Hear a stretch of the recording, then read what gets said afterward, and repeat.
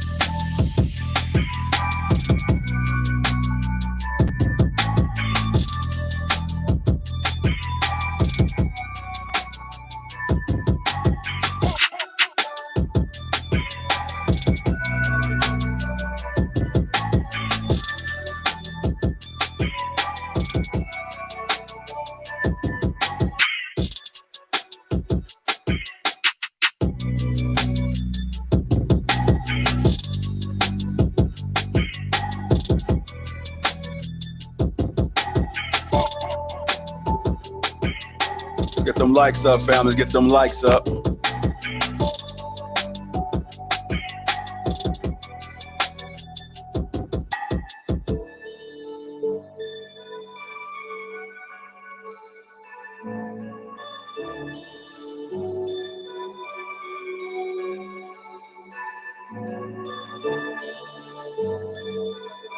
What's going on, family? Welcome to Lapeef-ING Sundays. Let me introduce the crew. We got Amber.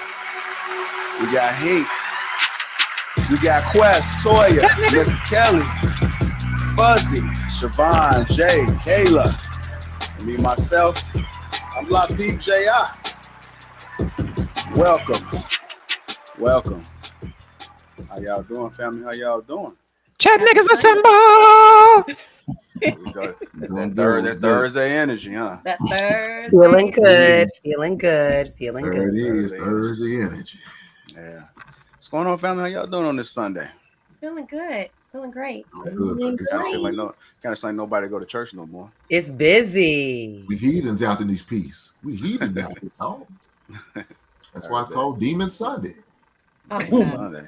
Oh, wow. Demon time. Welcome. Welcome to Demon time. All right, Hank. Hank ready. Yeah. Oh my God. What the hell is that noise? I don't know. I thought that was the demon sound. You just gonna have to call the chat niggas class. I'm like, niggas are simple. I don't know what that sound is. Hey man, we have to do some what's that y'all be doing that little smoking shit? What is that? What y'all call it? Sage. Get the sage going or something. Yeah. Herbal. I love it. Oh damn, there we are. Okay. I'm just gonna break up my old school candle. Damn, Hank serious, man. That's a strong ass lighter, man. I'm sorry, I didn't mean to make it so loud. That's that barbecue lighter. Anyhow, really, that's what it is, Jay. I ain't gonna lie. Yeah, I hear you. Well, glad to be here. You guys just tuning in. Welcome to Lapeef-ING Sundays. Before we get the show started, shout out to the sponsor. I'm sorry, I'm all over the place too early. Shout out to the sponsor, T Family, Uncomplicated Skincare for Men. Make sure you guys go ahead and get your skincare. Get your skincare in order. We are live August the 5th, August the 6th in Atlanta. The Lapeef Experience takes over Atlanta, so let's make sure we get those tickets. That link is pinned to the top of the chat right there for you, so go ahead and click it. No more VIP tickets, but come on in on the general admission. Every seat is a good seat. Just the VIP get a little bit extra perks. All right. So that's what else we got? Who in the chat? Green Gang, I see you in the chat. Shout out to you guys, Stephen Day, Matt G. He's the chat. I don't know his title, but you know, he's Quest, we there? Yeah, Quest dip that. Hey, y'all gotta get y'all internet together, man. I thought it was me. Anyhow, Matt G, I see you. Make sure you hold down the chat. Let's get the likes up right now, family. Hit that like button if you haven't already. It's gonna be a great show. Y'all ready? Yeah. Okay. Yes, sir. I gotta ask you, ladies, what is this shit when y'all be be talking and shit? Like, what is that shit? What are you talking about? Like when y'all put emphasis on it, like, yeah. We snap? Yeah. Like y'all find every reason to be like snapping. I guess when somebody make a valid point or something like that, or they agree, you're like, yeah. Oh, that's from the poetry scene, you know. Like when somebody says something of worth or of substance, and in the poetry scene, they snap. Oh, I know what you're talking I about. don't know. It's like one of those things to kind of get under my skin a little bit. The only time I snap is on the app.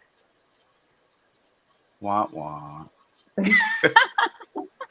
trying to be like you. That corny Sunday energy. Oh, okay. I see the comeback. Anyhow, I got an icebreaker for you guys. Kayla, you there? You looking at us or you there? Okay. It's I have obvious. 2 screens. Okay. All right. Well, that screen must be way to the left then, because your neck It's was really big, and then this screen's like really small. So I'll put it back over here since you're having, that's what you want. Okay. Appreciate it. Thank you.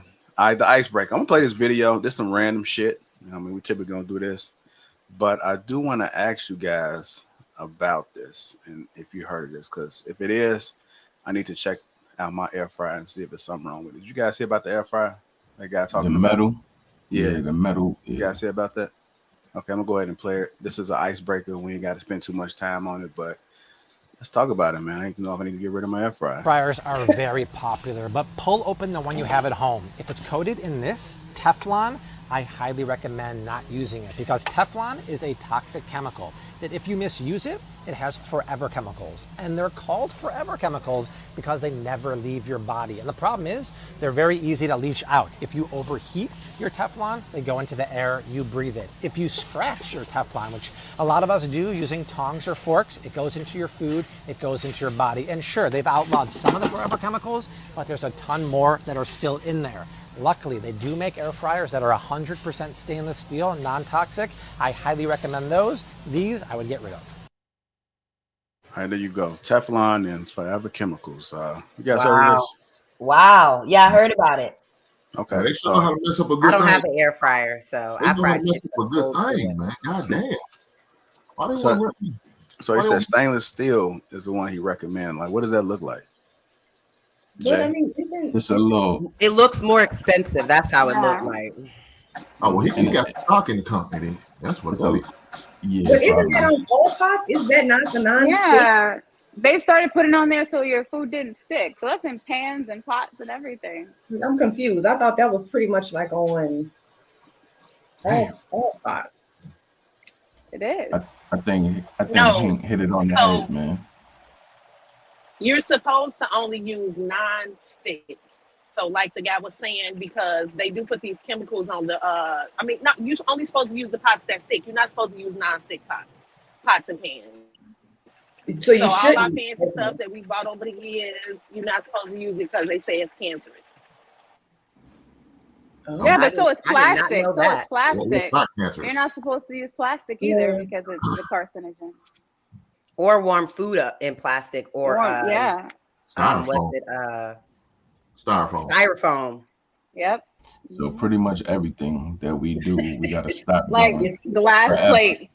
Like glass is Yeah. okay. Like water bottles. You know how you buy the big case of water, though, the 24, well, they say that that's not good for you. Water in plastic is not good for you. So everything in moderation. I mean, what you're supposed to do, buy a 24 pack and then pour it in a jug. And the jug that you pour it in is probably going to be plastic. Thanks for losing, can we?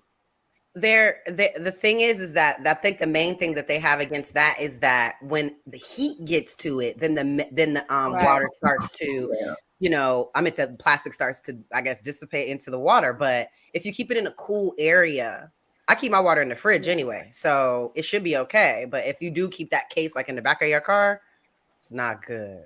Well, I mean, they even say you're not supposed to drink cold water. You're supposed to drink. I know. It's room temperature. Supposed to drink warm water because it takes your body time to warm the water up so that it can actually put it into your bloodstream. So if you are dehydrated or whatever, just drink it warm. Actually. Yeah, I've always drunk my water at room temperature, but a lot of times people drink cold water because if you drink cold water, you're burning more calories because your body is fighting to bring that water to the temperature of your body. And it's hot as hell in Miami. I'm trying to cool down. Okay. Yeah, it's just. I love my water cold. Who drinks room temperature water? Who does that? I do sometimes. I do. I drink room temperature. I don't know. Ever since I had braces years ago, my teeth are very, very sensitive. So I can't drink cold water. If I do, I have to sip it out of a straw. I like my water ice cold. I like it cold too, but you gotta have that thing chilly, baby. Chilly. Yeah, I hear y'all, especially on a hot day. Exactly. All right, that was a good icebreaker. You know, want to drop a little knowledge. Want to put some paint where it ain't wet. Is that how you say it? I never heard of that. Oh, what's going on? Backstabbers. What was that? The backstabbers. I was going to say, whose ringtone is that? Yeah, whose ringtone is that? My bad, baby. My bad. I knew it. Now you good. If that's how you want to live over there, you do that. Okay. Backstabbers. Yeah, he being there, picking out the beer. Who's that lady? No. No. Okay. I didn't know people had like song ringtones still. Oh wow. The shade. No, That Thursday. That's not what I'm saying. What I'm saying is, when I was a kid, everybody had. Everybody had. When I was a kid, like Beyonce song. Okay. Man, ain't nothing wrong with ringtone songs. It is nothing wrong with when it. I was Hey, I'm 47, baby. You gotta remember that. I'm still rocking the Levi's. Still got the ringtone is backstabbers. You do that. You kill it. I don't know what y'all agenda is. Okay, strut then. Get the Levi's. Do it. Yeah, you know what I'm I wrote. Hank, what is your age, Hank? I'm 47. 47. Well, you said 47. 47. Yeah, look 47 though. Yeah. Black don't crack. Look at that. Genius, bro. Look like you get some sleep. It's good. Plenty of it. I tell you, we still Hank, are you gonna be in ATL? working on them roots. No, my son got a tournament that weekend, so I won't be there. I'm gonna be on the next one though. JR says maybe Washington. No, I don't know. Yeah. I'm looking at DC and then Chicago. I think we should go overseas. We should go somewhere like that. Me too. Okay. Thank you. Okay. Overseas. Now you're talking. Get your. Hey, what's the audience look like overseas, JR? London has London has a big African audience. JR, like what kind of overseas Lapeef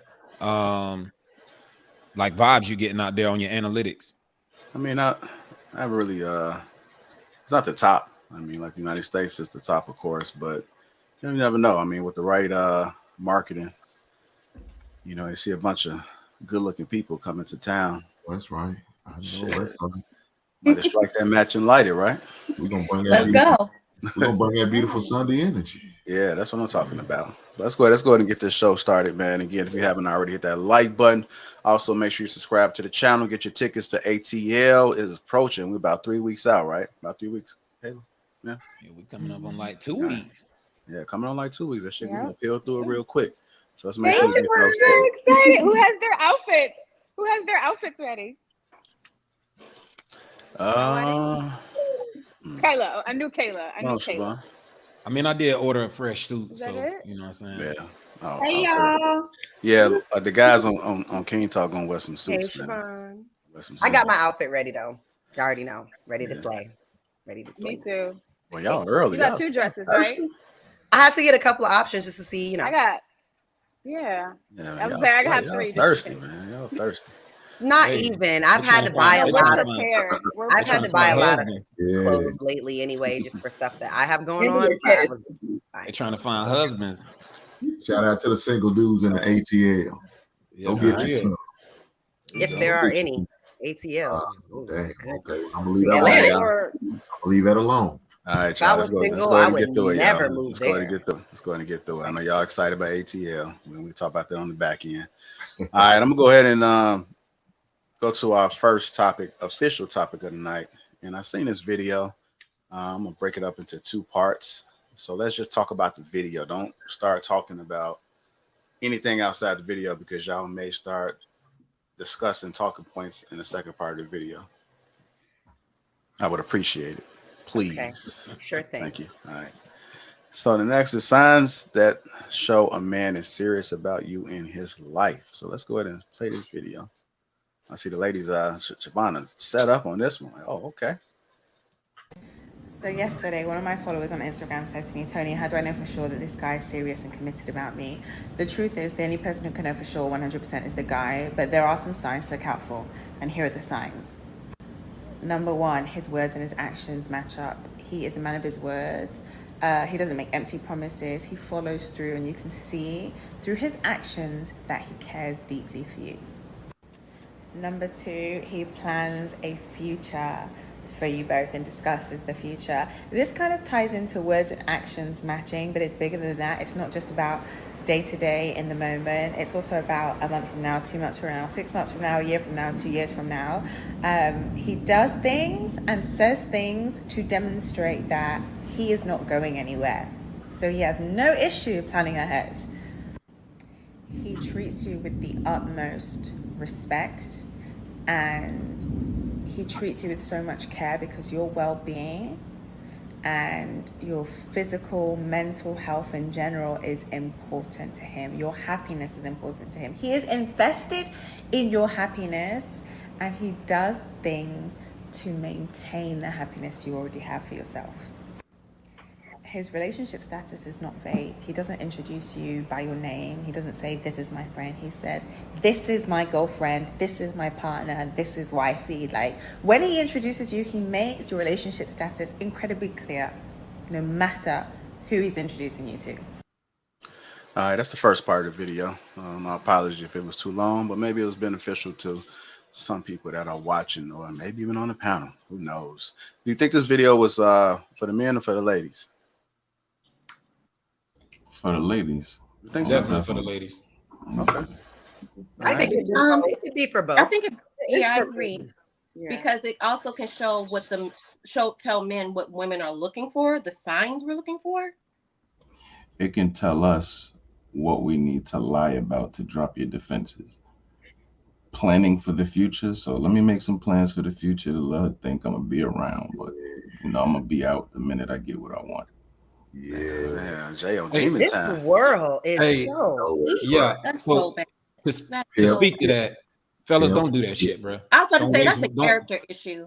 Oh my goodness. But Because you don't have to do that. There are girls that will let you smash without doing that. So if a girl's creating these barriers for you, why be extra and do all this to get past it? If you're not serious, just go smash the girls that are. I'm telling you, there's girls everywhere that are DTF. We don't want because it's the excitement. We don't want the It's the free-falling girls. excitement. We don't want them. We want the ones we're gonna have a little challenge on. So if we gotta tell a story or two, then we'll tell a story or two. But I don't want no free fall girl that's gonna just give ass up like that. Because now I know I'm dealing with a prostitute. Nah, Hank, come on, bro. Like, I always tell fellas. Listen, I know y'all love prostitutes. Let me say this to Hank. Some bro. women are just When promiscuous. I was younger, I love them hoes. When I was younger, Hank, I used to lie to women all the time, right? And I was getting a certain amount of draws, da da da da. But my dad told me some shit that stuck with me ever since. He was like, bro, if you want to get more pussy, don't lie. I know it's hard, but don't lie. So I actually tested that out. And one day I took a girl out, get her back to the crib. And I told her, I was like, hey, look, I'm on some new shit. I ain't lying. Da da da da da. She asked me, I told her, ask me whatever she wants. She asked me, when's the last time you got some draws? I said, this morning. I still smashed that night. So fellas, you do not have to. Yes, exactly. Because you know why? She was like, you're a breath of fresh air. You are completely different. Because most niggas would have lied and been like, oh, I ain't had no pussy in like a couple weeks. Quest. I'm just telling you straight up, bro. I'm telling you straight up. Every partner that I had, let me tell you this. You can ask Logic this exact same thing. I understand what you're saying, but we still gonna tell a small lie. For what? On, For man. what? I Come on, don't know. I think that's weak. Saying? Me personally, I think that's weak. No, I agree. It's weak, but what you're saying, the honesty, that don't work for everybody. You know what I'm saying? Like, we know where our hierarchy stands. The truth doesn't work for everybody. I'm not saying you shouldn't. We adults, so the truth is gonna get you where you need to go. But at the same time, is people, they have to lie. You know what I mean? That's just how they built. They don't feel that they have the articulation to get where they need to get, so they have to beat around the bush. I don't think it's even articulation. I think it's the courage. I think it is the lack of courage to get the truth off. I mean, hey, Quest, but it's like this. They lied to themselves. When they come in with all that fake shit, that's a goddamn lie. That's fair. So what? They rather live a lie to hear the truth. I promise you, they rather live a lie to hear the truth. Ladies, chime in. I mean, as far as the video goes, I think the points that she was giving out, I do agree with them. I do agree with the points that she was making. In regards to what Jay said, I mean, I know there are guys out here that would look at that as an opportunity to take advantage of the female. They will. I mean, it's not right, but I mean, everybody is not on the same playing field. You know, you can come into a situation being completely honest with people, and they may not return that back. But that's why you always have to, you know, kind of have your guards up as well until you feel like you can let your guards down with someone and not, you know, give yourself too soon, you know, stuff like that. Oh, I just couldn't imagine being single right now. But yeah, back to the subject. She wasn't lying. I mean, the points that she was saying, you have to go by what people say up, you know, their actions speak louder than their words. So I do agree with the points that she was given. I do. But I mean, Jay was in line as well. Some guys, immature guys, I should say, would take advantage of a situation like that. Just, you know, so you have to be careful. I mean, Jay actually has more of a point that guys will take this as a checklist, like as homework, study. And I've experienced this where a man was very upfront, very intentional, set the dates, courted me, introduced me to the family, quick, fast, and in a hurry, talked about the future. We were in a relationship, got engaged 6 months, and I found out he was a down low brother. You know, there are some instances where integrity plays a part. However, as women, we don't want the mixed signals either. So I think there just has to be a level of honesty and transparency. You may not know how you feel about that woman. Let her know. I don't know how I feel about you. We're getting to know each other. So, you know, I think we're talking about one extreme to the next where there's that balance of just complete transparency and honesty. And I know where this is going. I don't know how I feel about you. I'm enjoying the time now. Yeah, I real quick back onto what she said. Listen, I agree exactly what she said, man. Fellas, don't manipulate a woman if you don't have no real intentions with that particular woman. Be honest and straight up, right? I always use me and my wife as an anecdotal because I mean it worked and we're still together in a happy marriage right now. But I told her out the gate, I'm like, if you looking for a nigga that's out here playing, that's not me. I'm looking for a wife. And that was like one of the first phone conversations I had because I wanted to be straight up front with what my intentions were with this particular woman. You understand what I'm saying? So fellas, keep it a buck, bro. I think it's personally kind of weak when we come out here and we lie and use all those things that was on her little checklist just to get some draws, bro. That's weak as fuck if you ask me. But that's just you talking about for the women you zoned in on. These dudes ain't trying to zone in on none right now. They just out here enjoying life. So say but that. So just say. I'm not going to sit there. I'm not going to just say that. But like Kayla said, then why not focus on the women who are down and it's easy and not a challenge? And you ain't got to lie. They all easy. They all down. That group. Why they all like that? But then that's kind of cool. That you're where you are. Look here, man. Yes, go through the whole energy of a checklist and vetting her and having her feel like she's something more than what she's not, just to smash when there literally are women who are down, like they did the slut walk and everything. Pussies at the low hanging fruit. Because some men like a challenge, Amber. And at the end of the day, a man, like what Jay said, is like it's young minded. I feel like a man who is like what Quest is talking about, being intentional. You know he's being intentional. There's no question. There's no shadow of a doubt. This is what he wants, and he's gonna make it plain and clear to you. Like even your guy, you said he was courting you and he was engaged, like he wanted to marry you. Yeah, he had secrets on the side, but he still was going to marry you. He was going to follow through with it. So I think a man who's intentional is like crystal clear. And they don't want. Let's be clear about what the actual challenge is. Can have. Go ahead, Jay. My bad, brother. No, I was saying they don't want what they can get. They want what they can't have. So they're gonna do what an immature person who hasn't figured it out yet. So that's the real challenge, Hank. The real challenge is being able to bag something by telling the truth and not having the actual lie. If we like the challenge, fellas, the way we say we like the challenge, right? Go after what it is you want and be completely honest. See what I'm saying? Yeah, but Quest, if you hold back any information, then you're lying. Lying, you talking about lying by omission. You're lying. If I'm a millionaire, but I'm coming in some old beat up raggedy cop, then I'm being dishonest. I'm being deceitful. That's a goddamn lie. You're lying to a woman right off the bat. So how you gonna sit there and say, be honest? Well, if you're gonna be honest, roll up in the car you normally roll up, but take her to the restaurant you normally go. Don't take her some old Applebee's. Take her to the normal restaurant, the big restaurants you normally go to. If you don't do that, you're lying. So don't sit there and tell you we don't lie to these women. We do. And I don't have a problem with if you're not being honest with all women, because not all women deserve your honesty. Because like I said, most of them out here in 2022, they hoes and freaks. You treat them as such. I'm not going to sit there and straight up tell them every truth. Hell no, you don't deserve that. Now, when I zone in on that right woman, she gonna get all of me. She gonna get all my honesty. She gonna find out all my dirt because she gonna be blessed with my last name. But I'm not just giving any Jane, Joanne, whoever, everything they want to hear the truth. You're not getting it. You don't deserve it. Tell us how you really feel. Tell us how you really feel. Did you say when you Hank? Did you say when you zone in on that white woman? Is that what you said? Nah, the right woman. The right woman. Oh, okay. Don't do that. Ain't nothing wrong with the titty pinks. Ain't nothing wrong at all with the titty pinks if that's what you're into. Good luck with that. That's just not my thing. All right, so let me. You surprised me. Hold on, I'm gonna play the other part of the video.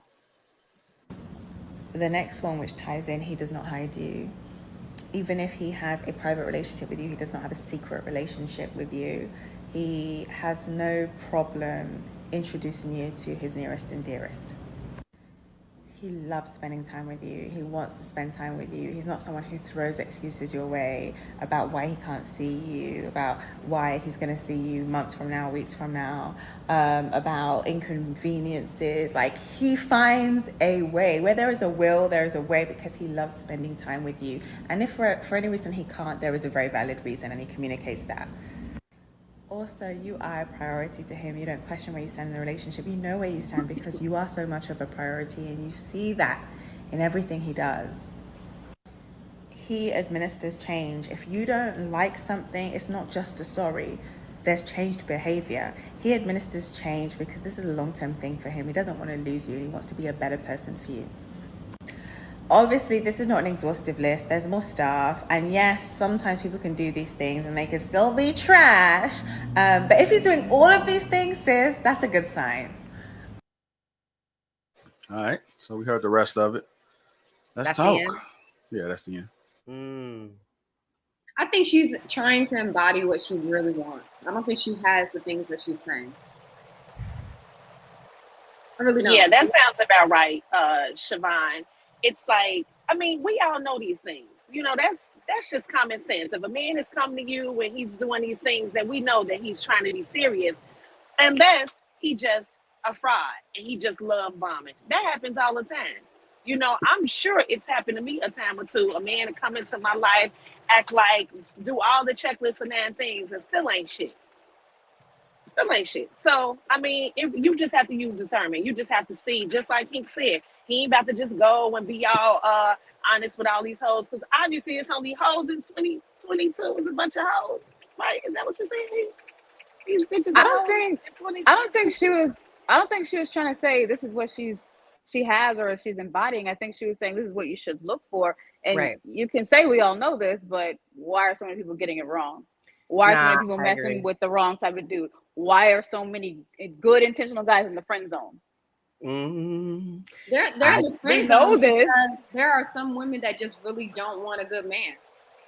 Right. They see a good man right in front of them, but they don't want that good man. They really don't. They're willing to, bend over backwards for a man. That's what I'm saying. Sometimes it's good for someone to write it in crayon, A, B, C, D, E, F, G, because obviously people aren't getting it. If you have the good guy that's doing all these things, why are you pushing him to the back burner to date the player or the bad guy or the guy that's going to cheat on you or the guy that's going to beat you? Why is that happening? You have to remember, though, people are creatures of habit. So if you've gone through trauma growing up or whatever in your life, something unhealthy looks normal to you and something healthy doesn't look normal to you. So I don't think that people don't want good men. I don't think people want people that will treat them bad, but I don't think people do a lot of their own work to figure out what's really up with them and why they make the certain choices that they make. They just kind of just keep repeating them and going in a cycle all of their life. Most people. I agree, which is why what she did was important, because if you're on this tragic cycle of dating the wrong type of guy. Oh, okay, that's bad. This is what I need to look for. This is what it looks like when a guy People is still don't truly get it intentional. though. But it look, Look but at it Ray also, on Housewives. She's literally been through so many bad guys, and you pick yet another one. Like, we can't make this up. But Like, this list is not indicative of if a man is genuinely interested or not, because as human beings, like everybody's on a different path. Like, what if he meets 7 out of those, I think 9, whatever? What if he's really busy? What if you clearly see he is on a purpose and he's like, I am busy. I wasn't expecting to meet you, but I'm going to make time for you when I can. I'm down for you, but this is also the path that I am on. Then when he's not interested, then you just throw the whole man away? No, I feel like if a guy is busy, like you literally, you could be the busiest person in the world. You will still make time for what's important to you. absolutely. And if they You don't, make time to eat. Like you can be like, I'm gonna grab something. Can you meet me because I have time? Like if he really wants to be around, if he wants to be in your presence, he's gonna make the time, even if he's busy. He's just not gonna throw away his time with someone he doesn't value or thinks important enough. But to give if he's a little busy, bit of free then time to. But that's what I'm saying. He may not, like she said, he's always making time for you. He's always spending time. But what if you clearly see this man is busy? Like you see him grinding, and a little free time he has, not even for himself, whether it's just a phone call or just maybe a date here and there, but you clearly see he's on a path or a purpose, but he cannot give you all the time. Is that a sign he's not interested? Or is it a sign that he's in a way including you, but you also got to be understanding you want a man that's on his purpose. You want a man that is high value, which typically men like that are busy. Yeah. Yeah, Right. But that man you have to get that. even if he has a little bit of time, and he's giving that little bit of time he has, that says it all right there, because he doesn't have to give shit to you. He can just be like, sorry, I'm busy. But I do think if you're a busy person like that, then you have to make the time that you have with the person super special, because you don't get as much with it. So obviously, if it's a guy that just works at the mall, he can be with you more often. He can spend more time with you. But if it's someone that's like corporate, that they can only see you like on a Saturday, then like we need to go on a great date, a day date. It be popping. You bring me flowers. You do all of that because So you just have to be able to judge each and just see. I mean, it's hard to say. Plus, also, I think what a lot of women lack, and every guy isn't doing every one of these things, and they're not intentional, because it can vary. Sorry, I didn't mean to cut you off, Kayla. But I think what a lot of women lack is like they want the guy to like stop what they're doing to spend time with me, instead of like, okay, you're busy. Is there anything I can help you with to help you free up your time? Okay, this is what you're doing. Okay, so you have to get this done. Can I help you write up this contract? Can I help you do this? So you're spending time together, but you're helping him also achieve his purpose, which is what I think a wife would do anyway. Like you're helping him to achieve his goal whilst y'all are spending time together. You don't have to be on a lavish date to spend time. If the time is what's really important, we're sitting beside each other, you're doing that, I'll take this task, and boom, we'll free it up quicker, and then we can go on a walk or whatever. Like, and my point is it's just not about the time. I'm just using an example. So say if there was a list of 10 things and he embodies 7 out of the 10. The way our mind is working now, we will throw a whole human being away if they don't meet every checklist based on what we see on this dumbass social media. That's what I'm saying. Super immature. Yeah. Time. Because everybody is not going to be like, when women make these lists, like, and I'm not saying like some of the points she had on there was good, okay, but everybody is not going to check everything off your list. That's just not going to happen. Like we don't live in a perfect world, and there's some areas that you're going to have to be a little lenient about it. Like if you're dealing with somebody who has a hectic schedule like that, just being able to sit on the sofa next to you is good enough for me. Because I have your time. Like that's the only thing that matters to me. It doesn't matter. I can smell you. Yeah. Yes. Netflix shield is real. Yo, I mean, I think that. Go ahead, Jay. One of my best dates was literally a chicken wing date in a car watching Power. Sunroof open, nice, parked at the park. Literally, because that's all we had time for. That's cute. A little window. I love it. That's and so I was cute. and literally sitting down, getting dressed up, going to a dinner. Didn't beat this particular date, yo. That date was excellent, but that's all. That little window was all we had time for. I fuck with that. I like Sauce that. on the fingers. That's so cute. I don't feel like we should have to. I don't feel like as Black women though we should have to choose. Like we should get the park date and the nice date and the fun date and the other dates. Right. Like, why do we have I'm to not saying choose? give that Like, up completely. sometimes we can but, do the fancy stuff. Right. Sometimes you can do a picnic. But Sometimes we can do isn't fancy considered subjective? You know, true. So based on you where you're at socioeconomically, fancy to you is different. But Kayla, is it even social? But so even if it's social, or is it just a matter of preference? Because I know people who have the economical means to have fancy, but they're not really into that. What may consider pomp and circumstance. Like they say, if you go to McDonald's, would you consider that fancy? I would say it don't have to be McDonald's, but it could be a mom and pop Italian restaurant. It's relative. That's still fancy though, Amber. Yeah. I would say just because it's not like known, like Kelly, what she was saying is it's relative. It's all relative, right? So fancy to some like if you're on welfare and you some project niggas like, fancy is Applebee's. You go get me like a. I'm saying you're right. Yeah. They don't want in high school. In high school, that was a fancy day. Okay, so it's all relative. Be like, baby, you can take anything off the 2 for $20. I got right. Anything you want, baby. But even fancy can be just. I mean, nothing is wrong with that as long as people spend the time with each other. Like you don't have to always $300 at a restaurant. You bet not. I don't think it's about the money you spend. I think it's about taking the time, the thought, right? Taking the time to find a place that has the ambiance that you want in the moment with the person. It doesn't. I mean, there's rooftops here in Florida that are just whatever. It's not super expensive, but the view is nice. The music is, you know what I'm saying? And that could be a fancy date that people get dressed up to go sit on that rooftop and have drinks. Like, oh, really? Really? What if that's only a once a year? Really? I'm going one day. I'm going to it today. Yeah. Actually, I'm going to the Sally Mar. What if Kayla? I haven't been to Sally Mar yet. What if that's only a once a year event for a man to do for you? Would you be okay with that? No, because I go there all the time. I'm going with my friend today. We just do this. That's what we do. Right on. What did he say? What was the question? I missed. He asked me if the rooftop thing, if a guy only did that once a year in the relationship, would that be okay? And I just said like, no, because this is something that I regularly do. Like I'm going today. But see what I'm talking about? That's what I'm talking about. Their honesty. Y'all talking about y'all, but y'all sit there and say, oh, we can go to a Applebee's, we can go to a mid-level. I never said that. I never said that. I never said that. Nobody said when I was in high school. I didn't put that body on you. I said when I was in high school. I heard someone say something about Applebee's. No, maybe I was hearing shit. They said to some people Applebee's is fancy. Okay. We didn't say Applebee's was fancy. Man, look here. Keep telling them stories, fellas. Get what you need, that ass, and bust that nut. Don't worry about nothing else. When you find that right woman, hold on, Kelly. When you find that right woman, you zone in on it. You give her everything you have.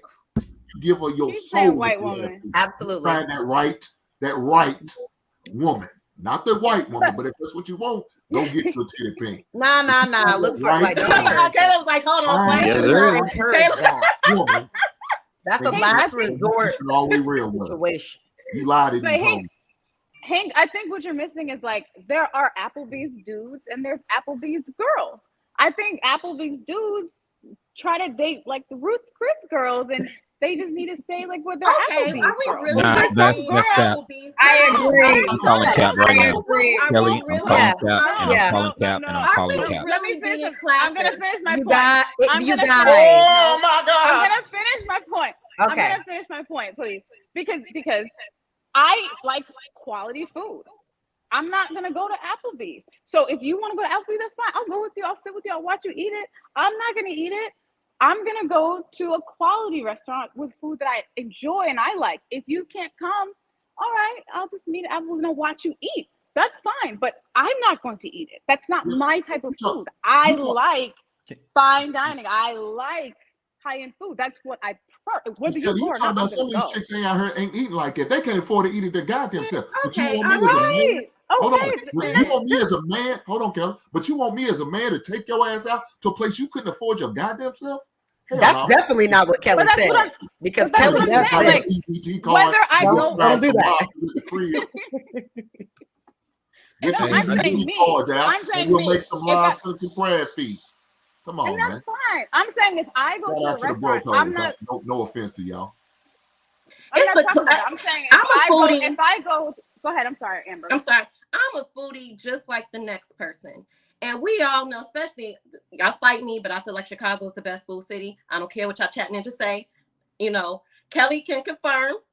All right. She was just here.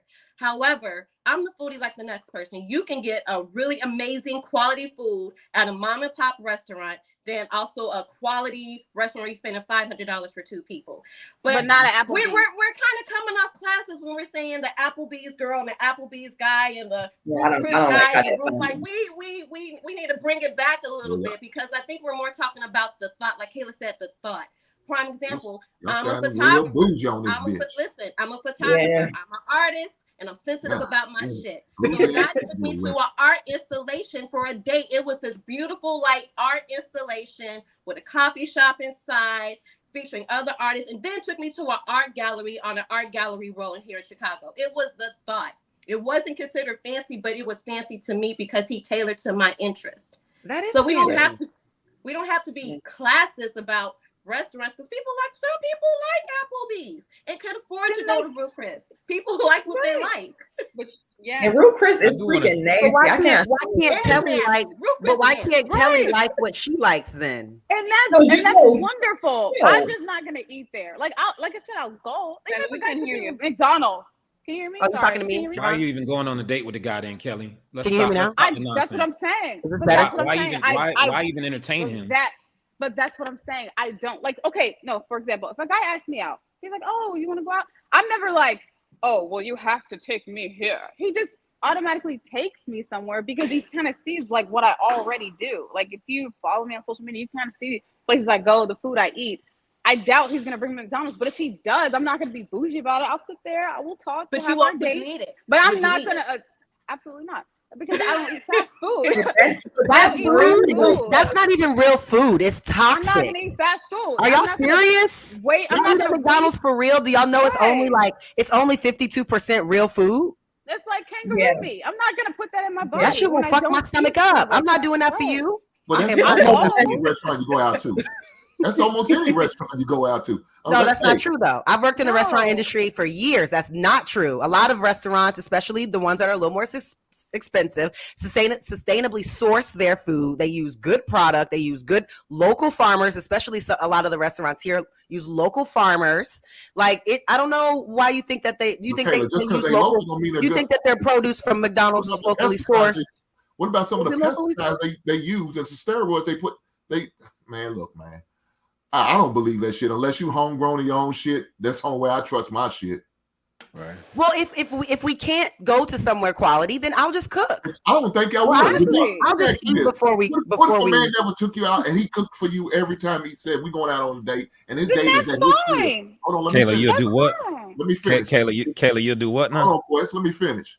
And the home date is at his crib every time he goes out in his gardens, get plenty of vegetables, go get some fresh fish down at the market. Would y'all be okay with that? Or will y'all look at him like he ain't? Hell yeah, bring me. Hell yes. That's another lie. Send me a video of you cooking in that too, so I can see that. I want to see that. No, I just want to see final thoughts on this, y'all. Final thoughts on this. I just want to say to the chat people, to the chat folks, it don't matter where you go to spend quality time. It does not matter if the meal altogether comes up to $20. It don't matter if the meal altogether comes up to $150. Go and spend time with your significant other. That's what matters the most. It's the time that's being spent and the memories that are being made. I agree. That's what matters. I agree. It definitely matters. You can do a walk. I thought we was doing final thoughts. Yeah, put a bow on that, JR. Put a bow on that. Talking about the type of restaurants he take y'all to. But what if he's working his way up to that? That's what I'm saying. Now, if what does that mean, Pink? Well, what does that mean? I'm trying to figure out my volume. What does that mean? What does what mean, man? He's working up to that. What does that mean? He's working his way up. I mean, if we're talking to these younger people, because right now we're old, we're gonna get a more mature crowd, right? We are what, 30 and up on this plan, also? Yes. Everybody maybe, but Siobhan, 54. Okay, 54. Wow. Right on OG. But she's close. You talking about the young cats? These young cats don't need to be going out there spending all these money on these hoes. No, you don't. I thought we was talking about somebody that was serious about you. No, man, we talk about all women. We talk about being honest with all women. I mean, that's what the whole thing was about. I told him. We were talking about time. We were talking about time. Man, look, I'm talking about, and these young kids ain't got the money like that to go to these fine restaurants, Kelly. Right, we but Hank, it's not about the food. You try to make them feel bad if they can't afford it. So Hank, it's not about that. What I'm saying is that the kind of guy that I want. Y'all don't care about the restaurant. Y'all don't care about loyal toys. It's not about that. It's not about that. The kind of man that I feel like we would date would be in this restaurant. I've met. I just went here to eat with my friends, and you're in here. But so when you work your way up, you eat here too. That's the kind of guy that I want. You eat here as well. Can I ask you a question? We was at Houston. This is not a big deal. One at a time, y'all. One at a time. Okay, I'm gonna ask Kayla a question. So, like, say if he doesn't follow you on social media, like you say, you going to a rooftop for brunch is literally just a Thursday to you, right? Same thing for Kelly. Same thing for a lot of us. Let's say a guy approach you, he doesn't follow you on social media, he doesn't know your lifestyle, asks you on a date, you oblige, and he takes you to just a nice, quaint restaurant, nothing big, nothing fancy. Would you be open to that, or would you kind of verbally let him know your lifestyle and expectations? Well, before going on the date, I talk to people because I just don't have time to just be out here. I have stuff to do. So we would have conversations and all of that for a little bit before we would even get to the date. So I would be able, we would have that before we got there. I would kind of know already. So him taking me somewhere quaint, if I'm considering wanting to pursue him, if I want to allow him to pursue me and keep talking to him, then he could take me wherever. But if it's something very short, that's different. But I feel like you're supposed to get to know the person before you go out with them. I'm not wasting lashes just on somebody that asked me out. What? I'm not. I have stuff to do. So I'm going to talk to you on the phone for a little while to get to know you deeper, to see if we're compatible before I take my time out from doing. Don't tell these hoes. All right, y'all. Tell the truth. Can I answer this question? Can I answer this question? Y'all go out with every. What the fuck? Did you hear Come on, that? JR. It's really quick. It's really quick. Because I feel like we're talking about food. I'm saying if a guy takes you out to dinner, you could do dates that don't require food. You could walk on the beach. You could go have a picnic. It's not about the food or the money that he spends. Exactly. It's about the effort and the time. It's so cute. No, it's not. I had a guy ask me out on a date, and he said to me, listen, I want to be serious with a woman. I don't believe in spending money on a woman unless we're serious. And I was like, okay. I was like, well, are you opposed to me? Are you opposed to me paying for myself? We could still go out, but I'm not going to go to McDonald's. We can go to a better restaurant. I'll pay for myself. You pay for yourself, and we can just have a good time. I am not opposed to that. It's not about him spending money on me. It's about the time. And I don't mind. I'm just not going to eat McDonald's. It's trash food. You shouldn't put it in your body. I'm saying I'm okay with that. If that's a conversation we have in advance, I'm not like, oh, you have to spend this much. You have to take me here. No, we can go somewhere. We don't have to eat. We could talk. Because that's really what it's about. Getting to know the person. So we should be. All right, y'all. We gotta move on. Welcome to LAPEEF-ING Sundays. Hit that like button. Also, make sure you subscribe to the channel real quick. Anybody want to read these super chats real quick? Yep. Come on with it. Oh, go ahead, Siobhan. Goodwill Spirit, welcome. About time. Welcome, Green Gang. Goodwill Spirit, Quest is right. It works. Had a couple of FWBs. Jack Carter, shout out to Kayla. Woo woo, thank you. Willie Handy 79. Honesty is the best policy, except when it comes to women. The Book of Future, Chapter 1, Verse 1. Also, hey, Siobhan. And when will Kayla drop the official I Don't Give a Fuck merch? At the reunion, you'll see. Viral for life. Men only want bedroom fun and keep her if she cool and feminine. If they are pretty and they have more leverage, women can't even cook nowadays. Viral for life. I have a lot to offer, so I date 10 plus women at a time. I see them when I see them. I make them laugh, give them good time, etc. I take advantage. Willie Handy 79. Hink is our minister at the Church of Toxic Masculinity. Ian O. Kelly, what's your credit score? Debt to income ratio. How much debt do you carry around with you? Sir, how much do you carry around? You got the AirPods that still got the string. Come on. I don't have any debt. So does that answer your question? I don't Get have him, any debt, Kelly. and all debt. I don't have any debt, and all debt that I have is considered an asset, which is my rental property. So, boom. Ooh, boom. Don't get Thursday on us, Kelly. Don't do that. A story to tell. If a woman loves you enough, she People will go always want to comment. Don't even respond. All right, shout out to People want to comment. You Jay. don't know anything. If you guys don't know a story to tell, it's Jay. That's right down the panel. Don't even respond. Oh, okay, Don't even Jay. respond. PDGAF, dating is for married people. Kevin Samuels. Kayla gonna keep fishing in the beta trick pool until she age out. Who want to bet? Listen, You're very desperate. Yeah, see, that's it. The beta trick pool. You're gotta be very open to change. That's all, we said that. We said that on Thursday, man. Look, if anybody, and I don't care if it's Kayla, whoever, if you continue on with certain mindsets that you have at 29, 30, whatever, and you think that's gonna get you tied down, hey, look, you better be open to change. I'm telling you right now, because I guarantee the type of man that you want ain't gonna be settling for some of the shit that you be popping off. You can't Kayla. guarantee. And I'm you saying can't that from guarantee anything in my life. You said what? So you're saying Kelly? Anything in my life. You can No, I only wasn't- guarantee what's going That on wasn't- with you over there.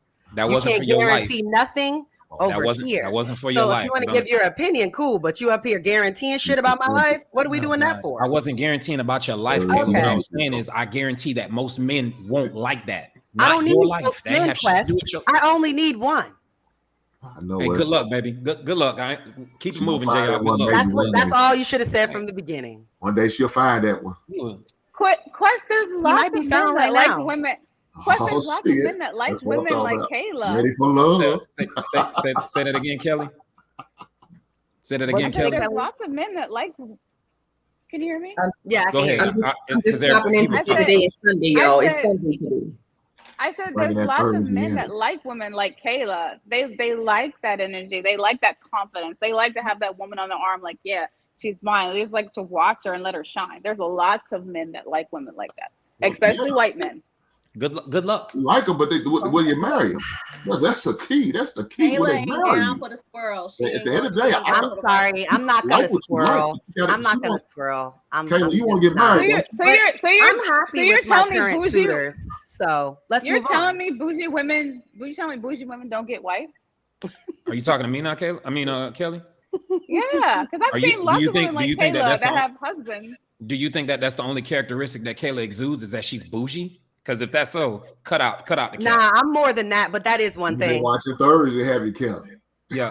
What about the masculine energy that she exudes, Kelly? Do you think men are going after that? I don't. If you get me turned up, then that's what you get. Ah, shit. I don't Bro, care. we literally just had this conversation. I don't care. Kayla, hold on. But Hold on, stop the cap, bro. none of my suitors get me turned up. They do things to make me happy, so I'll be That's happy. because them niggas is Y'all betas, nigga. What is them being beta got to do with anything? If they're happy and I'm happy, why are you mad?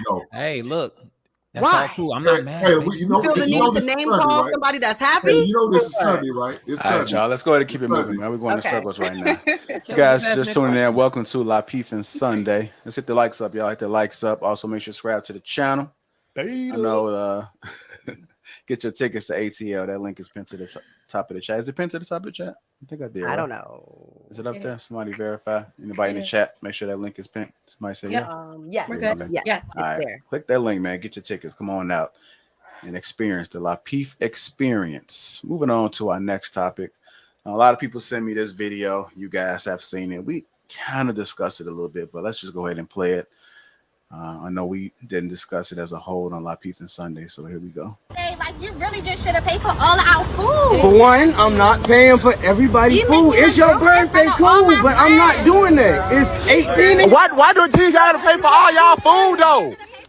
You brought 18 friends. I'm finna leave you. You staying here with them or you coming with me?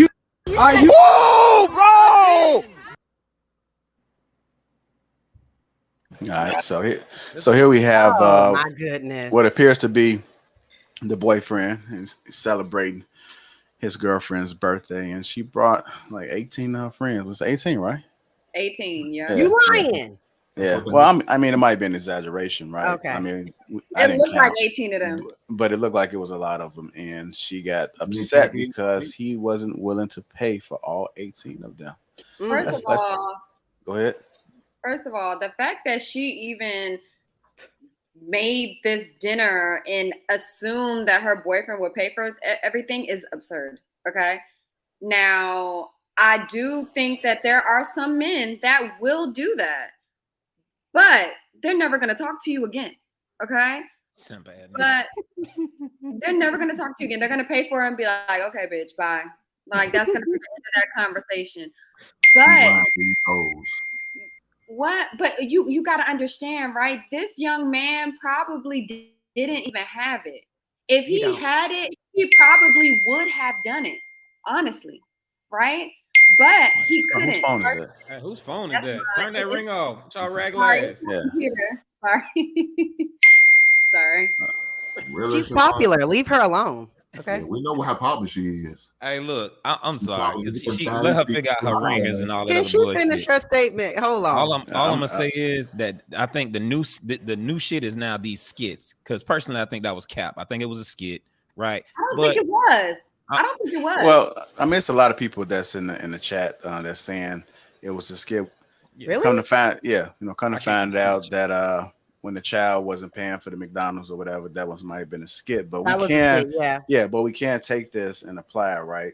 Agreed. There are people that date, and let's just say that she wants a birthday party, right? And she wants to invite her friends, and the guy don't probably know how many people she inviting, right? And they just come and find out it's 18. Should he pay for it? Hell no. Like, why are we even having this conversation, Jack? You know damn well ain't no boys, ain't no niggas supposed to be doing that type of shit. First off, they look like kids. These look like cheering. You hear what I'm saying? They ain't got no money like that to be affording no 18 bodies. Are you kidding me? And then the sheer audacity that she should even assume that he should be paying for all these stupid ass what? No. I feel like if that's what you wanted, that should have been a conversation they had in advance. Like, okay, I'm gonna have this amount of friends. Do you mind paying for? If not, you need to issue your friends a warning. You're paying for your own meal. So I don't. So I feel like that wasn't appropriate, and it was in the background. embarrassing. It was embarrassing to her man to do that in front of all her friends. So first of all, if it's your birthday, why are your friends not paying? Because I just had a birthday and all my friends paid for each other, themselves. Everybody paid but me. Bingo. So 1, 2, you know he ain't got it. Did you see him? He don't got it. Why would you do this like this? And if you wanted him to pay for everyone, you should have did something economic to his budget. Like, hey, do something at the house, get a bunch of stuff in bulk, and like come on. He could have brought everybody McDonald's, or went to finger licking and got a whole thing of chicken and a whole thing of pasta, and like, hey, everybody come over. I'm having a party. My man throwing me a party. But like, for you to go out to a restaurant and invite 18 people and expect him to pay when you know your man don't got it, like, that's really kind of crazy to me. I don't know. That's just strange that she expected that, because looking at her and looking at him, neither one of them got it. At least it was Mariano, so I mean, does anybody know if she set it up? Invited like 5 friends, maybe he would have, but 18. But does anybody know if she? I think that he only had money for him and the girl. That's it. Does anybody know whether or not she set the date up or he set the date up or the birthday up? Let me see. He definitely had to do it. Next. No, we don't know that information. Hold on, Hank. Let me get to Toya first, and I'll come to you. If you don't mind. Go ahead, Miss Toya. So if this video was fake, or if it wasn't, I think it's absolutely ridiculous for her to do something like that. Because first off, I would not put my man in that predicament. Secondly, it's very immature for a woman to feel like her man is obligated to do something that she feels is necessary, especially when it comes to his funds. My man money is for me, not for my fucking friends. It's not. Right. I don't give a damn if it's for a birthday, if it's for a vacation, none of that. Our money is for us. And my man is not obligated to foot the bill for nobody outside of my household. Hope y'all listening. And this is absolutely ridiculous. And for anybody that think it's cute or think that the guy is in the wrong, like, are you serious? So it's one thing to hold a function. I'm sorry, Amber. It's one thing to hold a function that people are coming to. I got next. Prior to them coming, they know that they have to pay. But to invite my man to something and say, hey, I'm having a get together, but you're going to pay. completely out of line. Completely out of line. And that's what's wrong with a lot of us today. Just thinking that, oh no, he'll do it. Treat him like he a freaking kid. That's a grown man. That is a grown man. You don't do that. She basically like belittled him in front of her friends. Where's the freaking respect? Yeah, that was absolutely ridiculous. That's embarrassing. So there's levels to this. There's levels to this asinine mentality. Hold on, I did say Hank was next. Sorry, my apologies. Yeah, and then we go to Amber. Amber about to bullet me. Chicago. No, go ahead. I know that's right. This Chicago. Yes, sir. Fuck at home. And all 18 of them. Oh my God. If I'm going to pay for the meal for every last one of them, I'm fucking every last one of your whole asses. I feel like I'm obligated to knock you all down if I bought your ass a meal. I don't care if it's just a goddamn appetizer. I'm obligated to knock off all 18 of you and your friends. I'm not going to do it all in one night. I'm going to take my goddamn time. This cannot be real. It's real, Taylor, because that's some bullshit. Y'all sit there and talked about that man. Y'all judge the man off his look. He don't look like he can afford shit. Even if he couldn't, he shouldn't have been obligated to them ragged ass, fake ass, wig wearing, eyelash wearing hoes. None of them should have had nothing to say. And for him to sit there and even stay around long enough to have, I would have left her ass at the goddamn restaurant. Soon as that bill would have came. Oh, I gotta pay for all of y'all. Y'all bitches gonna be washing dishes. I'm not paying for shit. Y'all my goddamn ass. I'm not paying for none of you ragged assholes. Unless y'all all giving me head. That's the only way I'm gonna pay for you. Then I'm gonna pull out my credit card and I do what I gotta do. And if that means I gotta be a busboy for the next 3 nights, I'm gonna pay for that meal as long as I get that head. But if y'all ain't giving me no ass, I ain't buying you no goddamn meal. Bruh, I couldn't even hear half of the shit you were saying because I'm laughing my ass off, dog. Like, Get that head, get that bread, then leave. All right, go ahead, Miss Amber. Bruh. Wow. Bruh. I forgot. Hink took the floor. I ain't got nothing else to say. You got it. Goddamn shame.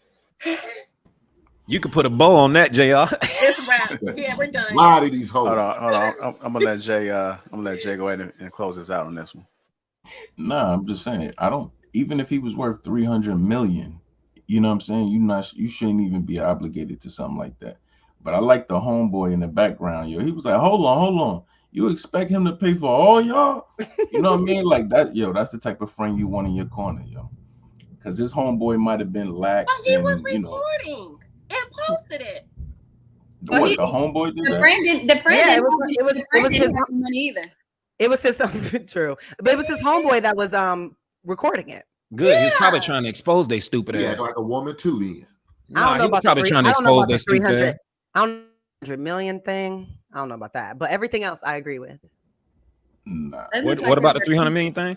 It's the obligation. Oh, I don't agree with that. I mean, if you have $300 million, like you're just gonna throw me a party, this would never even happen. This would never come up because I would just have a party somewhere and we would always work this out beforehand. I mean, you have $300 million. What? Yeah.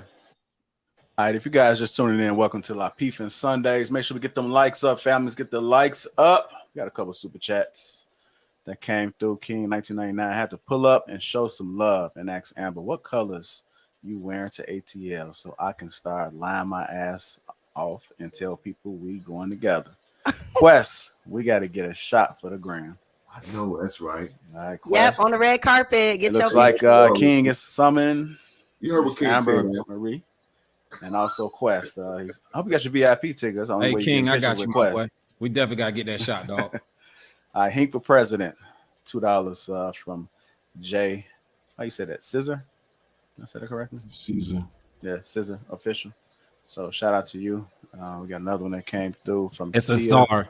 Marie. Okay, well, $9.99. It's the sense of entitlement for me, but this is a testament to that run it up hot girl mentality. Any man in that situation, regardless of his finances, better run fast. Yeah. Another one came through. King Rio. What's going on, brother? $9.99. Real talk, Hink. Every last one of them. They're coming in. I appreciate all the super chats. They're just flooding in right now. Mr. Wilson says, preach, Pastor Hink.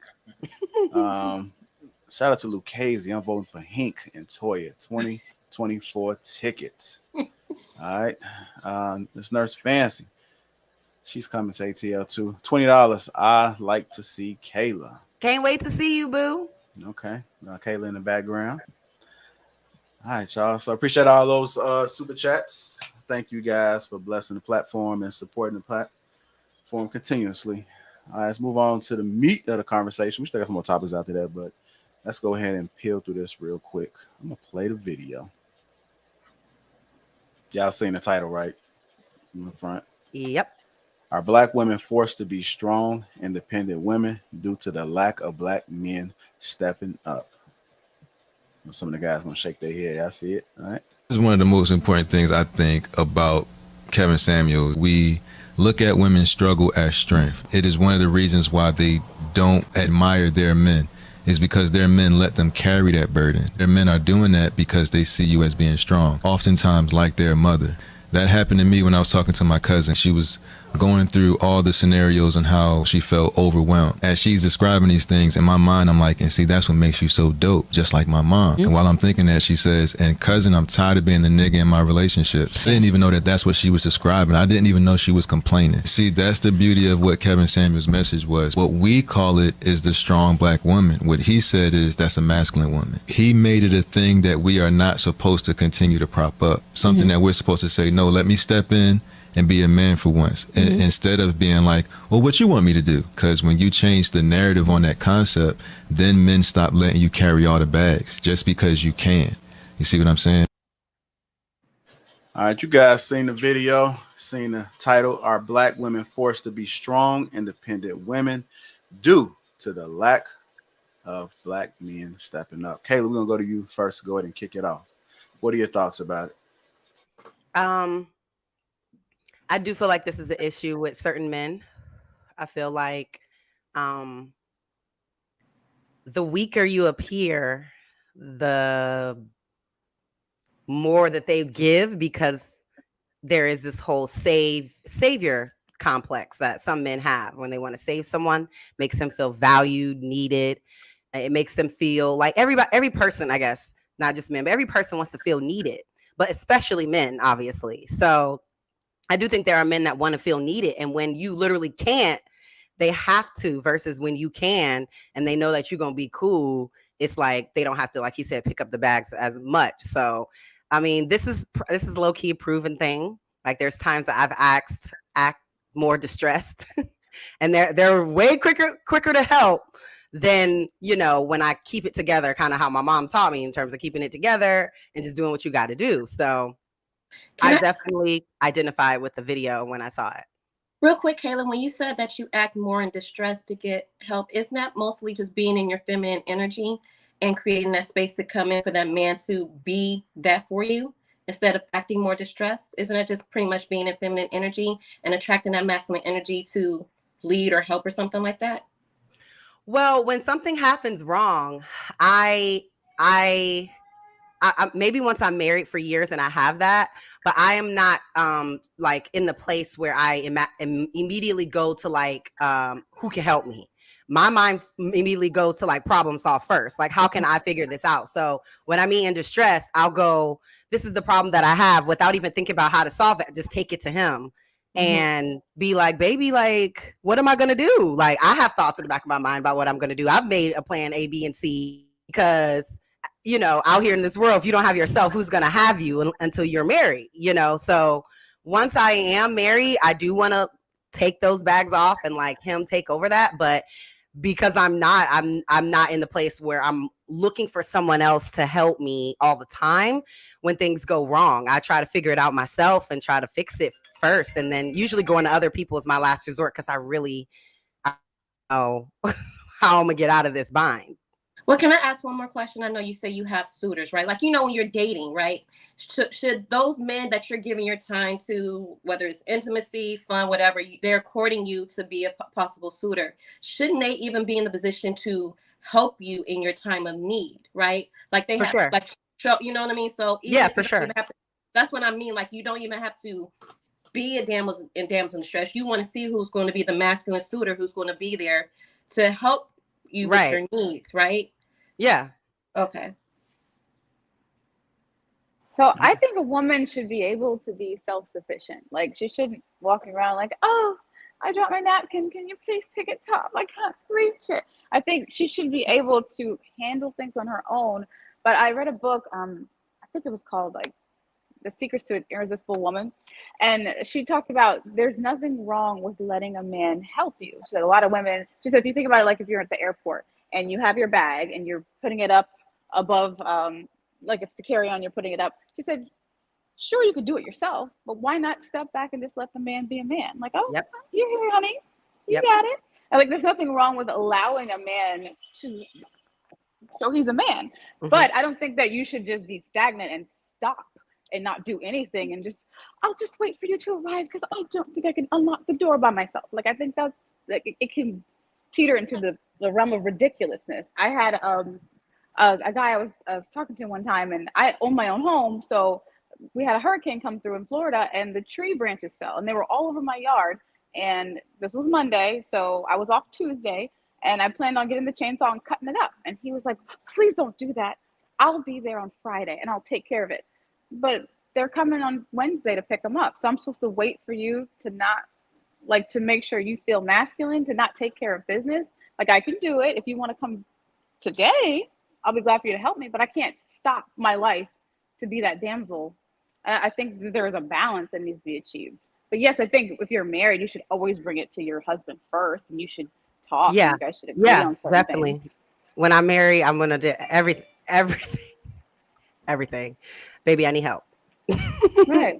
And that's a nice feeling. It's like, I don't have to be the one. He can be the one. Yeah. You got it, babe. But that also comes with a certain level of trust. Because if it's something important, I need to trust that you're going to take care of it in the manner that it needs to take care of. And that comes from obviously being married with someone and trusting them with your life and your business. So it's just a trust thing too. Like a lot and of it's really nice feeling. A lot of men do complain about the fact that we act strong, and it's like, I mean, what do you expect us to do? Like, I can't just not do certain things because I don't have a man next to me, you know? Like, and I think that's how a lot of women do learn a lot of things when they don't have a man right next to them. And I'm not saying that we want to be alone. I'm just saying, like, you have to be able to be so self-sufficient, you know, to be able to do those things. So when you do have a man, you know the difference between, you know, doing things on your own and having somebody that's actually willing to help you. Well, what I've learned is also too, I think, and I've read this, I think as Black women, we got to be very careful even of the phrases and the words we say, like, and I've been guilty of saying this, when we say we're going to allow a man to be a man. That's like we're still giving them permission to be a man, right? So even like key words like, you know, I'm allowing you to be a man. And like I wish a man would be like, I'm allowing you to be a woman. I'm going to be me with or without you. And I think we need to be mindful of the words we're saying, because that's still kind of masculine, saying that we're going to give a man a space to be a man. So I think I guess that, I mean, like in your life, because he could be a man over there, but you have to give him permission to be in your world, like in your life, in your house, like in your business. So I just let every man that's allowing the man, but he's still a man. I'm allowing him in my space, but I'm not saying I'm allow you to be a man in my, like, either you a man or not. That doesn't indicative if I'm allowing you in my space in my world. Because the way the word sounded to me is I'm allowing you to be a man, meaning I'm gonna give you permission to be a man, but when I don't want you to be a man, I'm gonna let you know, and let you know when I got it. It can be it's perception, it's the wording that I think we should be mindful of. But how does that work? Take the lead. Is that better? Does that sound better? No, I'm saying, but how does that work if he's not? But then if he's not a man, it will show. You give him life space to be him, right? So for example, right, but that's what Kelly was saying. Someone that's in your life that you vetted and to bring into your life. That's when that starts. But just because there's a man over there doesn't mean that whatever I have going on, I'm just gonna put on some guy that, you know what I'm saying? Like, there's a certain level of trust. If I'm asking you to take the burden off of me, is something that I need taken care of, it's obviously something that, like, is more serious. Because if it wasn't, then I could just easily do it. So if it's something more serious, and that's a certain level of trust you have to have with this person to be in your business, you know, I don't know. Okay, so I'll give you an example, right? So obviously in Chicago, winters are brutal, especially when it snows. And if I'm dating a guy, I've dated a guy where I went outside, I looked outside, and he was cleaning off the snow in my car. I didn't allow him. I didn't ask him, or I didn't allow him to be a man. He was a man and presenting himself to be. There was no conversation. Right. Where, for example, kind of like Kelly in that situation, like, go cut my grass. Like, yo, I'm about to come clean off your car. Do you need your, car? And I can say no. I can block him from being a man by saying no. That's what I'm saying, that allowing thing, where he just showed up and cleaned off my car just because it sucks as a woman trying to clean up the car. It's fun being single till you have to clean up the snow of the car. Trust me. Yeah. And cut the grass. That's why I'm about to say cut the grass, because I don't live. That's no stuff. You can keep that, Amber. I am not here for the snow. But you kind of understand what I'm saying. I do. Sometimes we're saying we're blocking a man by saying I'm allowing you to be a man, where we just want to sit back and see if he's a man. And if he'll just do it, if he'll just try to help regardless of you asking. And I think that definitely makes them stand out versus like someone you're seeing or someone you're with, and you always have to ask them when they see you struggling and they don't come over and say, let me get this. Or for example, even if the guy suggests, like, do you want me to clean the snow off your car? You're asking, you waiting for me to give you permission to help. Like, maybe he's thinking he's being respectful, but like, if a man keeps asking, do you want his help? You're going to be like, do I have to keep telling you to help me? That's what I'm saying, allowing that space for him to be himself, and you see and then vet off that and judge off that. Okay. I don't know, because what if a dude's a creeper? He just keeps showing up and doing stuff. You're like, can you please, like that? Watch that though. Yeah, be careful. I don't especially ladies, if you live alone. You live alone. This is not a joke. This is not a joke. Pull the blinds you live back. Alone, watch that. And then he waved to you. And then he's like, nah, watch that. Make sure you got some cameras on your house, ladies, if you live alone, because that shit's serious. Okay? Careful out here. No, and there are so many men, Kayla, that do like pop up on you. And I can't have no man like popping up on me out of nowhere. You gotta at least let me know, like, hey, I'm on my way. Like something. Like, give me a heads up in some way, shape, or form. Because, I might think that you're, an animal in the backyard. I don't know. Pop-ups are not okay. So what do you gentlemen think? Do you gentlemen think? Yeah. What do you guys think? As far as what? I think y'all are all off base, to be honest with you. I think. Hold on, Quest, before you go. Let me get Toy in, because I know she ain't speaking. Then we'll get to the men. That's what I was about to say. I feel like in regards to the video, because it seemed like it was talking like more of like on a relationship type level, like, are Black women forced to be strong and independent women because of the lack of men, Black men? I think that goes back to the woman. Like, what type of men are you picking? Because why would a woman feel like she has to be strong and independent if she has a suitable man? Like, why would she feel like she has to be in this strong masculine energy? But see, Toya, some people have to learn that though. Like, they don't want to be. They don't want to be masculine. They're already masculine before they even go into the relationship. Yeah, because it's usually their father or lack thereof a father that why they have to take on that independence. Which leads me to my before they even got into the dating world. I wasn't finished, but. And I understand about the whole parents not being there. Some people have parents in their household and they're still masculine. So it's not just that. It's just some Black women today feel as though they have to compete with men.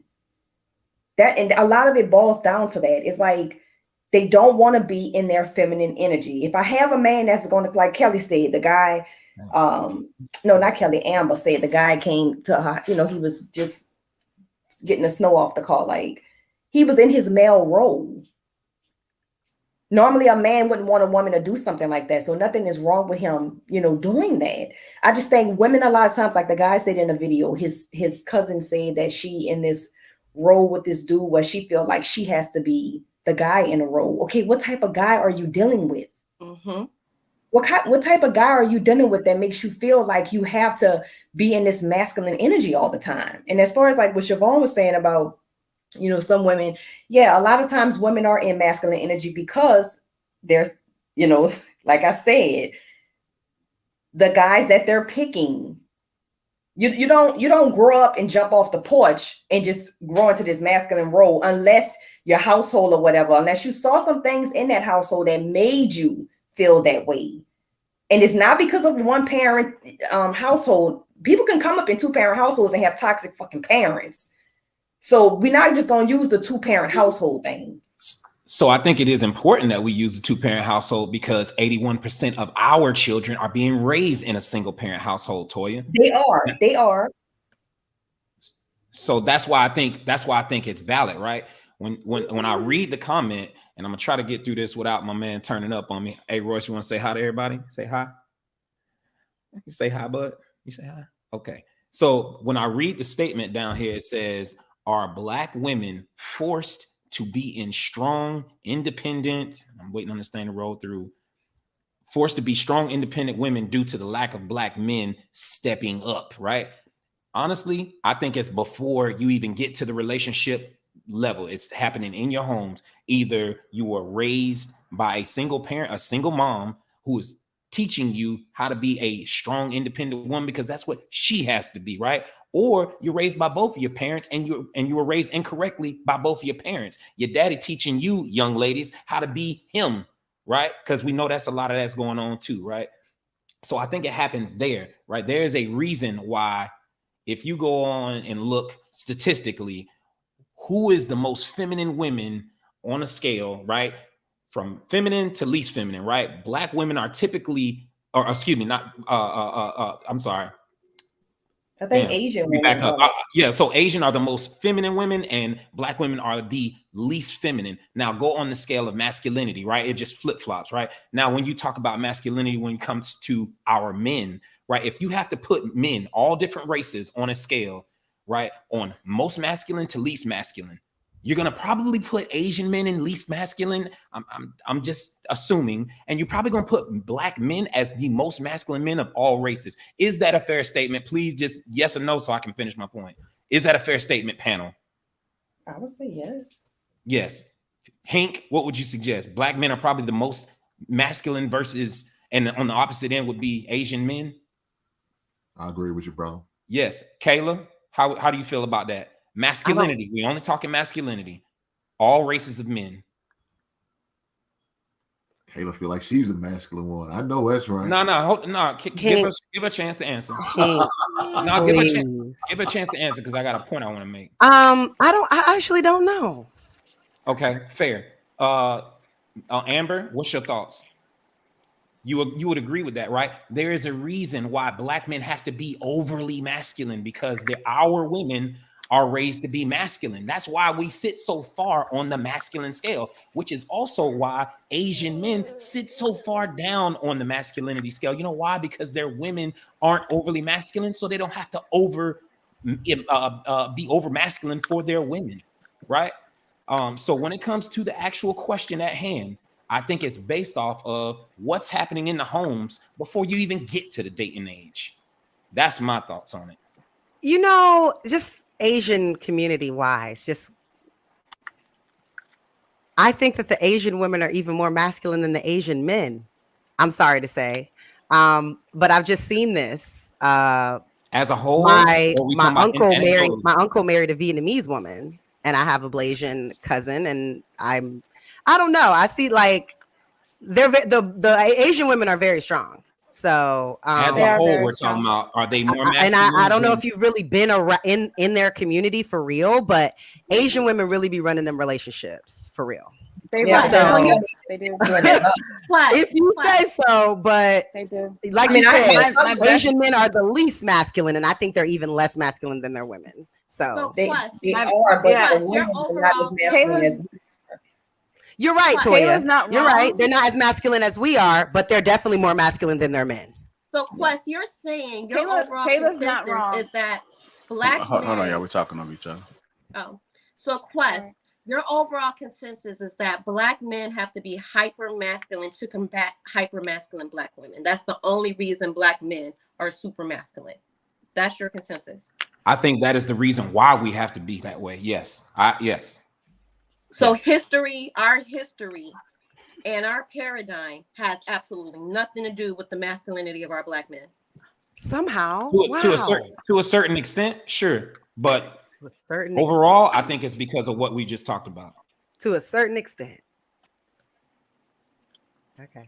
So Kayla's not wrong because my best friend's Korean, and I have Filipino friends. I have Chinese friends who I've actually know, and I've been in their homes. I've been to their parties. I've been to their weddings, and it's usually the wife has the final say. They're like, ask Auntie Nadira, ask her. Oh, ask. And they're like, oh well, if she said no, it's no. Like the husbands, they look like they are in charge outside of the home, but inside the home, it's the wife that has the final say. They will check with the wife, and that could be true. Mom, like, yeah, it's true. I wonder if those inside they're that's two different countries. They're very respectful to their husbands, especially in public. You will never see them disrespect them. But as far as that's what we're talking about. At home, with wife, it's different. So let me ask. And I mean, I have a nephew. My nephew is Blasian. I have a nephew that's Blasian. So it's not like I'm unfamiliar with Asian culture. But what we're saying is, even though they may be more masculine than their husbands, they are more feminine than we are overall. Yeah. So they are still respectful of their husbands. Definitely. Yes, but Black women. Us as Black women. I do have to ask, do you think inside those households that those Asian women are providing peace to those men that they're supposedly running? Do you think those households are peaceful? Of course. They're cooking and they're cleaning and it is peaceful. But like it's like if it's final say, they'd be like ask the mom. It's more like that. This is my kitchen vibe. You know what I'm saying? Like, obviously we know the men run the house, but it's more like, this is my kitchen. This is my house, but not in the way that's like, I run shit around here, but like I keep this thing running. I keep everybody on schedule. I make the food. I do the cleaning. I do like that. Not like I'm running shit. Like I'm doing that's what she's supposed to do, which is what she is supposed to do. And so he checks with her because she runs the shit around here. I don't know. Laundry just shows up. I don't know. You know what? Sorry if I'm going way left, but like I think in song and movies and art sometimes, and listening to this and also the title, I think of the color purple is coming to me. So think about the whole message. All my life I had to fight. I had to fight my dad. I had to fight my brothers. Celia was raped by her dad. Her children taken away from her. Beaten by Mr. Had to bring the mistress in. And at the end of the movie, all the women were happy, but they were living in a house alone, just with women. And so I'm just thinking about the narrative of they call it the Black woman story. We're sick and tired of being sick and tired. And I'm just now, and this is not a statement, I'm just wondering if this is also just a narrative that's been embedded in our psyche through storytelling, through media, through song, since, because all of us, every last one of us watched The Color Purple a million times. And when I watched it as an adult, I'm like, what am I watching? What is your main problem with that movie in terms of how she acted? No, it's the narrative, how our Black men are the villains. Because if you think about the storyline, it begins with the father raping the daughter, taking the children, her marrying Mr. beating her butt, wanting her sister. Like, the Black men were the villains throughout the whole story. And I get that. And even now today, do you not feel like, per the topic, that Black men, there are things that they need to work on in order for us to be what they want us to be? If I'm going to put the bags down and you don't pick them up, don't get mad at me for picking them up and then say you're masculine, because like, come on, like the men, the leadership has to change and it has to be solid for the women to adapt to that. But I'm saying, like, if a woman has bad experience with dad, with the first boyfriend, with the second boyfriend, you have to, I know this sucks or whatever, but I think Bruiser was talking about it on our show on Monday. You have to prove that you are going to be there, like with your actions, with all the stuff that we talked about at the beginning of the show. You pick bad, we have to do that. Yes, you have to do all those things because you pick at the beginning of the show. You have to do those things to. You can sit it down, sis. I got it. I promise you, I got it. I'm not just saying I got it. I really got it, and then have it. But don't say I got it, then fall through, then be like, people make mistakes. Darling, I think you're picking wrong. Come on, like there has to be a happy medium. People, I think you're picking. No. I think you're picking wrong, Kayla. No, if I all won't- the if all the no. dudes that you Of keep course. coming across are doing this to you, This isn't. I wasn't talking about me. I was talking about you what made the it lady sound like it said was talking about you. If earlier. any woman is constantly having to say this to the dudes that's coming into their world, stop picking wrong. No, You she's understand? not saying that to him, No, but I'm saying him proving that so in the relationship. So I don't Go ahead, think Kelly. it's a picking wrong. I don't think it's a picking wrong. I think it's a not knowing what to look for. So if I'm raised in a household where there is no father and I only see my mom working really hard, 3-4 jobs to take care of all the kids by herself, then that is my training. That's what I see. So I don't even know what it looks like for a man to come pick up the bag. I just see my mom working so hard. That's not the house I was raised in. I had a father and a mother, and they were married. So I know what it looks like for a man to take the lead. I know what it looks like for the wife to take the submissive role, the back seat. But so I can choose better because I know what it looks like. So if you don't experience that, how do you even know when these jigaboos come? Like, is he the right guy? I don't even know because I didn't have a chance to experience that, or that's not my training. So I don't think it's a picking wrong. I think it's a necessity is to have 2-parent homes so you know what it looks like, so you know how to pick more wisely. But how do I pick the right kind of guy when I don't even know what it looks like? But my question is, if you sit there, That was a good point, Kelly. If you come in a single parent household and you watch your mother sit there and struggle and all that, why don't that be a life lesson right there? I don't want to have to struggle like my mother did. I'm gonna have to find a man. Because it's I'm gonna have to because find a it's man training. to help.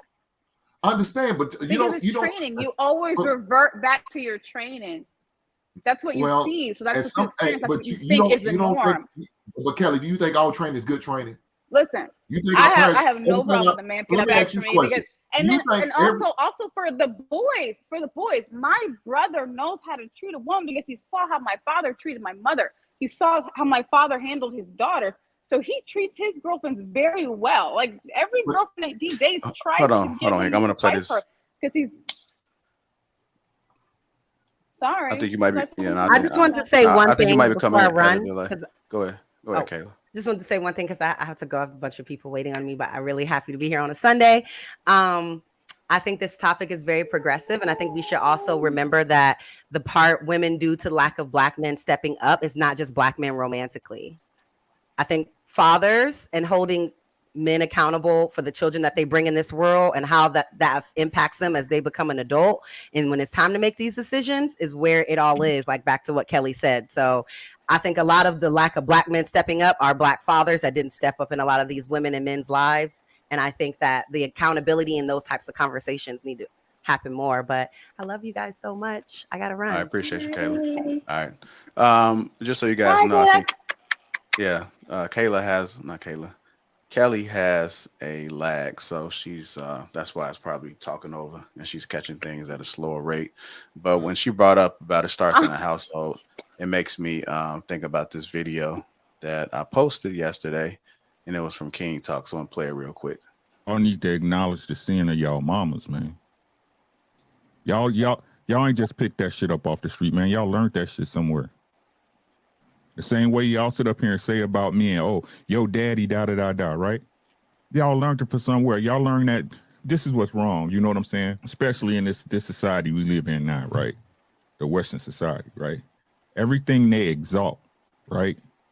Everything that they put on a pedestal and say should be celebrated is really bullshit. Mama, you know, your mama ain't never wrong. Your mama was wrong most of her goddamn life. Your mama was wrong when she slept with your daddy.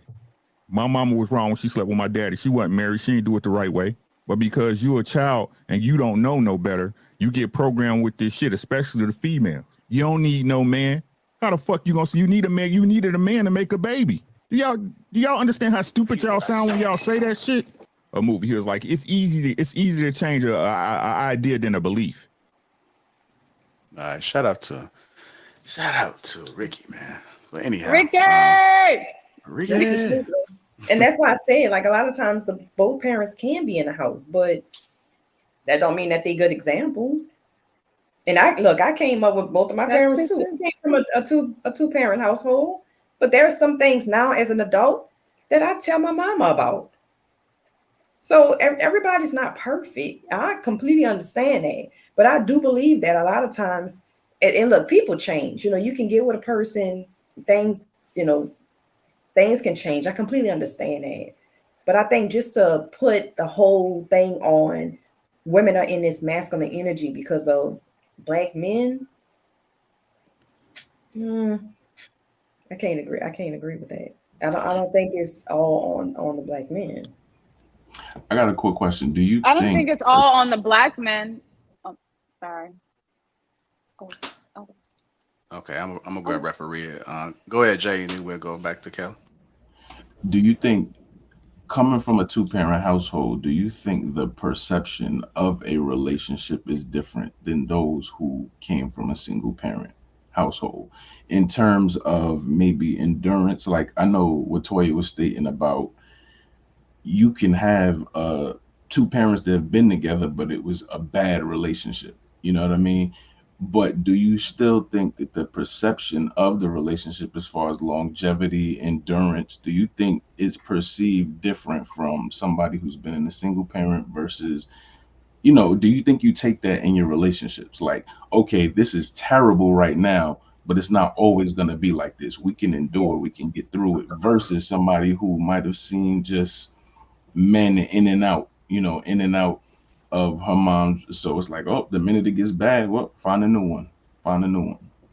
Yeah, I think we learn from our parents. So, you know, when you become older and then become your own parent, you know, you have your own kids or your little humans, you make your own rules, right? But then when you become older and start looking at things that your parents did, you was like, mom and them probably shouldn't have did that. You know, you learn from what you see. So like how Hink said, you could have saw things being done in a household as a child and say to yourself, when I become an adult, that's not what I'm going to do. So I think people up there's lessons all the time. There's things that we can learn from all the time. Just like, for example, like my mom grew up in a project. So she said, as a child, my kids, when I have a family, my kids will never live in a project. We have never lived in a project. Now, that's not to say that I didn't grow up in the inner city. That's not to say that I grew up in the suburbs. No, I did not. I grew up in the inner city of New Orleans. Do my kids live in the inner city of New Orleans? No, my kids live in the suburbs. So it's all about seeing things and knowing this is what I don't want. That's like being a child and seeing your mom get her ass beat every day. Or you're going to say, oh, I want that same type of love. Some people may look at that as, oh, so this is what love is. And then some people look at that like, man, I don't want that type of life. So it still comes back onto like decision making and knowing what you want and how you want to live your life. Exactly, and that's what I was about to say. So my point was, because what if like what you saying? Kelly wants to say something. Oh, you over having a tantrum, ain't you? Well, go ahead. Hey, Kelly, go ahead. Yeah, go ahead and talk, and then once you get done, go back out and come back in and see if that fixed the lag. Okay. Okay. Can you hear me now? Yeah, we can hear you just coming in later. Okay. Well, I was going to speak to what Toya said, because she said, I don't think that Black men can be held fully responsible. And I agree. I don't think Black men can be held fully responsible, but I think Black men being there in a child's life can change it completely. So my father taught me how to be feminine. There are things that I learned from him that I would not have experienced if he wasn't in my life. He taught me how to curtsy. He taught me proper etiquette at a table. He taught me how to talk like that. He taught me how to treat a man. Like, he literally gave me and my sisters a list on how to keep your husband happy. These are all things I learned from my father. I saw how he treated my mother. I saw when she came home with groceries, he ran out to get the groceries out of the car. So these are things that you see growing up, and you're like, okay, this is how a man is supposed to interact with a woman. And you learn from watching my mother be feminine with my father. You learn, okay, this is the way it's supposed to look.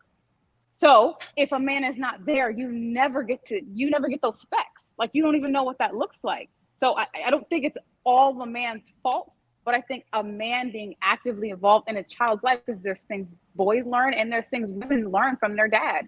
And femininity comes from dad. My mom could show me how to put a dress on, but my dad is going to show me how I need to interact with a man. Yeah. I'm never look, I'm never advocating saying that a two-parent household isn't like that's not what I'm saying. I hope I didn't come across as saying that. Both parents are equally as important, and kids get different things from each parent. You know, girls learn what to look for in love, boys learn what to look for in love too.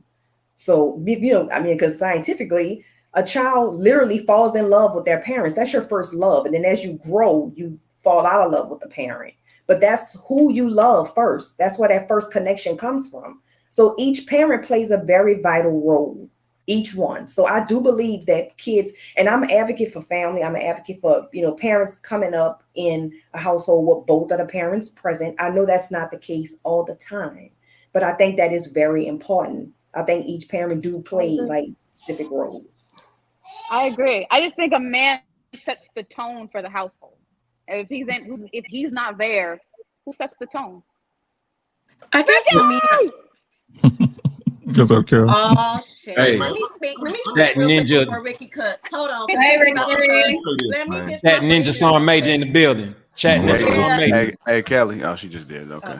JR, let me speak real quick because Ricky about to cook, all right? And I'm a fade to black on some logic shit. So all I just want to say, am I lying, Toya? Wait. Ricky rubbing that chin. Ricky about to just drop some bombs. So let me just speak and get up out of here. You know he been watching like, oh, I'm about Ricky been marinating, but what I'm trying to understand is we're a lot of us Black women, majority of us, we operate in victim consciousness. So let's just say we're right. It's the Black man's fault, right? Then what? What do we get? Do we get a trophy? A cookie?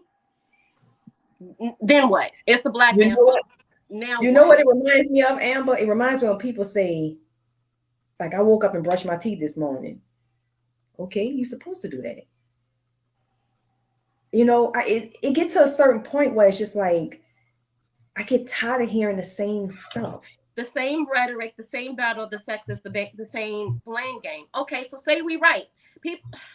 I want a lot of us sisters to realize when it comes to the battle of the sexes, we actually won the war, but we lost the battle.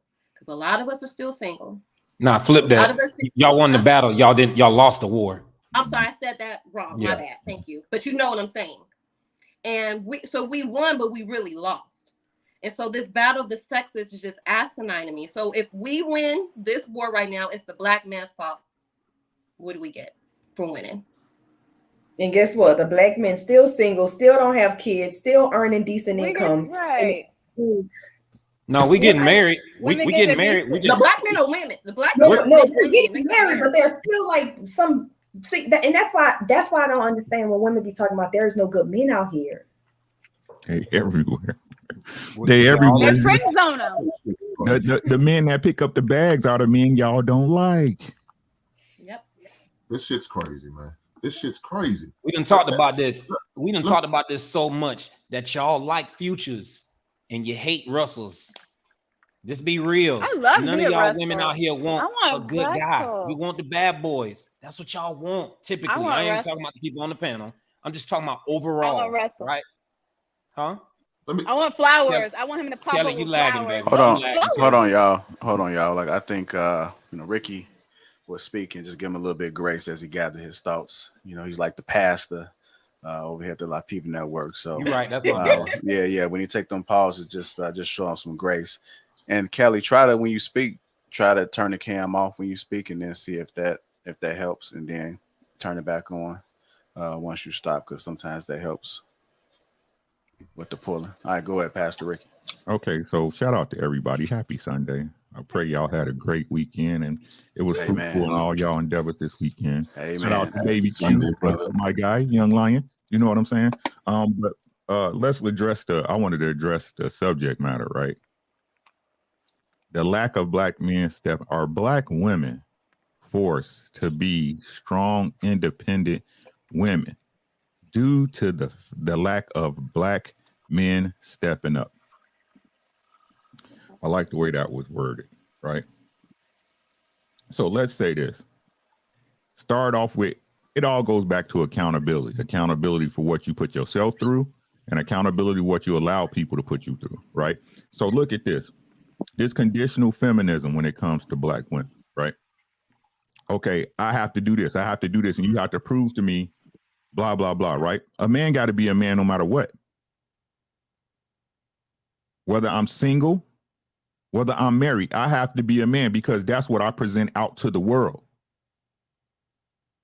And somebody's always got their eye on you, always somebody looking. What's even worse is that somebody always looking to find a crack in your armor to see that you ain't the man that you say you was.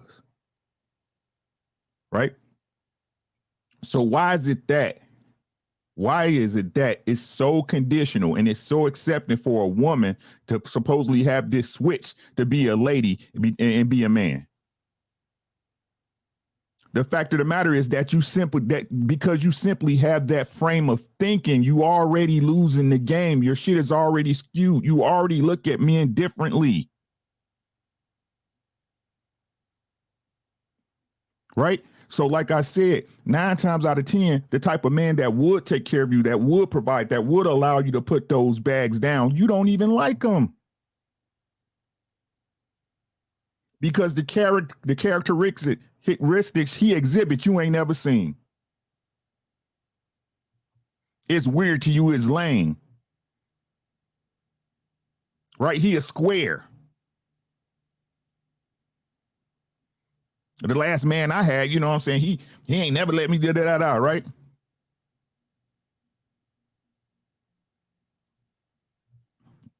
Y'all fighting for something y'all never have, y'all never will have.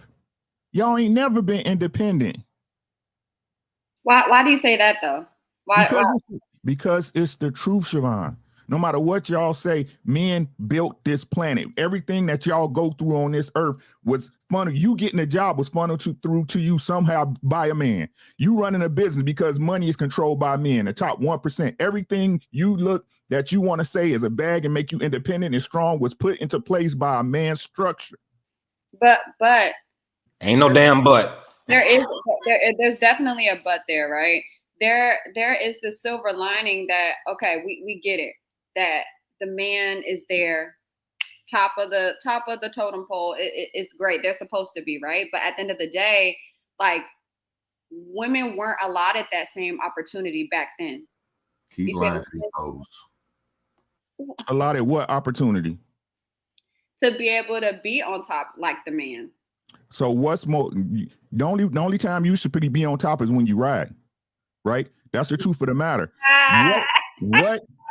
What is the job of a woman? Let's take money out of it. Let's take society out of it. Let's take all the Wizard of Oz shit out of the picture, right? What is the purpose of a woman? I mean, to be next to your man, to make sure that they're good, taken care of, and to have sex, to respect your man, to reproduce. You have no idea. And be the household, be the leader. Take care of the household. Siobhan is very telling. Until you find this out, you'll continue to be in the situation that you're in. So I'm actually not in a situation, okay? No, but understood. Can we I'm just still say waiting all for the fairness, answer a though. lot of women, Lord help the her. definition of what a woman role is, a lot of women don't know. Like, not just like, a lot of women don't know what the role of a woman is. Is that fair to say? That's why we're literally having this discussion all through YouTube world. I get that, Amber. I get that. Saying as a whole. And they trying to make it even more confusing. Like exactly. now there's not even just what's the role of a woman. They asking questions like what is a woman? What the fuck are we talking about? And this was crazy, Jay. This was crazy, Jay, right? Like I said on so many shows, the one superpower y'all have, y'all give away. I don't think we give it away. I think some people don't know I know you don't. Keep lying to these goddamn hoes. If you did, you would move differently as a woman. But again, I do think that there are questions that won't particularly identify a woman. You see what I'm saying? It just won't. You can literally have an opposite opinion about something, but that doesn't mean that person doesn't know how to be a woman. I think that a lot of women are growing within themselves and just try to, It's simple. It's real simple. This is what y'all don't understand. And I apologize for whoever. Like, I ain't gonna even apologize for your mom and daddy because they only did the best they could. It's up to you to fix yourself, right? So I apologize for your way of thinking. If you were the woman you were meant to be, you'd be married. I don't agree. I don't agree with that. I know. Statement. I don't. I know, because it's never y'all. It's never you know you. me. I'm not gonna agree about something that I don't. Yeah. Right. It's never y'all. That's what I be saying. Excuse my sarcasm. Can you explain why you don't agree? And let's just let them, give them 5 minutes. Just let them have this conversation because it's important to hit them. And then as you guys speak, just give each other grace so we can listen and understand. Go ahead, Ricky. The role of a woman, the reason why you was put here is so we can reproduce, to raise and rear the children. Everything else past that is secondary. It's secondary. It's wants. It's not needs. Right. But again, just like y'all allow, then this what make me so mad about our people, period. Right. Everybody want to keep saying, oh, it's the culture. It's society. It's the culture. Ain't you society? Ain't you culture? It couldn't be nothing without people, right? So nothing's going to change until the people's mentality change. The one thing we supposed to get right, we fucking up. Because why? Because you feel you got to be independent, and the type of man that you visually like, right? Never be the man that you need. One more time, please, for the church. The man you visually like will never be the man you need. I agree with that. You better. Y'all think y'all can have it all. That's a goddamn lie. Nobody can. No man, woman, dog, child. Life is about compromise. Life is about compromise. It's about relationships. But because your ego's so big,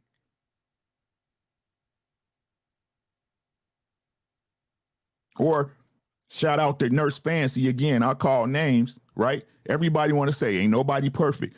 Everybody made mistakes. That's correct. You gonna keep living in your mistake?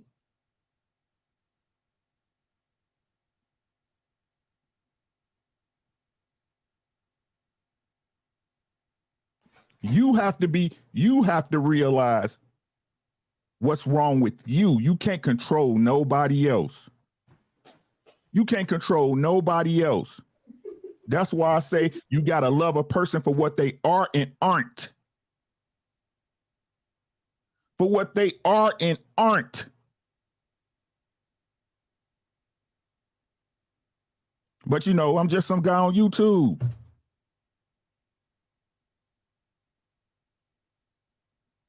I'll let go of the mic. And my wife was just in the background, was like, boy, Ricky be cooking. I'm like, nigga. My boy be Chef Ricardo. All right, Siobhan, I know you're sitting there listening to Ricky. Does any of it make sense? Is it like, do you have more understanding based off of Ricky's perspective? I get where Ricky's coming from. I get it. I think just like at the beginning, I was just like, I'm very big on saying I don't agree about something, but I mean, I still stick on how I feel about certain things. But as he continued to explain it, it made sense. Darling, don't carry that with you as far as a thing that you're big on being disagreeable. No. So let's take it a step back, right? Okay. I feel how I feel. And I'm not going to allow anybody to detour how I feel, but I can understand where they're coming from. I'm okay with that. So, like, young ladies that are out there, start listening with an open mind. Y'all, you literally just said, let me see if I can say this without my boy jacking it up, but you literally just said you're going into a conversation not even really trying to possibly accept something different. Like, oh, maybe I was thinking wrong the whole time. You say you understand, but do you really? Are you listening with good intentions? Or are you just listening just to be like, allow them to talk, and then you're not going to change no view, no perspective, no none of that? Because that's what it sounds like. But you wouldn't be alone if that is the case, Siobhan. You would not be alone. A lot of our young women are like that. I personally think Kayla is like that. I know she's not here to defend herself, but I would tell her to her face. I would say this exact same thing. Right? I think it's 50-50. And I think that what does that even mean? What does that mean? Damn. What does that mean? But you see how quick that you can't even agree to something that's something simple. That's something light. And I guarantee that the majority of the women that are seasoned a little bit more don't find anything wrong with my statement. But immediately off rip, you're like, I think it's 50-50. Just another reason to not be agreeable. Darling, I'm telling you, this is going to hurt you in the long run. Keep lying to these hoes. And I'm not going to let the men off the hook either, bro. Right? Everybody is not a hoe. I'm not going to let the men off the hook either. You're supposed to be a man at all times, bro. At all times. But this is why I tell y'all, like, no matter what, y'all choosing these men. Y'all's the one who is allowing these men to lay down with y'all. Right, but like I said before, the ones that are really riding, I'm talking about put themselves in front of the gunfire for you and their family, right? Y'all don't like. Right? I can tell you what a no good dude look like. Man, leave him alone, bro. Nope. Telling you right now. And you ain't got to go on a date with him to figure it out. But hey, you know what? I just think, if he was with me, he'll change. I think I can build him up and make him better. He just needs someone to believe in him, someone to help him get his credit right when the man would have did that from the get-go. Y'all don't hear me? That's called kissing a frog. Y'all hustling backwards and think y'all doing something. Y'all out in these streets looking brazy. And then it come and defend y'all points till your heart can't pump in your chest no more. And then y'all wonder why men just be like, whatever. I'm a stabber and move on.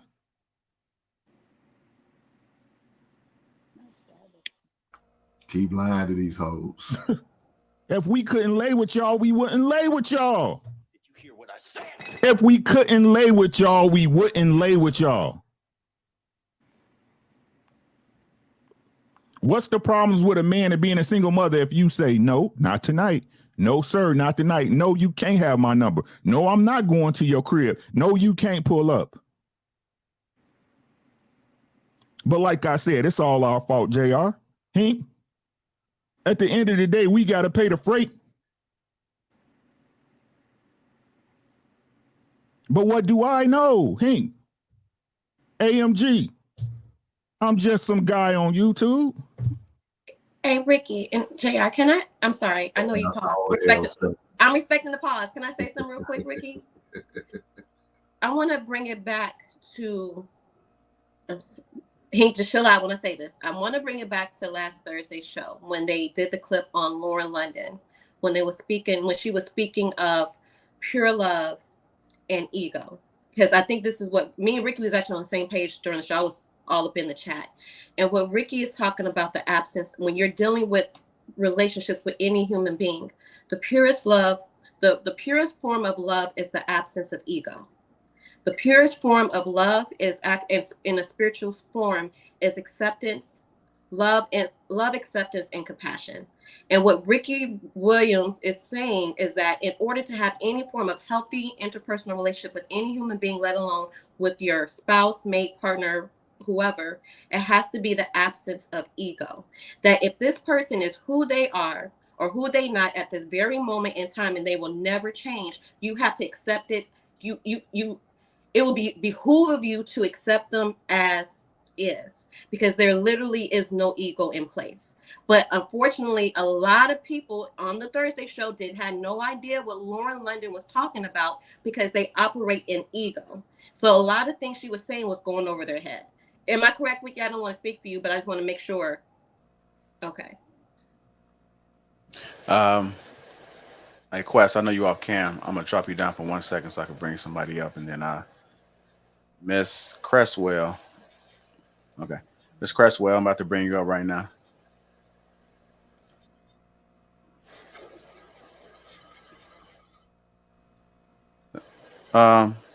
Miss Cresswell, hello. Can you guys hear me? Yeah, I can. Yeah, we can hear you. She can. She's still putting her eyeliner on. Oh shit! Sorry. Go ahead, girl. You better make sure it's straight, girl. I know that's right. You must have it minimized. Oh man, don't do it.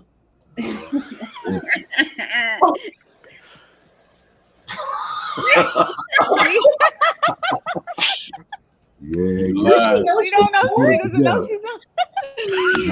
Oh, that's right. Oh, yeah. Pull that mirror out. That's Get bad. your shit right, baby. I could tell she ain't put on a whole Valencia. lot. She look all right. I could deal with that. Okay, wait, come on. Somebody get her attention. We not gonna Yo. play it like that. Come on, Balenciaga. Oh, JR. Man. Hey, bring me back up, Jay. I don't know what the hell you got going on, cuz. What's going on, bro? Man, you must got it You trying to minimized. put on a whole goddamn clinic. Of course, she wouldn't put on line makeup. You could tell that right offhand. She was being real. That's what we want. We don't want these fake ass, lying ass women. Dude, you keep lying to these hoes. I was loving the natural hair. Though. Sis was rocking the natural hair. I love it. I agree with everything what Ricky was saying. The damn shame about talking about they gotta be strong and independent. Well, take your strong ass independent and you be with the golden girls. You and the rest of Blanche, Rose, the rest of them hoes out there in Miami somewhere by your goddamn self on the compound, because no man want to deal with your ass. Sophia, with a woman who don't feel like she can't be interdependent instead of independent. Why you so angry, brother? Hey, Hank, why Hey, calm down, right? I'm saying you so emotional, Hank. You know what I'm saying? Why you so angry, brother? No, because I'm sick of this shit. Look, the bad thing about it, it's always off on all the goddamn time. Now, I agree. Do we have our issues? Do we have our problems? Hell yeah. I can't stand a lame ass dude. I can't stand that shit. But at the same time, these heifers act like they don't do nothing wrong. And when they do wrong, they don't want to admit it. They ain't the first one to raise their hand. Yeah, you right. I was wrong. No, you don't. They won't sit back and say, nah, well, it's because you did it. The reason I'm feeling this way, or because I did it. That's some bullshit, man. But why you so angry about it, though, is the question. I guess I'm just an angry black man. I don't know. Valencia, back up, yo. Hey, you looking good, girl. We saw you. You looking good. I'll wait. Okay. Go ahead, Valencia. You on mute, baby. You on mute. Nope. Now she's Still on mute. She wasn't now before. You're muted. Oh boy. There you go. Nah, still unmuted. We can't hear you. Unmuted, but still. All right. What was you about to say, Kelly, while she getting her shit together? Yeah, Kels.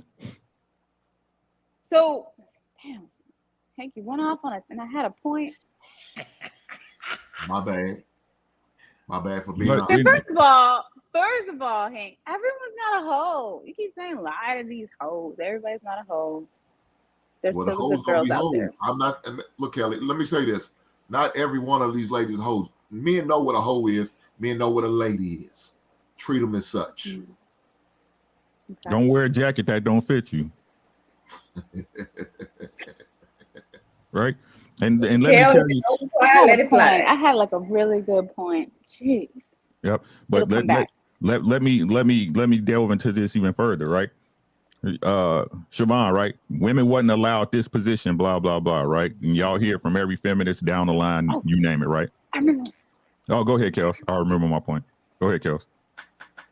So really quick, I just want to say, because I know we always talk about like the angry black woman or the black woman always having to step up, but I have a lot of friends of different ethnic backgrounds, and a lot of them come from two-parent households. And I've seen them grow up with their families, and they're financially stable, and their father takes the lead, and they know how to interact relationally because they experienced that growing up, and they're not angry. They don't have to worry about making ends meet. They don't have to worry about paying for school. They just kind of live this free, happy-go-lucky life. So it's really easy for them to transition to a husband in their femininity because they really don't have a care in the world. Their parents take care of everything. They pay for school. They don't even know what it's like to struggle or to, oh my God, we don't know what we're going to eat for dinner tonight. I don't know where the grocery money's coming from. They don't know that feeling. So it's so easy to be free and happy and fun and lively and, oh, it's just life is okay and beautiful because you don't even know what the struggle is. A lot of Black women aren't raised in that. So it's like they're already started from a negative, and they don't have that two-parent household, and they don't know how to interact with a man. So it's like you say it's a Black woman's fault, but it's almost like she's birthed into that and she doesn't know anything else. Like, I really feel like two-parent homes in the Black community would change a lot of the things that we don't like about each other as opposite sexes in our Black community. Yeah, but we don't have that, so we got to deal with what we got to deal with, though, Kelly. You but understand? how can we fix it, though? You're I'll tell you not how we married. can fix. Let's get you married, honey. I'll tell you how we can fix it. People stop having kids outside of wedlock. That's see if first off. Valencia, I agree. see if Valencia could talk now, y'all. Can we talk now? Valencia. No, we cannot hear you, darling. Maybe turn your volume up. I don't know. Hey. Yeah, I was telling y'all up in the back chat to tell her to go back out and come back in. So if you're still watching, go back out and come back in and see if that resets the prompts. And let me make this point real quick, JR. So, like, again, Siobhan and, everybody, women need to be on top, The only market y'all control, y'all fucked up. The only market y'all control, y'all fucked up, which is the sexual marketplace. I think we got you now. Sound. Yeah, you good, Valencia. Valencia. Go You mute. got me? Yep. Yeah. Okay. Good. Go mute. What I was hearing a lot of chitter chatter about was, oh, you women aren't picking well enough. And I would like to know what is picking well in your eyes, because you can get a man with a nice job, a nice family background, a nice looking man, and he can still be a not good man. So explain to me, because I mean, from what I'm hearing, you guys go by the holy grail of Kevin Samuels, and this man was divorced twice. So you want to tell me what a solid man looks like? I would love to hear that. So maybe these men are these things that you're talking about: good job, good family background, and he's not being good to you. So the question becomes, who are you, right? Who are you, and why is it that none of these particular men are good to you? But that's not what you're saying. No, but I'm asking now. I'm asking right now, though. I'm not speaking for myself, because Of course you're not. You right? never I'm are. not speaking for myself. Y'all never are. Exactly, Ricky. I'm speaking for the women that you say, oh, Question. well, she's a single mother. Hold on, oh, question. she's a single mother. Question. Are you one of these women? Are you Hold one on, of these? question. Right. No, I'm not a single mother. So why are you putting on a jacket that ain't yours? Exactly.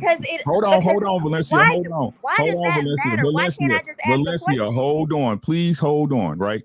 Because what y'all do is perpetuate bullshit in a narrative, right? I don't talk negative. I tell you what you need to do to get with a decent man. Y'all see me, I talk about my wife. My wife is a goddess. She's a queen, right? Don't matter what I went through back in the days with other women, but you want to wear and project a jacket that ain't yours. Unless it so is. You're not going to answer? Nah. Can I answer? The question again. You know what? You just answered. You just answered the question just now about what your response was. I'm telling you, because what I'm you asking you just answered my question based off what you're. Let's let Valencia speak. Let's let her speak. Plus, like as a guest, let her speak before y'all go ham, because I see the brewing. Let her speak. Yeah, because there are a lot of women who. Okay, let's just do this. Van Jones. We all know who Van Jones is, right? This is an educated lawyer who went to fucking Harvard. No, he went to Yale. This is a educated black man. So did the woman who picked him, who had a child with him out of wedlock, did she pick bad? She ended up a single mother anyway. Now, when you go down that, he wasn't a pookie. He was a man with a job. He was a man with a career. He was a man with a background, a good background. And the woman who decided to have children with him still ended up a single mother. So tell me what it looks like. Were they married? Were they married? So can they were married. So can I? That's her fault for accepting those type of standards. She shouldn't have Can I tried to answer? date with the man if she wanted to accept the ring for the man. Yeah, If Kels, he I want to wanted hear. Can I answer the question? Can you let her answer? Can you guys hear me? Yeah, So, go, Kelly. I was listening to like the list that you were going down. Like he has a good job, he comes from a family, he looks good. Like those to me are not qualifiers of what makes a good man. There are doctors and lawyers who are pedophiles who beat their wives. It's not about how much money you make. That doesn't make you a good man. It's not about your job. Doesn't make you a good man. I would say if you're looking for the right kind of man, you need to look for integrity. And my father explained it to me this way when I was younger. Integrity just means you are who you are through and through. So if you have a beautiful apple and you bite into it and it's rotten, then it doesn't have integrity. If you have a beautiful home, but once you get inside, it's got termites, it doesn't have integrity. So you need to look for the person that is doing what they are saying. Their actions are lining up with what they say. And that just takes time. If the man says, I love you, I want to be with you, let his actions line up with that. Don't just say, oh, I love you and I'll let you smash tonight because you said it. That's great. I appreciate you telling me that, but show me with your actions and like allow a man to prove himself. And it is not about his job, because there are a lot of jacked up assholes that have great jobs who own businesses, who are millionaires, and they're dealing with little kids and they got people human trafficking in their backyards. You know what I'm saying? Like that doesn't make you a good man. You have to like, I feel like a lot of good men are just stuck in the friend zone. Y'all need to go to your friend zone roster and go check what's in there and pull them out. Can y'all let Fuzzy speak? Can y'all let Fuzzy speak since she hasn't spoken? Go ahead, sis. Maybe not. No. She on the delay. So what I'll say is, would Fuzzy, you you lagging a to little listen bit. to a man's advice? Whoa. So let me give my advice Would you real be quick. willing to listen to a man's advice? It wasn't really advice. I'm asking you. That's exactly what you came on seeking. No. I would love for you to describe what that good man is, since a lot of these women are so-called picking these pookies and are responsible for being single mothers, even though they didn't make themselves. Hold on, Would Hank. you be listening to a man's advice though? All right. So are you open to, just like I asked Siobhan, right? What Hank is saying is, when you're asking for this advice, are you open to hearing it objectively and understanding that, you know what, they may be right? Or are you just here to argue? Because as much as you say, oh, these so-called women, I think you are one of these women that you are so-called talking about, to be honest I'm not with a you. single mother, but okay. I'm not, okay. Don't attack her. Hold on, y'all. So now I'm mad because I'm a single mother. I'm not a single mother. I'm not saying you're a single mother, darling. So that's what I was describing. So that doesn't apply to me. So why does a single mother even deserve a man of any of these qualities that we're fucking talking about? Say that again. You heard what I said. No, I didn't. The air is running. Why does a single mother, why is she so deserving of this particular quality of man without bringing anything else to the table? Without a quality of a man? So she shouldn't, so because she is a single mother, so she has a child, that means she should just have she can't demand for the highest qualities of men when you are already have lowered yourself down on the totem pole. I know there are some single women that are on this panel, and this is no disrespect. This is just honesty, baby. That's what this is. So the qualities of the man that you were talking about, you're like, well, they still go off and do this. I didn't give you any. I didn't give you any ranking. Okay. So I ask a question: are you willing to take advice from a man? Because it sounds like you're not trying to do that. Are you willing? You said what? She said, "Let's go." I think he asked you a question. He said, "Let's go." He said, "Yeah." She said, "Yeah." So go ahead. Yeah. So all right. So this is all right. So this is my thing. first of all, it has to be a person that is not in the market out of desperation. You know what I'm saying? Because when you're desperate, you're gonna take a lot that's not good. You're gonna overlook a lot of things when you're desperate.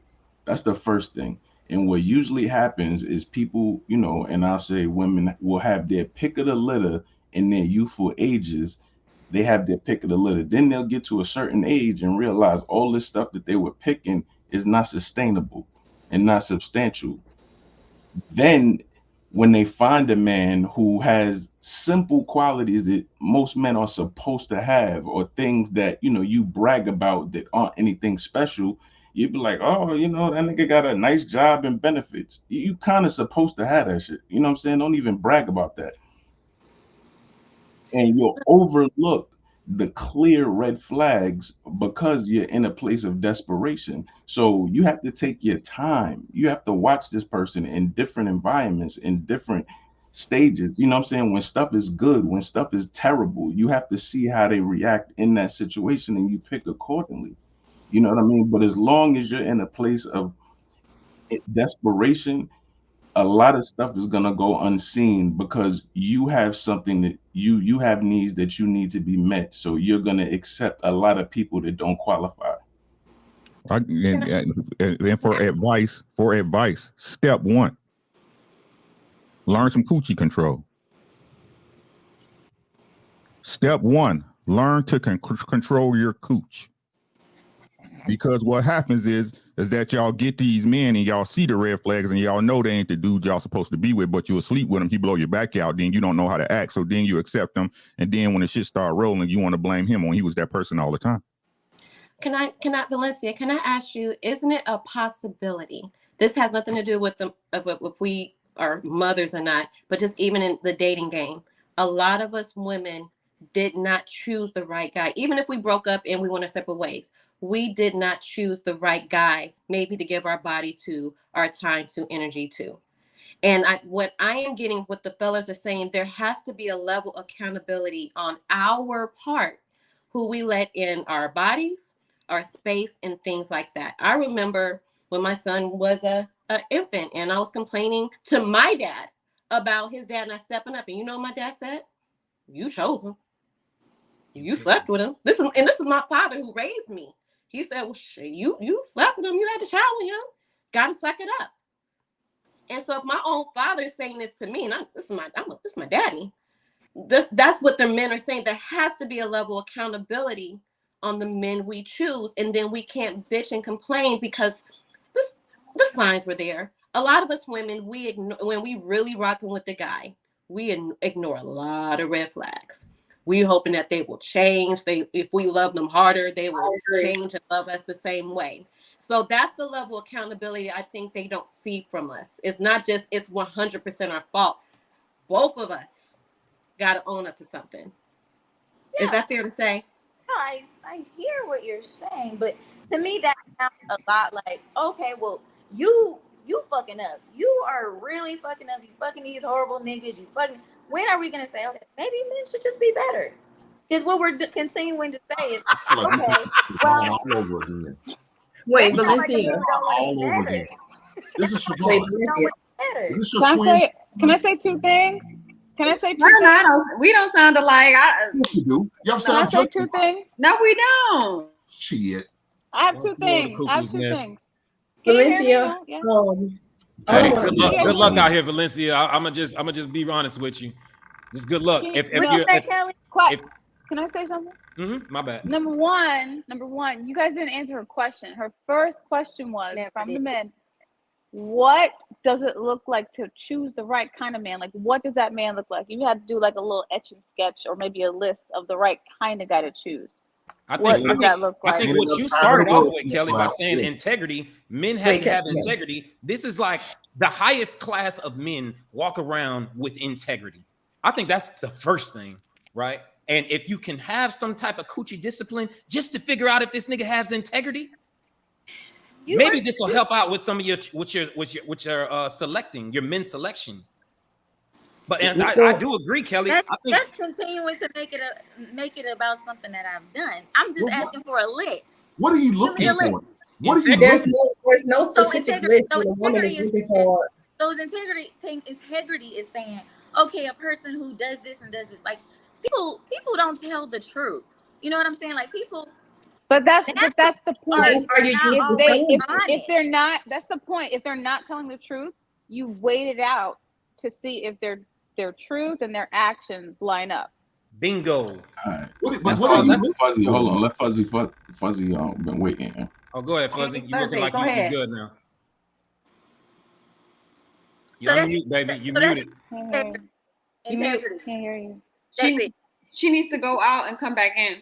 So Valencia, when it comes to a woman dealing with a man, okay, he can have a good job, he can be, handsome, he could be hanging under the pants like you prefer, he could be great in bed, all these kind of things, but those things are superficial. When a woman is looking for a man, like a decent man, you literally have to date him. You have to see this man out. You have to watch his actions. You have to look at the character of the person.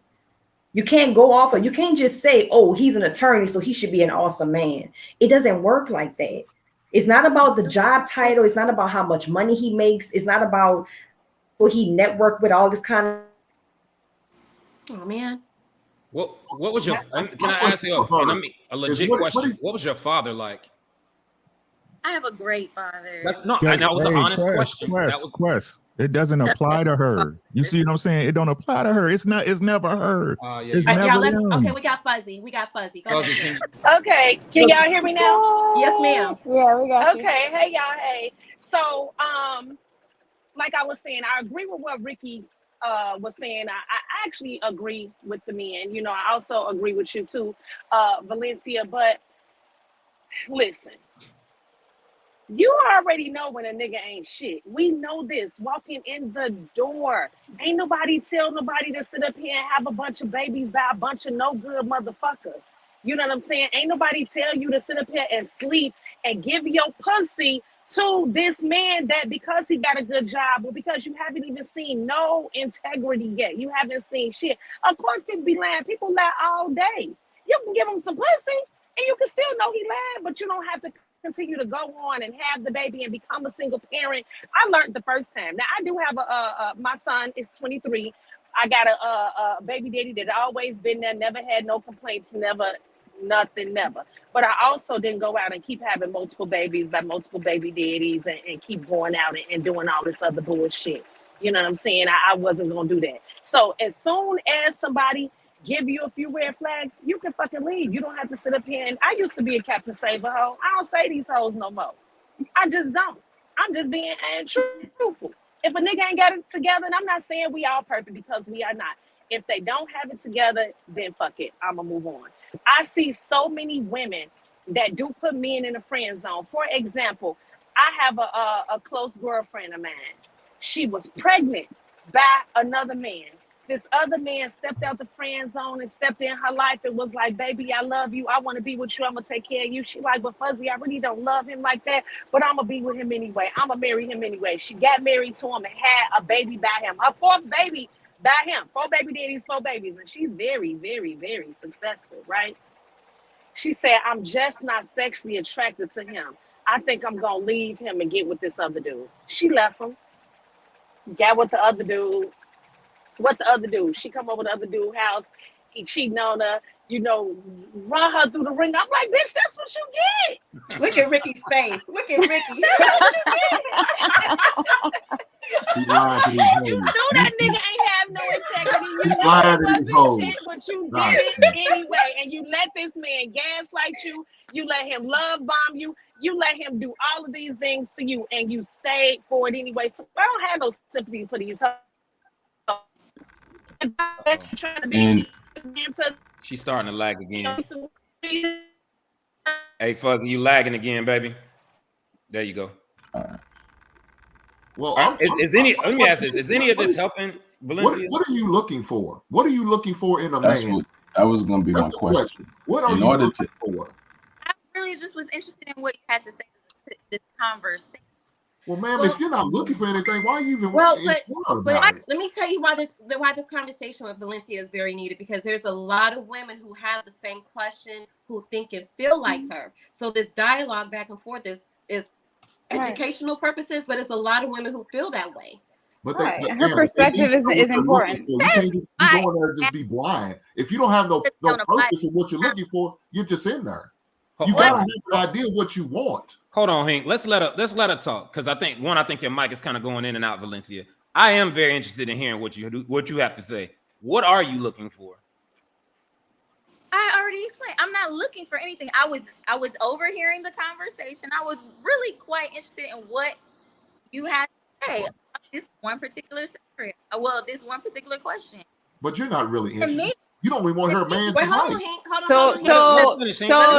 Let her finish. Let her finish. To me, like a lot of like these manosphere like little talks and forums, they are really like use a troll. Use a goddamn troll. Are you gonna let me be easy? Yeah, but she trolling though. That's what she doing. We get it, baby. Go ahead. Wait. Do you think she's trolling because she's disagreeing just far left? I think she's trolling because first of all, she comes up here with no purpose. She has no idea. I just want to know. But then you don't. How is that trolling? Time out, baby. Time out. I know you and your feelings, but she's trolling because she's coming up here saying, "I just want to know. I want to know." But then us men trying to tell her, "Oh, I ain't trying to hear that." Y'all women tell, "Oh, it's gospel. Got to be the word." I didn't say I'm not trying to hear anything. Why are you lying?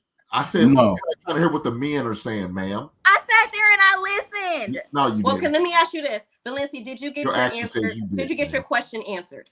Well, okay. Okay. Thank you, baby. Thank you for coming up. What? You have a good Sunday, man. Chill out. Chill. Be easy. You are giving off very. You're so angry. You're so aggressive. What's wrong? Who hurt you? Hank lives. That's all it is. They dealing with boys. Hank you dealing with boys and teenagers. You ain't dealing with a man now, baby. See, that's the problem. I do want to ask you though. I do want to ask you, Valencia. Hank. Hold on, Hank. Let me ask her a serious question, right? And I'm not being disrespectful when I asked this question earlier. My question is, what was your father like? I have a great father. Right, but what were the qualities that made him a great father?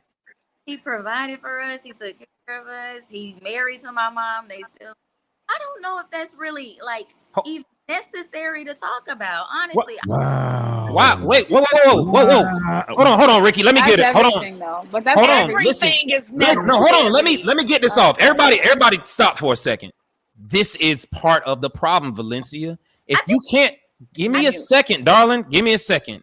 If you can't even see the value of a good father and using him as an example on how you should choose out here in the world, oh my God, darling, I don't think you even understand the depth of what is wrong with the statement you just made. Actually, can I step in? Because I just caught something. What So when Valencia first got on the panel, when Valencia first got on the panel, she was talking about Van Jones. So this is actually important. The list of the attributes she said was he's a good job, he's educated, he does this. But however, guess what, Valencia? Guess how you just described your father? A good provider, takes care of his family. You did not mention any. You didn't mention any characteristic traits when it came to your father. It was about providing and what he could bring, not personality or characteristic traits. So that goes to you, Quest. She literally just identified to her what makes a good man. What he does, what he provides, and that's the point. She's speaking her truth. Right. She's speaking her truth from what she sees. So now what we want to do is hold on. Give me a second. So now what we're going to try to do right now is correct that, right? It's correct that. Darling, you can't come on here and suggest that is what you're looking for in a man and then have a problem when you're not finding good men. I want you, when you leave this panel, I want you to go and sit down and really think about good characteristic traits that your father brings to the table, right? which is why your mom is still married to him, which is why you're suggesting that he is a good father outside of him providing for and he's still with your mama. There's reasons for that, right? Does he have integrity? Is he like just out? Take your time and really look at those characteristics of your father. Dissect them. Spend time thinking about your daddy. That may help you going out here into the world when it comes to time for men's selection. Yeah. Or somebody else. Integrity, character, and all those type of things. Those are things that you find out when you know someone. That is not something that you find out when you are meeting people out on the street. You're correct. That's why you get to know someone. That's why Ricky said have discipline. That's why Ricky said have coochie discipline. Get to know someone. Exactly. You need to date with people and getting emotionally attached to them before you know who they are. If they have integrity, if they stand on their square, if they 10 toes down, if they're a leader. Exactly. We ain't nothing but a check. So here's the thing: we're not suggesting that you're gonna run across the men that you run across are all gonna be good, Valencia. But what Ricky is saying right now, I think what kind of all of us are saying really is, don't get caught up on those men. Okay, once you find out they're not the right ones, poof, and dip out. You know what I'm saying? How old are you, darling? Because you have time. It looks like you look very young, look very pretty. How old are you? Young. That's cool. I mean, she's 26, man. What I want to say is, before I get off, because I'm gonna leave soon. But what I want to, it doesn't matter. You guys. What'd you say? It matters. You can talk. It matters. Go ahead. Yeah, you can talk. Say what you're gonna say.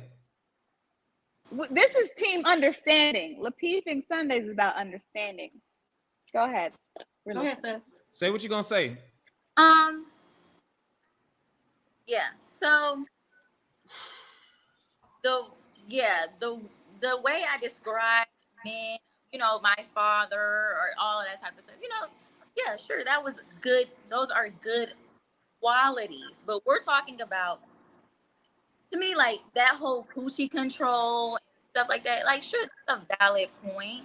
But like, why are we like not focusing on like making men better? Or like to me, that's a really good thing. Like in our community, like we say things like, well, she out here picking bad. I got like, it. What I've heard a lot is the Ray-Rays and the Pookies, right? Like I've heard that on a lot of these forums. And women who are not picking these Ray-Rays and these Pookies, end up with. Let her finish though. They still end up with not good men. So you have to say, okay, well, they didn't pick a Pookie, they didn't pick a Ray-Ray, they picked a man with stability.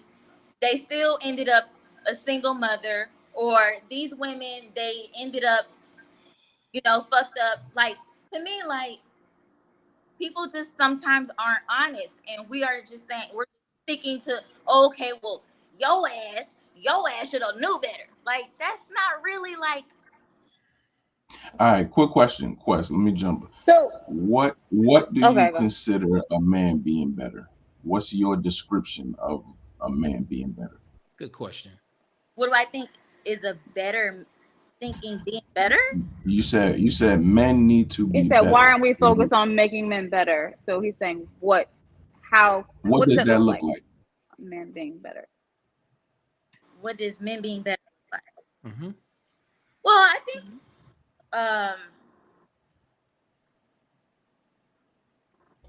being the type of men you want your daughters to be with. That I think if collectively men said we want our daughters to be like us, maybe they would continue to be like these men. I mean, if any of you men have daughters. Wait, say that again. Say it one more time. Hold up. I want to make sure I heard it right. Say it one more time. Please say that one more time. Being the type of men you would want your daughters to be with. Can I respond? So the problem here is. I have to say no. I gotta wait. Hold on. Let Kelly. Let the ladies rock. Let the ladies rock. Let the ladies rock. Ray-Rays and Pookies will become extinct species if women stop fucking them. I promise you. Men rise to the occasion. If you don't put out, they're gonna have to step up to the plate. If you keep your legs closed, I'm not talking about you specifically. If women didn't give them what they wanted, they have to become what we require. Period. They're gonna rise to the occasion. If you're like, you know what, I'm not gonna have sex with you until we're engaged or whatever. If every woman took that stance, which I know it's not gonna happen, Ray Pooh doesn't exist anymore. Like, okay, I gotta be an upstanding dude to get what I want. Because men want sex and women forget how much control they have by keeping their fucking legs closed. Straight up. I know you say it's a minuscule point, but at the end of the day, if they want it, that's what they want. They want it. You don't give it to them, they're gonna do what they gotta do to get it. Now, so can I say this? Let me Sorry. say this. Hold on, Quest. Let me say this because I want to. Let the ladies rock. I understand what Valencia is trying to understand. Why, and correct me if I'm wrong, I'm not trying to speak for you, but why are Black women's feet getting held to the fire more when it comes to the dynamic of the community and relationships? This is my understanding, Valencia. Yeah. And I am a Kevin Samuels fan, and I understand because us women actually are held on a pedestal by our men. Reason being, and sorry if I'm redundant because I said this on a couple of other platforms on Lapeef Network, there's the African proverb, if you teach a man, you teach that man, but when you teach a woman, you teach a nation. Reason being, going back to what Ricky Williams said, is that our purpose is to reproduce, right? Our most valuable prized possession as a woman is our wombs. We are the first connector to the child when it comes to physically, mentally, spiritually, emotionally. So we are the nurturers and the educator of that child. So if we do not protect our energy, our space, and who we allow, and the type of man that's going to father that child, that can seep into negative energy, bitterness that can actually link into that child. Because sometimes karma skips a generation. So if we're in a bitter, negative form as a single mother, as a reformed, single, bitter baby mama, my son is literally now feeling the effects of a dysfunctional childhood because there's not a two-parent home that I could have prevented if I would have vetted a man, required him to take me seriously, marry me, and created that household. Everything begins with us and our wombs and our bodies. So that's why our feet is being held to the fire more. Does that answer your question? Yes, in Black people world, but like in other dynamics, like, Hold on. You're cutting in and out. You're cutting in and out. I don't know if I'm better signal or something, but try it again. Go ahead. Is it better? Okay. So in other communities, when the women ain't shit, the men are looked upon as, wow, this community is failing. Wow, this community is off. Like, what's happening? Us men, we have to gather ourselves, we have to get back together. I can tell you right now, if white women were in drums being single parents or off, They are. Okay, from who? From everybody. It's just they don't bash their men in the public. And when white women do things that white men don't agree with, white men still go along and get along and do what they have to do to provide for the community no matter what. Hey, hold on. Fix your.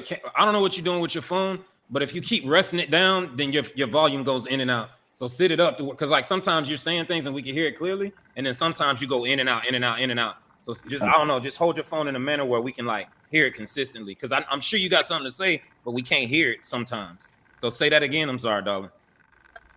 Where did you hear me? I think. Do you have your hand over the speaker? Do you have your hand on the bottom of it? No. Oh, okay. I don't know. Yeah, it's just cutting in and out. It's In and out. I mean, yeah, but it's in and out. In other communities where things aren't going so well, the people are just down bad. Let's just say down bad. They look towards their men to be better and fix the community. But only in our community, it's like, okay, well, the community is down bad. Women need to buckle up. Women need to get it together. Women need to gather themselves. Women need to do this. But like, if men are men in other communities, why is that not reflected over here? Why is but it in that- our community, wait, hold on, Hank. Let Toya go, Hank. Let Toya go. In our community, do you believe that us as women are receptive to hearing what our men have to tell us in constructive criticism? Can you say that again? do you feel as though in a Black community that us as women, are we receptive to hearing constructive criticism from our Black men?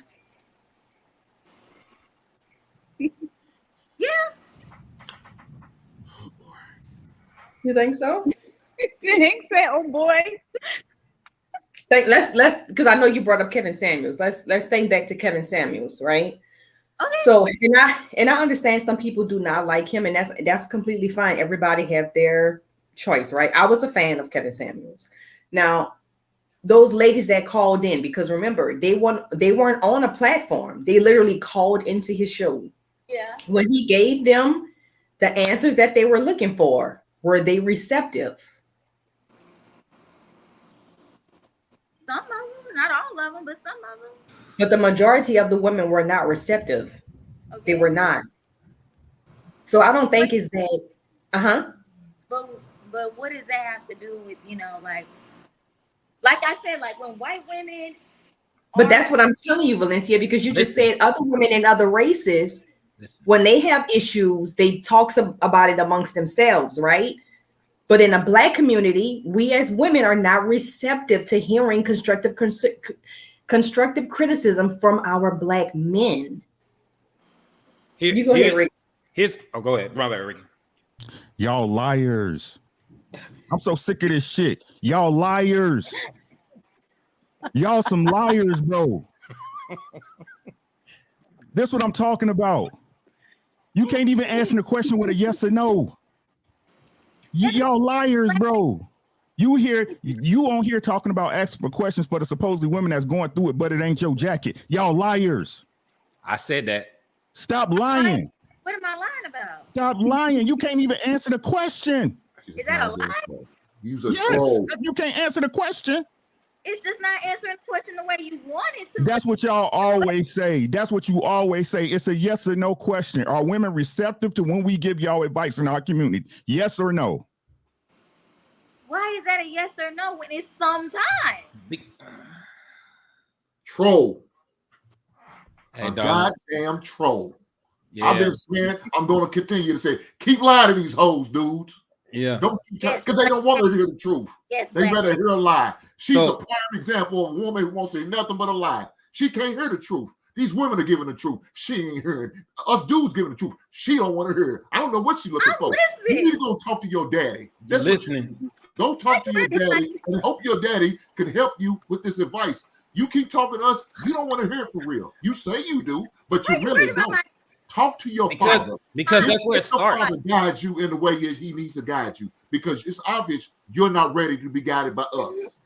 That's where it starts, darling. That's why he's talking. That's why we keep bringing up your daddy, is because that's where it starts. As you roll your eyes in a condescending manner, yes, I get it. I'm not sure what your relationship is like, but I'm sure you might want to tap a little. Oh, I have a great father. Well, then you should tap into. Then you should tap into him and ask him a little bit more, because everybody on the panel done gave you what the fuck you came on here for. Even Miss Toya just now, and you still just not hearing it. Well, maybe, or kinda, or sometimes. It's never a yes or no. It's never a yes or no. Toya asked me about whether if we are receptive to Black men's thoughts and feelings.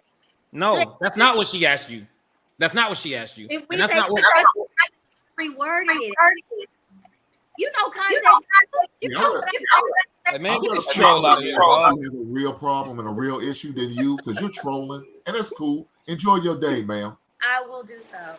I will say, really quick, just one sentence. I will say the only thing, Valencia, is that you're doing, you're just waiting to respond. You're not really listening. Exactly. I was You gotta trying to listen. You acting your age, baby. That's what you Well, hold on, but also Valencia, you gotta listen. You gotta listen.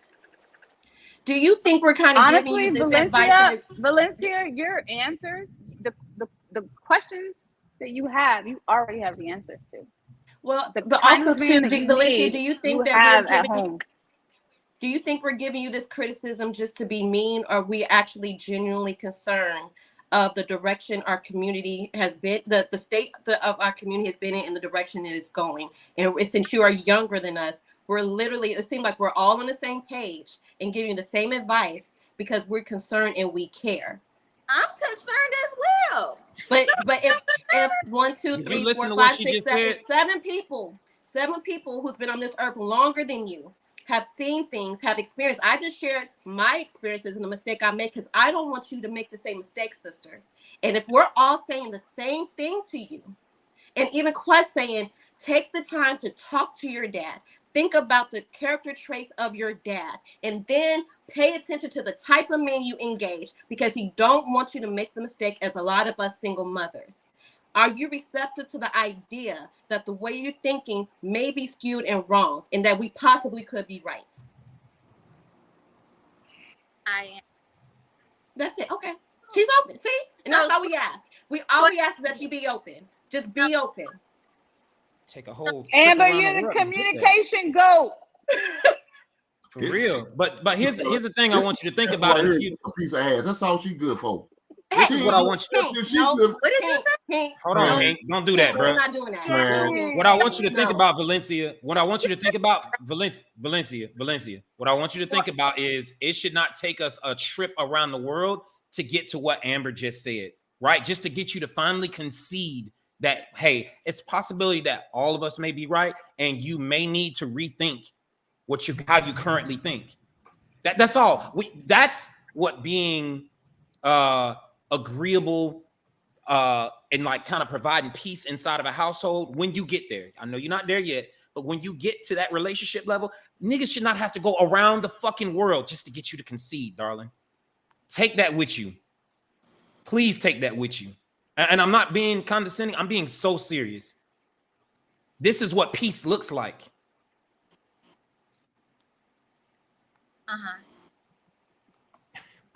Hey, get this fucking troll out of here, bro. Get her the fuck out of here. That's all she do for. What's wrong with you? Man, look her. Keep lying to these hoes. And that's an example right there. Yeah. Don't tell her. She don't want to hear the truth. She can't stand the truth. I sat in silence the whole time this nigga was. You can't handle the truth. But Hank, this is why I'm not coming at you, Hank. I'm not. And that's what you come back with, right? I come to you in sincerity. I come to you and what you say is, like, get the fuck out of here, bro. No, but listen. I'm not being a Captain Save 'em. But the reason I'm coming hard on Hank and even telling Quest to chill, because guess what? These women could be our future daughter-in-laws that our sons could be dating. We need to have these conversations. We need at least have them open up to the mind, because the way these last 2 generations behind us are operating is scary. If this is what my son has to deal with, Amber, if this is what my son has to, Amber, if this is what my son has to deal with across the board, I will tell him to divest. And I hate to say that. I hate to be like that. But if this is what they have to deal with, why in the fuck would I tell my son to stick around for this? Hell no. I'd be damned. Crazy. I'll be killing my generation if I tell my son to deal with a chick like that. Hey, I'm gonna tell my son, go get him a titty. Are you encouraging black women to date white men as well? Man, I'm gonna encourage no man to date your ass. This ain't got to do with it. I tried to save her. Try to save her. Are you encouraging black women? I ain't no longer got to save a nigga. I'm with Fuzzy. She's over. She's done. Let her be. Everybody's not gonna make it. We need to stop. That's wrong with us black folk. We accept anything and all things. Bullshit. That's why our culture's trash now, because we accept bullshit like that. We house people like that. We'll throw the white flag out. Come on in. We'll take your sick, your poor, your man. I'll be damned. We don't need to accept bullshit like that. Throw ass in the streets. Leave a goddamn ass at the restaurant. We don't need heifers like that. Hoes like us bring us down. Don't accept this bullshit. We want the real, not this fake shit, not this plastic shit, not this paid for shit. BBLs, kiss my ass. I want the real. And every man should want real. We don't want these fake ass hoes like this. She ain't nothing but good for a night. You know what I mean? 20 minutes and she's gone. That's all she's going for. Hey, my son would never have a wife like that. Go get you a white woman, son. If you got to choose from heifers like that, find you a white woman. Find you an Asian woman. Find you a Mexican, a Cuban. I don't care. We not. My Sidebar. son not dealing with shit like these. Destin and still have the think we have highest. Stop it, baby. Nobody wants your dry ass. Oh. Yeah, darling. I think we have Going some back to super what chats you to originally read. asked in the beginning, there's a reason why men are not being good to you. It's very clear. And it's clear to everybody on the panel, regardless if you said you weren't talking about you or not. Everybody on the panel knows. Everybody on the panel understands and knows that you are talking about yourself, dear. Cut out the lies. And this is the reason why. This is the reason why men aren't good to you. To make you feel better to think it's about me, but I'm not even a single parent. Nobody said you're single parent. I'm talking about that was my original question. You're gonna stay single for a reason. Hey, look here. Hey, somebody get the children off. Let the grown folks talk, please. Can we get the kids off of here and let the grown folks talk? Fuck out of here, bro. Don't you got something better to do? Go sit in the corner and color. Roll over the buttons. Just press Go sit in the corner and color, bro, and let grown folks have a conversation. You ain't ready for this. You ain't ready for this yet. That's not what she wants, man. Hey, grow up, baby. Grow up. One day you'll be a nice young lady. It's just not today. God damn, we got. Damn. Man. That's the problem. Hank, I've never seen you with the Thursday energy. Unfortunately, shout out. Can we say that? y'all I'm go about to ahead. put you on blast. Has anybody know that Fuzzy does not have her eyelashes on? Man, shout out to the real. Shout out, Fuzzy got. Shout out to the real. She got the eyelashes. How your man feel about that, Fuzzy? And you still beautiful. And you still beautiful. How you feel about me? How you feel With about her my man. lashes? Me not having my lashes on. Oh wait, hold on. He don't care. He Thank says you. that. Hold on. He says that. What you say about my lashes? Uh-oh. Somebody mute. Mute. He don't care. Why don't you care? Whatever make you feel good, What? make you feel happy. Whatever make me feel good and make That's all that You look beautiful with that what? He ain't fucking with the weave though. He ain't fucking with the lace fronts. I know that's right, dog. He ain't going that far. Lashes cool. The weave, nah, he ain't doing Hey, let me say something about this dynamic that we let me say something about this dynamic that we all looking at right now, right? With Fuzzy sitting in the vehicle with her dude. This brother is driving across country, providing goods to the nation right now. And he has his woman riding co-captain, you understand? By her side, Valencia. Do you think this man, what's the brother's name, Fuzzy? Rob, do you think Rob wants to drive around the fucking country talking and discussing things and having to travel all around the goddamn world just to get Fuzzy to concede with something, to be agreeable? No, he would be like, get the fuck out of this truck. I don't want you here. I would have never invited you in the truck with me. You have to be a certain type of caliber of woman, baby. You're not there yet. And that's okay, because you only like 25, 26 years old. But if you don't heed the warning of everybody on this fucking panel, your father and so on and so, the examples that your father may be and so on and so forth, you will never be in a situation like Fuzzy. Go ahead, Ricky. You got it. And see, that's why I said, oh, I'm sorry. Okay. To the people in the chat, shut the fuck up. Shut the fuck up about what Hink said and can't say. He a grown ass man. Shut the fuck up. You Captain Save'ems. Get him. We don't go too fucking far. That's the problem. We don't go far enough. This fucking female mentality, that's why y'all not meant to be leaders, because y'all ain't willing or able to make the fucking call that needs to be made. That's what a leader is. He's going to take responsibility for any call that needs to be made. Y'all liars, bro. Stop lying. I'm about to start cooking and cleaning this shit in this motherfucker in a minute. How y'all going in today? I'm about to say, let me get myself These fucking lies gotta stop. These lies gotta stop. This is the whole problem, you fucking soft ass, candy cake, strawberry shortcake ass people, bro. Y'all too sensitive for your own goddamn good. Y'all fucking exposed clits walking around. It don't matter. You get to say the way you want to say it. I get to say the way I want to say it. Who the fuck are you? If you too sensitive to talk with a grown man, go sit at the kids' table and get your ass some ice cream. Why are you here? Hey, look, go ahead. I ain't going to interrupt. Go ahead. And talk to old girl. Like I said, bro, it's never you. It's never her. Y'all keep proving me right. I should get paid for this shit. Get your money, Rick. It's never you. Oh, I'm here speaking for the other black women. So why are you sitting up there putting on pain that's not yours? Why are you sitting up there putting out into the world pain that's not yours? Why are you judging a man by standards or something you never went through? What? But we gotta be better. Cook our ass, Ricky. Fuck that. Let me Go say ahead, this. Dusty. Hold on. Go ahead, Dusty. We've been waiting. Good afternoon, everyone. This is Dusto reporting live from the Dustosphere. It's about 66 degrees. My bad.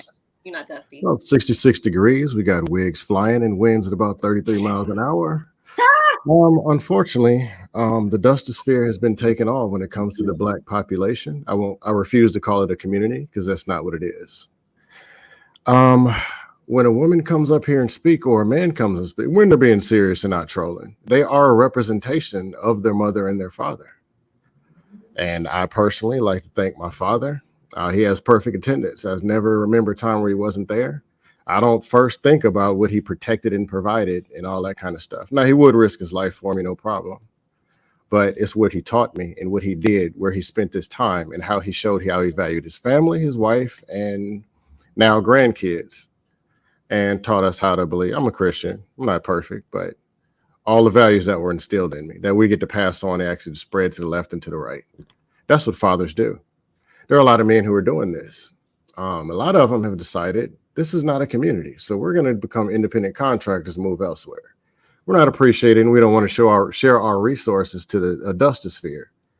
Do all the work to become successful, become some kind of decent citizen out here. No felonies, no beat wives, none of that stuff. Then, after working 40, 50, 60 hours a week, working on the glow-in-the-dark abs in the gym, then, because someone else failed, drive 30 to 45 minutes out and give free resources, turkey sandwiches to women and kids that don't belong to us, don't appreciate us, and are busting it open for Raw Dog Ronnie and Big Dick Tony up the block with no job. That's what this is starting to become.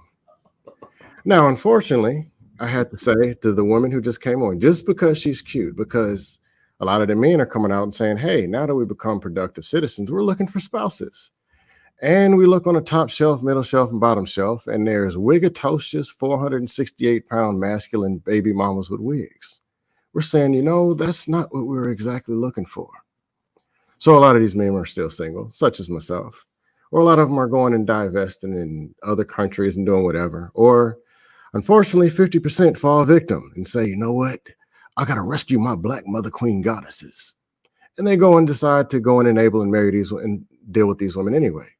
That creates what you just saw. That woman is about 20-something years old. She actually is slim and trimming in the gym and pretty. But because it ain't but 6 women left, there's women are becoming not as attractive. They're becoming wig-tacular and they're starting to become pignoceroses. Let's just be real. It really needs to stop. The men are kind of dusted, bust old crusties also. And they're willing to go and shoot up her DMs. Oh, baby, look at that hair. I love your natural. You see the behavior that you don't want, but they still spend most of their time chasing after the woman that they don't want. Then wonder, man, she took the bag from me, man. I'm in divorce court. I just don't get it. But can we actually work together? Unfortunately, as a community, or whatever you call it, a population, most of the people are not taught how to work together. They were taught that the men are the enemy. We need to stand up with our egos and fight the other man to the left and to the right. And when he says something he don't like, man to man, I got more hoes than you. I got more money. Or, man, I'll punch you in your teeth. That's not productive. Men not working with men. The women, there's always something wrong with the man. And men are disposable because they can go check their phone and their inbox and there's 736 messages from a bunch of dusted busto crusties that just want to stick their meat in there, bang her out on Monday, Uber her back to the streets on Tuesday. Wednesday, baby, it's not you, it's me. then repeat this same very behavior. Some of these dudes are raw dog Ronnies. They empty out their system in these chicks. Here comes a baby. Unfortunately, now these babies, this happened in the 80s, 90s, and 2000s, whatever. Now these are going to become the future. Unfortunately, most of the children are over there with the women. So women raised women. Women raised kids. That's the future. So if you want to know what the future looks like, look at every 14, 15, 18-year-old, how out of control they are. Look at how weak the men and the boys are. That's your future. So what spouses are your sons going to have to choose from? Look around. Or you can go ahead and teach them to start becoming internationally attractive, learn other language, dances, other cultures. Or you can just teach them the Victim Olympics. Oh, the white man in 1826 told us, my brothers, that we ain't gonna never. You can just teach them that. Okay. How's that? I'm sorry. I just want to get Hank in because I know he wanted to say something prior to you jumping on, just as a response. No, to go what ahead. that's still saying. What's going on, Hank? How's it going? What's going on, big brother? You know I enjoy your entertainment, baby. But let me say that I appreciate Rick for saying what he said. But Rick, just like you said, they just don't understand, man. You talking to a man here, dog. Look here, Chad, I'm gonna tell you right now, I'm not gonna sugarcoat shit. I'm not gonna water it down for you.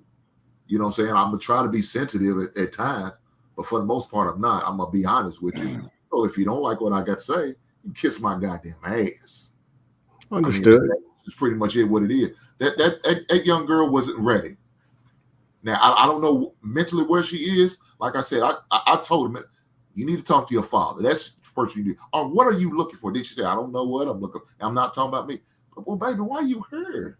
If you want to just ask the question, and we try to answer the question, Amber, but she wasn't trying to hear it. Well, what Some I'm saying fathers are enabling this behavior. She's a representative of a lot of women, even women our age that think like her. Then we in trouble, black men. I've been saying, like, we are in trouble. Our sons are in trouble. Our grandsons at are all in trouble. times. That's what I'm saying. I'm gonna say it to the end of the earth. Black men, protect yourself. Amber, I got a question for you. Yes, sir. If this is what your son has to choose from, you say he's 23 now, yes? No, that's fuzzy. My son is 13. 13, my bad. If this is what your son ends up having to choose from, would you encourage him to say, you know what, baby, that's not what I want you to bring home to me? Can I be honest? And, my son and suggest him to divest. Go ahead. My son is already experiencing some of the young ladies at his school. He goes to a diverse school downtown Chicago, and he's mentioned that the young ladies who are of African descent, African American black girls, that they're too. He said he comes sassy. He said they're too sassy. He said, Mom, they're mean and they're bossy. And I've noticed the young ladies that he has liked or had a crush on, or the puppy love, was not a black girl. So I haven't had to say anything. He's coming to me like he keeps saying, Mom, they're too sassy. They're too sassy. They're too sassy. They're too pushy. They're too mean. I haven't had to say anything. And it's sad that he's saying that, but it's truth. It's real. And that's just unfortunate. I'll say that since my son is 23, you guys can hear me, right? Mm-hmm. Yeah. Okay, my son is 23. He's always went to PWIs growing up. So when he was in high school, he dated multicultural young ladies and white young ladies. I remember him coming home one time and telling me that a young lady, a white high schooler, she got put on punishment because they took up on her car because her parents found out that she was dating my son. And he like, Ma, don't say nothing, don't even trip. I'm about to go to the school and go crazy. My son is a band kid. He's always been in the band, so she was in the band as well. But I said I keep my cool. I ain't gonna act up. So when he went to college, he decided to go to a HBCU. So he goes to school in Ohio. So now he's dealing with predominantly all black women. And he had his share of ups and downs too. One thing that I do see is that my son's 23, I stay out his fucking business. If he want to come to me and talk to me about some things, I got to figure out my own love life. You know what I'm saying? He got some growing pains to go through. But what I do is try to set an example. He ain't gonna veer off too far from his mama. He ain't gonna veer off too far. I try to set an example. Am I sassy? Yeah. Am I a little mouthy? Yeah. But am I submissive? Yes, I am. Do I understand how important it is for a man to have a woman and a woman to have a man? I understand. Me and his dad were together for 12 years. He seen me and his dad together. Me and his dad still co-parent. So I hope we set the foundation so my son doesn't bring home a woman that just don't know how to shut the fuck up.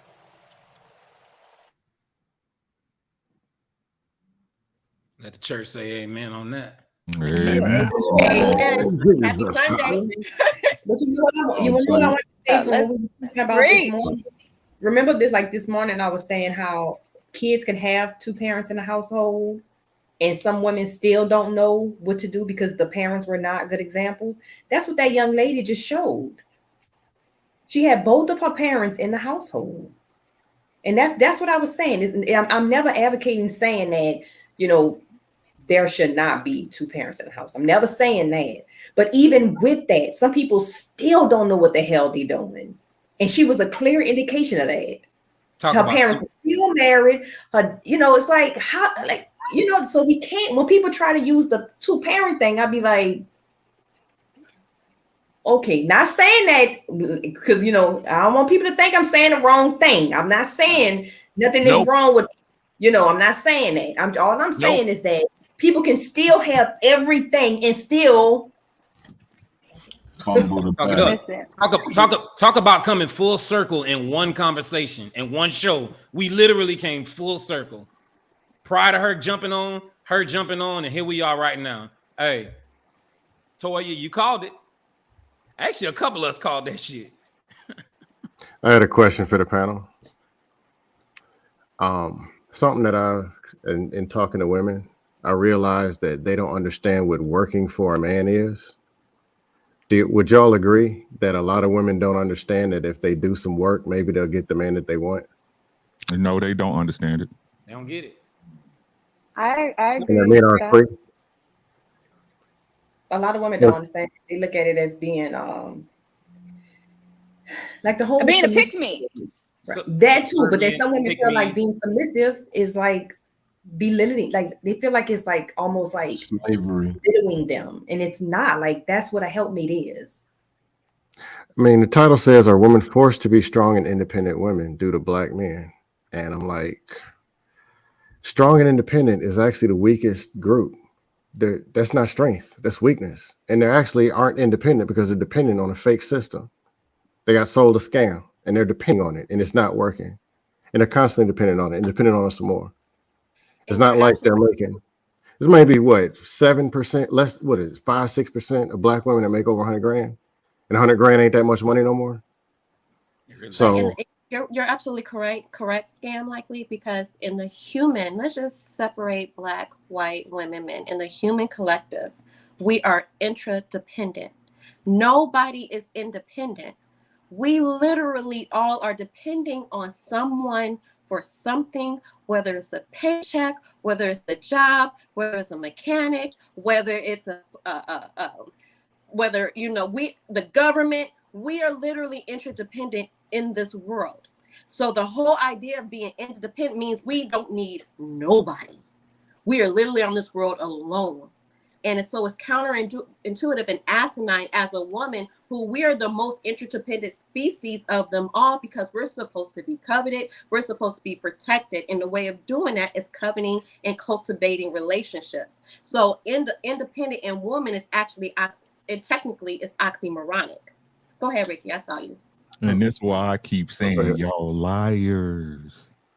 Y'all belief system. Who is y'all? The women that keep trying to say they independent and all this stuff and they want the truth. They liars because y'all entire belief system was based off a lie. And you are who you think you are.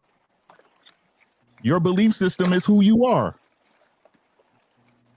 I was taught that the strongest woman is the one standing right behind the strongest man. That's my belief. Y'all liars. And I'm telling you, your parents did the best they could with what they had. When you gonna fix you? Facts.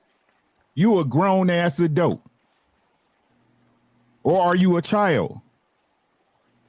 That need to get told when to get up, when to get dressed, when we eating dinner. Y'all can't even figure out the simple mathematics to figure the simple mathematics to get what y'all was put on this earth for together. A lot of them ate too much dinner, by the way, just being honest. So let's flip it. Let's flip it to the story that y'all tell, right? Black women running shit. They the most positive thing about the black. They the leaders of the black community. Right? Ain't this what we be hearing? Black men need to be better. So if y'all the leaderships of the community, if y'all the ones that's supposed to be heading this thing, why the ship so fucked up?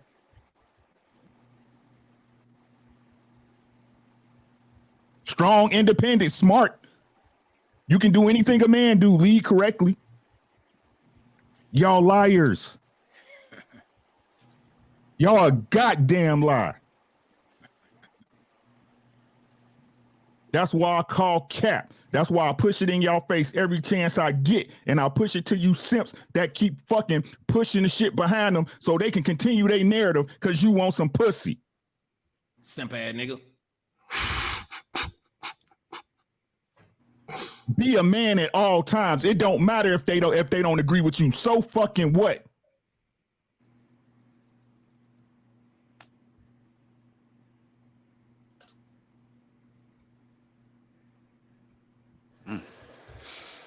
You ain't lying. Yes. I love it. That shit be refreshing, nigga. Look at that. Demon time. Hey, man, I'm ready, JR, all the time, baby. Always ready for demon time. I know you are. I know you are. I'm just very disappointed, man. And just what happened today, man. We some things just can't be justified. What happened? You know what I'm saying? We tried to help the young lady. Y'all encouraged her. Y'all did this. I came in with some harsh, tough love. It just wasn't. She just wasn't getting it. I tried to save her, Hank. I even tried to save her from you. I ain't for it. Y'all better. Ain't nobody than me. got time for that. Hey, for real. I'm all about. Hey, you get it? I'm gonna put my foot on You did, you. Amber. You tried. Amber, you were trying to save her, and the whole time you telling me something. I'm not trying to save her, Yeah. nigga. You trying to save her, bro? Amber's like, well, is it safe to Throwing out say? buoys and everything for her. Are you trying to understand? Amber tried several times, Jay. This shit crazy to me. It's They don't want to be saved. This shit is crazy when you think about it, man. This shit is crazy, Where you're bro. coming from. Wow. Y'all don't even know how y'all own minds work, and y'all trying to tell somebody what they should and should be. This shit is crazy to me. Ricky, what do you think it's When gonna you look like in 5 years? When you asked her the question, you were like, 10 years. so what does a good man look like? And she was like, well, he looks like, I don't know. What she said was, like? what she finally ended up saying was, well, I think a good man should be what their daughters want them to date. Yeah, I wanted to come back and say, well, hell, how in the fuck are you supposed to know that? And you ain't even looking at your dad as a fucking example. Like that was like the biggest alley-oop right there to goddamn blast her ass with. But you know, I'm trying to be respectful, letting other niggas talk shit like that. But that's what whoever came and talked next should have said, bro. Please keep these women in your prayers. Raw dog Ronnie awake. Fuck out of here. Niggas, do not stick your dick in her. Do not, fellas. Raw dog Ronnie is running on the prowl somewhere in the southeast. Encouraging that America. behavior. Encouraging that behavior. Hey, Rick, we got some super chats. Want to read them? Hey, I told you what to do. Hey, I know we got some fire ass super chats off that shit. Hey, Jar, you want me to read them? I got. Nah, let Ricky read them motherfuckers. He on point with them shits. Yarly Mose. I don't need a man. I'm strong, independent. LOL. Appreciate you, bro. Oh, Victor Freeze music. Kayla, you way too chocolate not to find a good man. Simping. Simp body ass nigga. He just can't be light skinned. You need a reform thug. Let's see how long it lasts, Vic. Lioness, what's good, sis? She said, "Oh, baby Quest." Everybody love baby Quest. Oh, that's me right there. $2. These grits are delicious. Happy Sunday, family. Granville Gilroy, and that's why the Japanese average age is 52 and a half. Gary Stewart, $10. Appreciate you, big dog. He said the Sunday morning get down is easy like morning. Love the panel. Toya, loving the natural look. Go ahead, T. Thank you. PDGAF, $5. Even little girls today being taught by older, bitter chicks if something is less than perfect in the house. He a Build-A-Bear girl. Gary Stewart, appreciate you. I meant to say Sunday morning. No doubt. Appreciate you, bro. Sir L, what's up, big boy? He said, salute JR, Hink, Ricky, and the dope panel. Fire emojis. Shout out to Sir L. Hey, Linus, what's up? You got some money. Love Baby Quest. Right, Baby Quest taking my manicure money.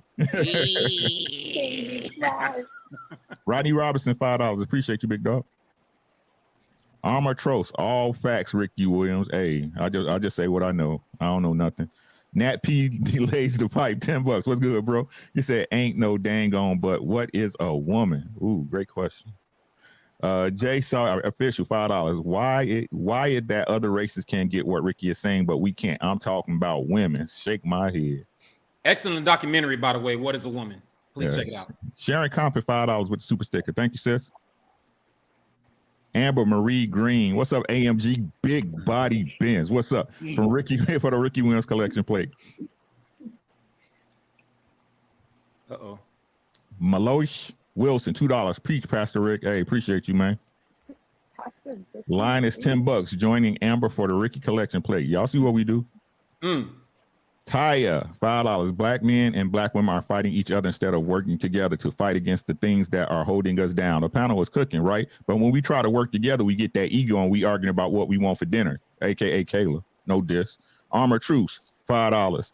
At the end of the day, when women use more logic instead of their feelings, none of this is going to change. How people feel is what ruins things in our race. Get out your fucking feelings. Thank you, Truce. To Huda Ra, $5. American black women have to take the sacrifice of picking a husband, father material to get the family community back on track. Get the man that will help our future. Shout out to Fuzzy. John the Baptist, $20. She may put on cover girl, but it does not mean she is walking in her womanhood. Real men are looking for the inner woman, but girls keep focusing on braiding their hair and makeup looking deeper.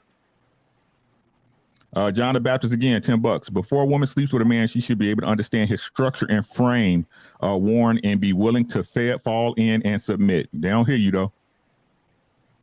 Sporty's Mobile Detailing, thank you, bro. Fuzzy baby dad, certified love, the lambs. Insane One, what's good, my boy? He said, what other community has ain't shit women? Granville Gilroy, $2. She's 70% of my generation for real. Uncle Luke, shake what your mama gave you, 1980s, $5. It's too late for the black community. Save yourself, black men. I just want black men to know they're worthy and get those passports. People will judge you, but who cares? Hey, everybody mute up. Everybody mute up. Yeah, somebody's not. Well built. I'm mute. Okay. Well built to $4.99. Valencia don't want advice. She want that attention. Armor Choose, $5. Dusty, you was right. Women raise women. These males are being raised to be women too. Feminine as fuck. Men need to pick right so we can raise our sons. Or take your child. Gary Stewart, $2. Amy and Fuzzy, stop letting children raise children. SS Gang Kells, $10. Appreciate you. Hank said it best. You can't save everyone. She's damaged goods for the streets, and by the time she realized everything this panel was saying, it'll be too late. Cordell Nelson, $20. Best show on earth. Ricky, keep telling the truth, my brother. That's all I can do, man. I'm too old to do anything else. Sean Kimball, $1.99. Keep this panel every Sunday. Big Bad Bull, $10. Ladies, y'all show true accountability today. Shout out to the ladies, man. Shout out to y'all. We love y'all. Sean Kimball, $2. Ricky, you can't miss a Sunday. Love today's panel. Dietrich Harris, $10. Fire Award, Ricky. Common Award, Hink. Storytelling Award, Dusto. Panel Award, Lapeef. Simple Award, me, because Toya is looking fire. I said, taking woman. Ooh la la. What else we got? Take a look what you can't touch. You ain't touch window shopper. Yeah, taking woman. Taking woman, nigga. All right, y'all. I think that's real out here in these streets. Chats so far, man. It was a great show today, man. Great show. As of right now, there's no Mr. Lee show. That could change within the next couple of hours. Bad storm without power. He's out the country, so prayers on that side. Hopefully we get it going. We'll have it. Just make sure you are subscribed to the channel and have your notifications set on all, because I'll just post it and try to plug it as much as I can. Awesome conversation today. I appreciate everybody taking time out their day to come be a part of the. Keep going, baby? Do we need to keep going? I think it's got to be fair. I mean, I don't know people's time, man. I mean, some people, I don't have a problem. I don't have a problem staying, but for people that do want to, check out a little bit, I can. Yeah, keep rolling. We on deck. I'm kind of curious of where Mr. Lee is. Where out the country is he? Yeah, it keeps raining in Tampa, so keep it going. Ask JR, what was your thoughts on the show? I know the eye in the sky, but what's your thoughts on the show and everything for today? Because it got pretty deep. No, it was good, man. I'm just, I always say, let's just have a conversation, right? I think it's important to hear everybody's perspective, because that's what people are here for. So even if we don't agree, I think it's important to hear their perspective, because there are some people that's out there that may be thinking just like her. And as we're processing through it, let's see if we can let's see if we can teach some folks, and then let's see if they actually learn it, because it's important to understand right in that moment when people are listening to respond, there are a lot of people that's doing the same exact thing and they don't even realize they're doing it. So if she's listening and she's not retaining information, or she's not, putting, like, an example would be like Siobhan, right? So even though Siobhan disagreed, she came on the back end and said she agreed, and she didn't really have that but. She was like, I can hear what you're saying. But when people say that but, they just negate everything on that front end most of the time, and it's kind of really hard to believe that you truly accepted the word of the day. So to me, I like the show, man. It was good. The people were involved. The chat was engaged. I think it was good. And it was good to kind of keep her on, even though I understand when it just dropped the people off. But some people got to get that learning the hard way. That's the only way they're going to learn, right? I mean, she probably ain't getting no spankings like this outside of the greatest network ever, right? So you feel me? Yes, sir. Pop your shit, JR. Talking about. No, that's right. Hey, get y'all tickets to Atlanta, man. Get y'all tickets to Atlanta. Get them tickets to Atlanta. I've been dropping the link. That link is pinned to the top of the chat. We can keep it going, man. I mean, I have some more topics, man. But if y'all got to leave, I understand. I have to say, I am actually surprised at Hank. He went ham on homegirl. I've never seen you get off your body like this before. What was so triggering about it? Be honest. Well, the word triggering to me. I'm not saying triggered in a negative way, but I mean, it got you going. No, because what it is, but it's just, man, I'm sick of it, man. I'm sick of everything that I know men, and I know we have our faults. I know we ain't always on our square like we need to be. But man, every time you hear these panels, I hear it, men. It's always a man. It's always a man. Then they be crying about leadership, but yet they have an issue when we try to lead. And when we are honest with them, they got a problem with that. And the truth is killing them. They don't want to hear it. So when we tell them, baby, you look big, why would you say I'm too fat? Because you are. But yeah, I mean, what do you want us to? You want us to walk down, girl, you looking real full. No, you looking fat. You may want to hit that gym. You may want to hit a couple of laps. But so to me, just hearing all this bullshit, I'm just not going for it. And I never will. But that's just me, Am. I'm sorry. No, I was just kind of shocked. You was passionate today. You was extremely passionate. I will say this though. I really the Thursday energy. But you know what? I will say this. I hope the information. I hope that everything we discussed with her, she may have not been listening to it right now, but I hope that like later on today or maybe even tomorrow, like it starts to kind of sink in. Because a lot of times people don't when they're in like a defense type mode, they're not really receiving what you're telling them. But then once they calm down, they may, she may think about some of the stuff that was stated later. But if not, then she'll hit that wall. That's a good point, Toya. Like, you listen, guys definitely planted a seed. Definitely. Valencia, I'm gonna tell you like this, baby. Tomorrow, when you're at lunch break or whatever, go back and kind of go through that little segment that we had with you, make sure you like the video first. Okay, like the video and subscribe to the network. But then, yeah, take the time and then look at it from a calm perspective, just like Toya said. Just make sure you like and subscribe. You know what I mean? Might have a different outlook. I doubt it, but prove us wrong. Face ass nigga. The sad part, like J.R. saying, that there's a lot of young women out here that has the same mindset and is moving that way, and that's the sad part. And what's going to change? I mean, what is it going to take for these young ladies to get it? If you tired of seeing your mother struggle, then change. Do the right things and make the change. Find out why she's struggling, and then. But if you want to keep that cycle going, then keep doing what you're doing.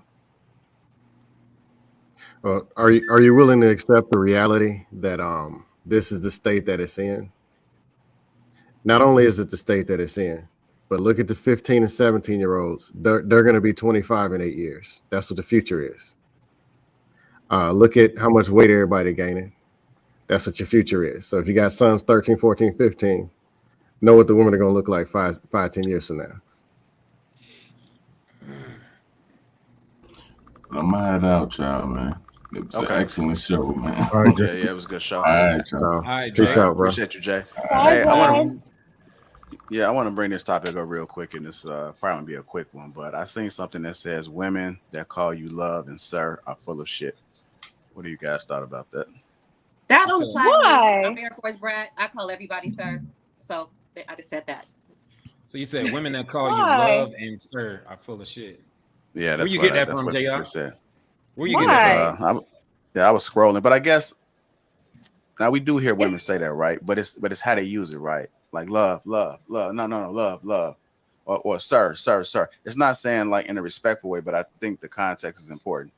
But we Yeah, do, it can be. It Like, come off you mean like condescending. they say it in like a condescending manner? Yeah, that's what. Yeah, that's what's wrong with the English language, man. There's too many different ways to use a word. You know what I'm saying? That's why it's the hardest language to learn. There, You know what I mean? there, and there. You know what I'm saying? Like it's all about context and what form you're using that word in. But I hear what they're saying. Like I call ladies ma'am and hun all the time. Right? How you doing, hun? Yes, ma'am. Right? And my wife, she said, if there's a dude that she doesn't know, yes, how you doing, sir? It's called being But respectful. how can You know you what be I'm saying? disrespectful with sir? Like how is that disrespectful? In the manner in which you said. well, like if you're over talking, like if you over talking, right? Like sir, okay, sir. Oh, like excuse me, sir. Sir. Yes. Well, Just like when we use the word beloved, it's kind of like, okay, beloved. Like I'm not even about to address you by your name. Okay, beloved. Yeah, exactly. It could be used in a condescending manner. Jay, I know you got like something better than that, though. Come on, baby. I got some Shakespeare words. Man, I got one, man, but I think I'm gonna save it for King Honey. Talk. No, don't put it on. Come on, Man, Come on, I bro. got- We're trying to stay on here for you and shit, man. Pipe this shit up, bro. Come on with that fire, JR. Don't leave it at the cliffhanger, baby. Hey, You like a soap opera. Hey, trust me, the black community will give you something else to talk about before King Talk. Trust me. 24 hours. Trust me. 24 It hours. might be. What community? My bad. The black population will give you something else. The black population will give you something else to talk about before King Talk. JR, get the shit popping, baby. That's what I'm saying, man. We fuck gotta, it. I'll go ahead and do it for the people, for the gotta culture. Right? understand where we at so we can get past it, man. But like, that's Hold on. I'm gonna set it up right now. Okay, do it for the network, baby. For the culture. Greatest network ever. Yeah, the best network ever. Shout out to the trolling 60s in the chat. To the who? Shout out Shout out to all the trolling 60s in the chat. Nah, them chat ninjas! Assemble! So wait, hey class. That's Since you unnecessary. officially allowed me to be a chat ninja soldier, what is my responsibilities? Nothing. When you in that chat, keep the chat piped up. Look, Okay. the real responsibilities come from the leadership, darling. Now I'm telling you who the leadership is. I'm gonna call it from the top and work our way down. All right, let's go. General logic. He the chat ninja general. Okay. I'm the chat ninja colonel. And then for some of you chat ninjas that's like, who is he? Why he? You know who put me as chat ninja colonel? The chat ninjas. The chat ninjas made me the chat ninja And colonel. who is I didn't Matt make myself the chat ninja colonel. Okay, so I just want to throw that out there to Then the people. who is JR? Then hold on. JR with the Joint Chiefs, he different. Okay. Then you got the chat ninja Sergeant Major, which is Ricky Williams right there. Chat ninja Sergeant Major. Get your mind right. All right. Then you got the chat ninja NCO, who is Matt G. Now he be in the chat policing the soldiers up. You know what I'm saying? He coming down, he policing the soldiers up. Get the likes up, people. You know what I mean? Put a 1 in the chat type shit. Now you just a chat ninja soldier. Let the leaders lead. Okay, what am I supposed to do? I'm ready. What am I do? Well, I ETS. Already ETS, so I guess I'm a civilian working on the other side. GS-14. So what's my job You're as a supposed to soldier? get I'm people, Hey, look, you're supposed to get people to the ATL event. Amber. You're supposed to get people to the ATL event. What is my job? I got you. So technically, a chat ninja soldier don't get no respect like that. That's leadership that get the respect, baby. That not. Don't be mad at us. You a chat ninja soldier. Be a soldier. Be a soldier. But she can rank up. So I tried to make you a chat ninja medic. At least the medics get respect because they know they're the ones providing the medicine. But you wanted to be a soldier. All right, go ahead. I changed my mind. Let's go make a chat ninja nurse. I'll be a medic. You gonna be a chat ninja nurse? I'm gonna get some leadership. Fuck. You was a chat ninja nurse, but you wanted to be a soldier. Hey, once ninja again, nurse. hey, ladies, stop trying to take on these men jobs. You know what I'm saying? I just want to go to the chat ninja ball. That's it. I just want to be I just want to yell at the chat ninjas like y'all do. Dang. Yeah, you want to go to chat ninja ball. I just want to go to the ball, have my ball down. I'm hearing the likes are down. I mean, if we get the likes up to 1K, then I'll go ahead and drop that next topic. All right, go ahead, Quest. Get them to assemble. Come on. Hey. Coming to Central Florida, the Chat Ninja Ball. Chat Ninjas assemble. I need everybody here to hit the like button. First off, it's free and it don't cost you nothing, right? It'll be hosted in Central Florida, probably in September. No jogging suits. Dusto, the Chat Ninja Colonel is speaking right now to the Chat Ninjas. At ease. At ease. Hey, no, real seriousness. Everybody, please hit the like button. You know what I mean? If you hadn't hit the subscribe button, go on and hit the subscribe button too. Become a member if you're feeling like it. You know what I'm saying? Be part of the Green Gang. You know what I mean? I'm Green Gang. You know what I mean? I'm Chat Ninja. You ain't no real Chat Ninja if you ain't even hit the like button. We got to start there. Right. I know there you go. Let's get the likes up, y'all. We'll do another topic. Get the likes up to 1K. In the meantime, Joseph, come back, brother. Where we at, Jay? On the likes. 744. If they're going up, they're slowly going up. There we go, Chat Ninjas. Let's go assemble now. There we go. Yeah. What's going on, Joseph, brother? What you got for us? Good afternoon. Your audio is kind of choppy, sir. Cutting in and out. Okay. Hello? Yeah, we can hear you. Okay, I apologize for that. I was just saying that I'm a long-time listener, first-time caller and stuff like that. And, while I was listening to the playback, earlier, man, it was just Valencia frustrated the hell out of me, man. You know what I'm saying? She called on the show, to ask for some advice, and I thought we was going to have an adult conversation and stuff like that. But basically, all she did was just come on there to, to try to get, attention and everything, because she gonna have some simp sucker trying to slide into her DMs later. You know what I'm saying? Because I'm not even gonna lie. She's cute. You know what I'm saying? She got the glasses and she got the braces and everything, and she got that youthful exuberance. But like my grandmother always used to tell her, you checking her out. What else did you see? Did you see when I pulled up on he was like, she had the twist out. We saw her put her makeup on. She had a low cut. She was wearing a black dress. We saw him really hard, Joseph. Well, not going to cap though. She ain't as fine as Amber though. But I digress.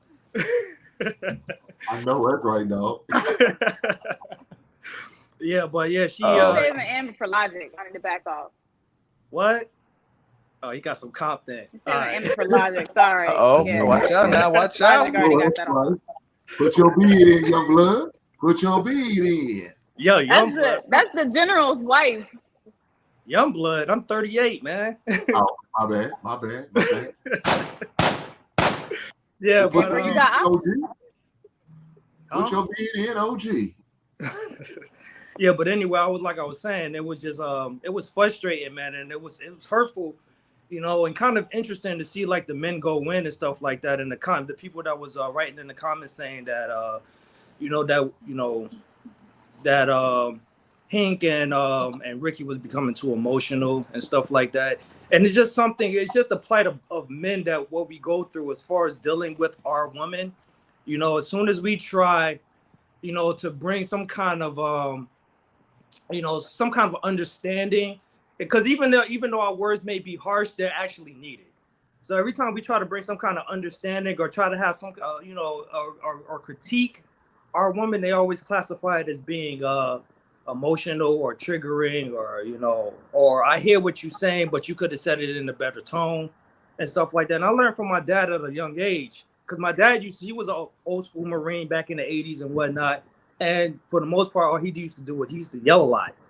And for as far as me and my brothers being receptive to his information, we were always tune out. We became tone deaf to what he was talking about until we got older, and then he died. You know, and then we realized that it wasn't really about how he was saying it, but what he was saying. You know what I'm saying? So, yeah, it's just like I said, it was really frustrating, man, because, you know, she actually really wanted some answers that, for the most part, if she wanted to understand what is the archetype of the man that she wants for Black daughters, all she had to do was just look at her father. If she respects him like that, if she actually respects who he is and not just somebody who is a provider, because I think that's we kind of get typecast. Black men, we get typecast as being providers and protectors. But, you know, in order for Black women in order for us to protect and provide for our Black women, they have to be coachable and reachable and teachable at the same time. And I'm not going to drone on too long, but that's all I really had to say. Well, Joseph, I mean, Ricky did call her out because she called on the auspice of, I just wanted to know. It doesn't apply to me. I just want to know. We all know a hit dog hollers. You just don't you don't call on a show with thousands of people watching just because you want to know, just because you're curious. It triggers something in her. She can relate to the topic, and she wanted to know.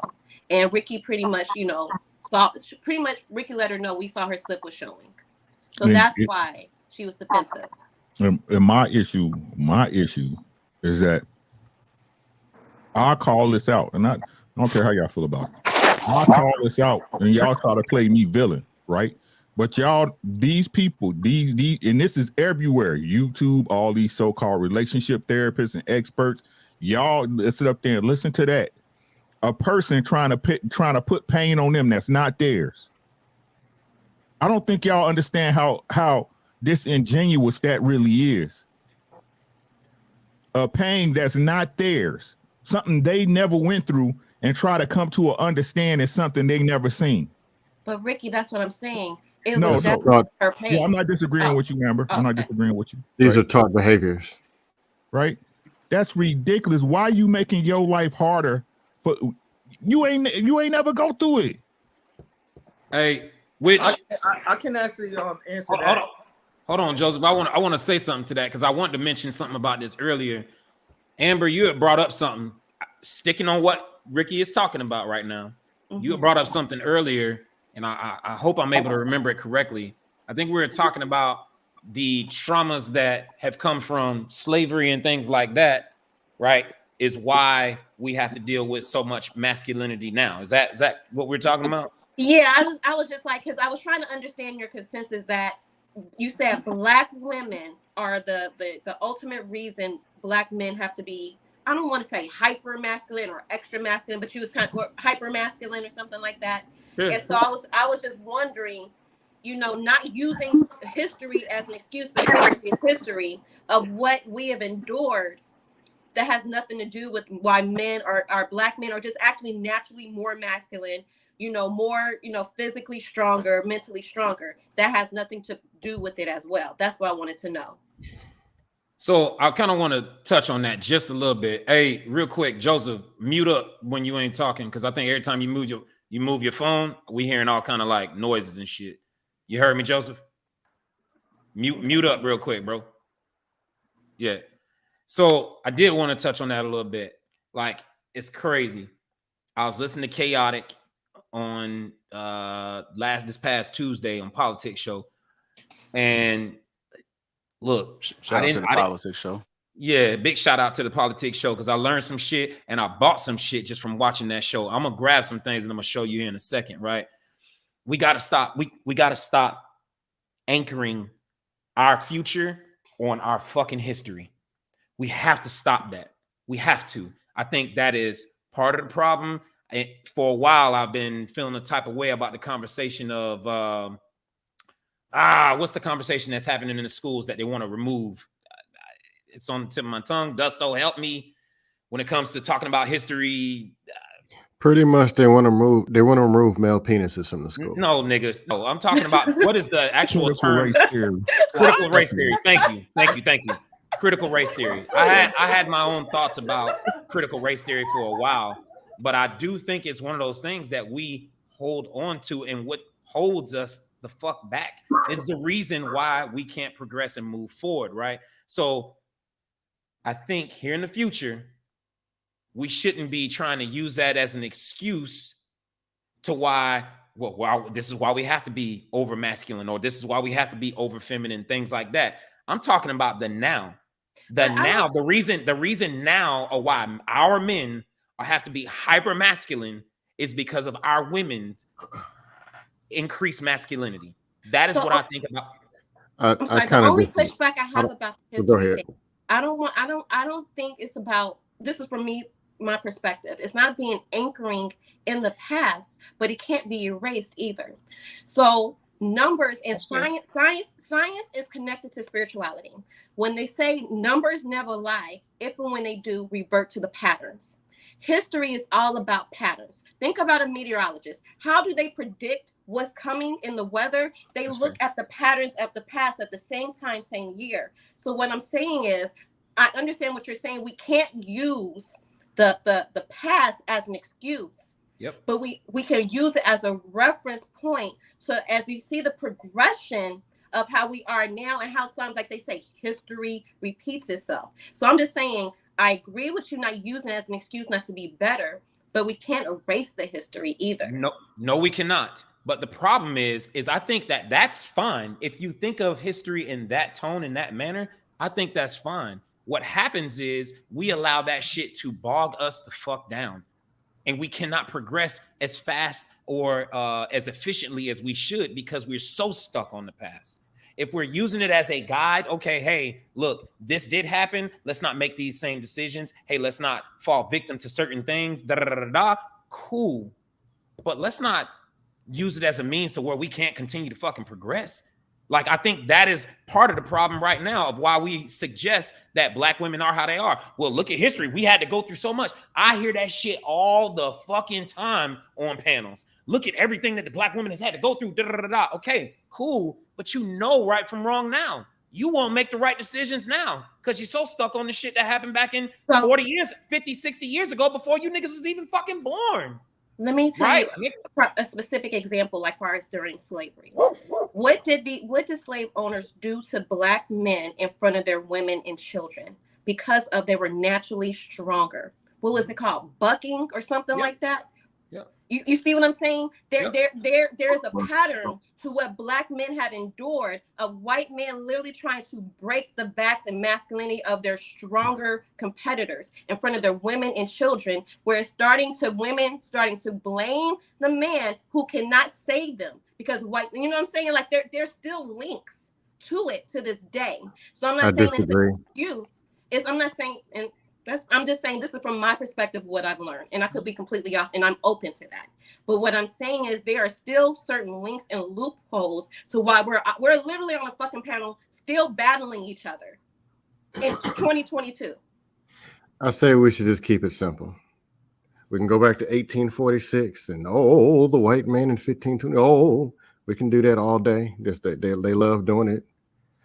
At the end of the day, Jane over here is fat. Fat, less calories, gym. That's a solution. You can either go to the buffet or go to the gym. That's very simple. They chose the buffet. Baby mamas with 8 kids don't get bent over by Raw Dog Ronnie. They can say, come on, Raw Dog Ronnie, bring it on. Or they can say, sorry, I'm waiting for marriage and dating a decent man. These are A and B options, and people are deciding, you know what? I'm going to do what I want to do. Yep. No. Men have told them, here's the thing. Men have told them repeatedly, word for word, we can't stand them 16-story wigs. You're fat. You're not making any money. And the best option that you can do is find a strong man, give him what he wants. First, give him what he needs, then give him what it is that he wants. You can have a productive family and stay with that man. Show some kind of good faith and loyalty. He'll probably be there, protect, provide, guide, lead, all the other stuff. They said no. What you want people to do? What they got to do with a white man? Oh, we got a comment. Say y'all all old and washed up and the furthest thing from God. That's a fact. You right. So God bless you, beloved. Right. God bless you, beloved. How simple that is. Beloved. Beloved. God bless you, beloved. You know what I'm saying? Hey, Heavenly, do us a favor and give us another super chat and dive a little deeper into what the fuck you talking about. And I just want to say, I just want to go back a little bit to the example because Quest was specifically talking about the black maybe we man's read it wrong because of the English language. I was saying maybe we probably read it wrong because of the English language that Richard was saying. Thing from God. And the furthest thing from God. Yep. God bless you, beloved. Oh, Jesus. Amber, I want to ask you a question because I want to actually, kind of further that point that you was making and to piggyback off of Quest and Scam Likely about leadership. Who calls themselves the backbone of the black community? What community? The black community. Okay. Don't go down that rabbit hole with Scam Likely, but please. It's not a rabbit hole. It's actually, I'm not talking about it's a joke. It's a joke with Scam Likely. So it's not a community. Okay, okay, I got you. Yeah, I heard you say that earlier. Yeah, but who calls themselves the backbone? You know, when you call yourself the backbone, that means that you're the foundation. That means that, in layman's terms, that means you're the leader. I used to be in the Army. I also used to play football in my younger days and stuff like that. Whenever there's this, thank you. It was about nothing. It was about the money, really. But whenever. Yeah, I didn't enjoy it at all, to be honest with you. It was a long time ago. It was when Baby Bush was in office. But yeah, when you talk about dysfunction and you talk about the dissolution and you talk about everything that's going wrong with the black community, you have to place the blame where the people who coordinate themselves as leaders are. And that's particularly the black woman, because ain't no men around here calling themselves kings, but you have a whole bunch of crownless queens, so to speak, in the black community. Everybody's a queen and stuff like that, and it's that same argument that, whenever somebody has a good game, whether it's the NFL, MLB, or the NBA, there's GOATs. As far as I know, the GOAT is the greatest of all time, which means one. You can't have 5,789 GOATs. So you have all of these, black women walking around in the community talking about that I'm a queen without a king and stuff like that. And I honestly believe the reason why they call themselves as queens is because they're in control of the children that's in the community. Because women are not capable of controlling men. The only way that they can control men is when they get the government involved. And when I'm talking about the government, I'm talking about the police, and the court system.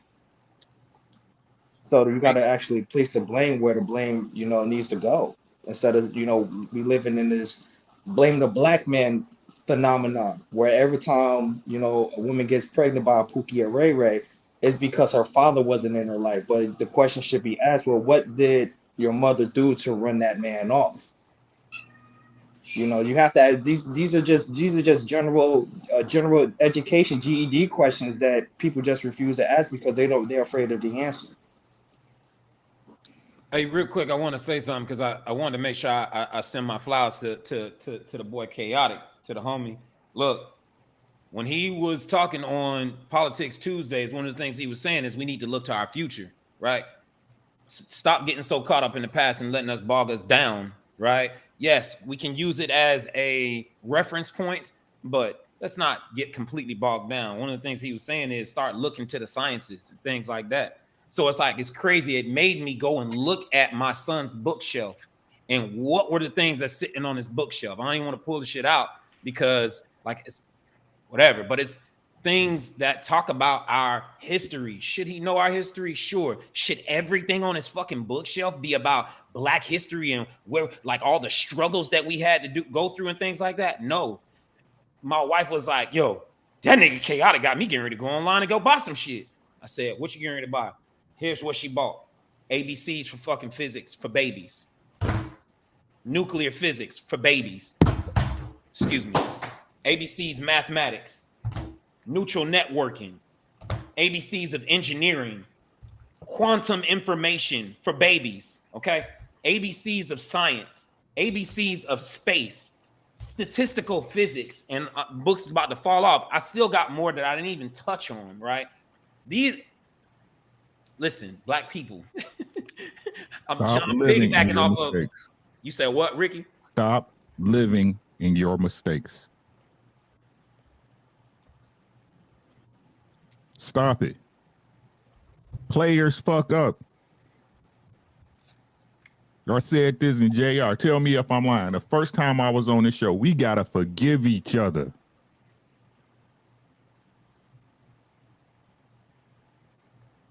All of us made mistakes. All of us suffer from the sins of our mothers and fathers.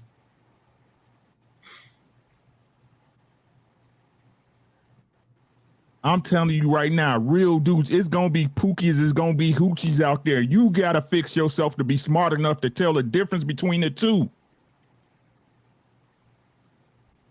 These men is telling y'all, and these women is telling y'all, to the dudes, to the men that's trying to be men. It's women up here telling y'all, I'm willing to submit if you play your role, if you love me as you should. It's dudes up here telling y'all ladies, respect me, submit to my plan, roll with what I got planned for us. I'm not out here to hurt you. I'm not here to break you. But y'all keep picking futures. Y'all keep picking long dick Lennies. Y'all keep picking these nappy head baby mamas who shut the fuck up. Like I said before, y'all liars. Stop blaming it on your parents. They did the best they could with what they had. You an adult. Anything worth having gonna sacrifice. I don't care if she's the best woman on the planet. You gonna have to adjust. Ladies, I don't care if he's the best man on the planet. You're gonna have to adjust.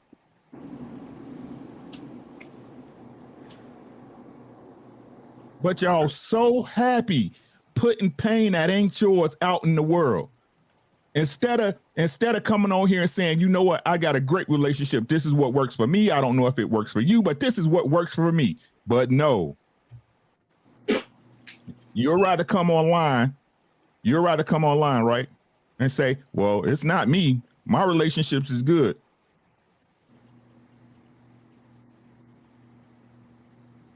I tell y'all what works for I wasn't always the man I had to be. No, I'm the farthest from God. I ain't nothing but a man, but I can learn.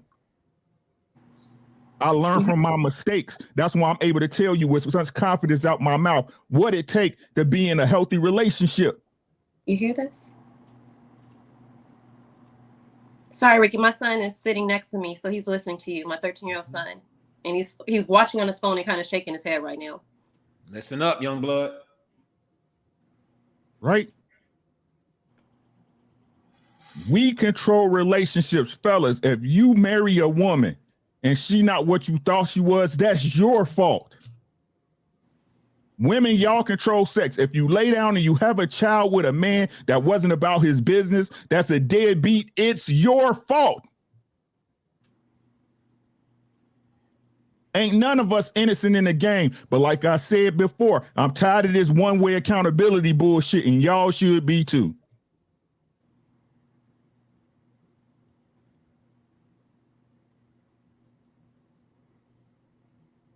But what the fuck do I know? I'm just a guy on the internet. I'm just some guy on YouTube. Man, listen. Pop your shit, Ricky. Oh, Quest, I just want to say this and I'm going to drop it. And this was my whole point in bringing up the whole history standpoint, because I honestly believe you're not giving yourselves enough credit, meaning us Black women are not the reason y'all are hyper masculinity. You Black men were born better, stronger. That's why I brought up the whole point of the buck breaking. White men try to do to Black men. So my whole point is to giving you pushback, Quest, is that you've given us too much credit in yourself, not enough credit to the power Black men have. I guess that's why they're coming up with the save yourself Black man, because men are reclaiming back their power in every aspect of their life. So that's why I kept bringing that up, Quest. I got what you're saying. I really genuinely I understand what you're saying. Amber, if Yes. a woman is man masculine, woman masculine, that's the problem. Man masculine, go hunt for feminine women, leave masculine women over there in the street somewhere. Problem solved. That's not what say she goodbye to necessarily was everybody. speaking to. I'm See you later, literally giving Kelly. Black Out of here, men Kelly. their flowers.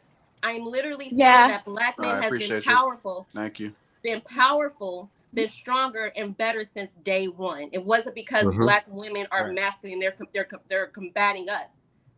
That's why since day one, white men have been trying to minimize and break the backs of Black men. Because you all are naturally powerful and better and stronger and smarter in every aspect of the word. Well, I don't know. My opinion about the white supremacy thing, and they're keeping us down, and the beloved white man. They only make it with a 400-year head start. They can only make average $8,000 more, and they can't beat Indian, Pakistani, all of that, and Nigerian, Haitian, Jamaican make on average $12,000 to $13,000 more than they do, and they're Black. If they're doing this super oppression, they're not doing a good job of it.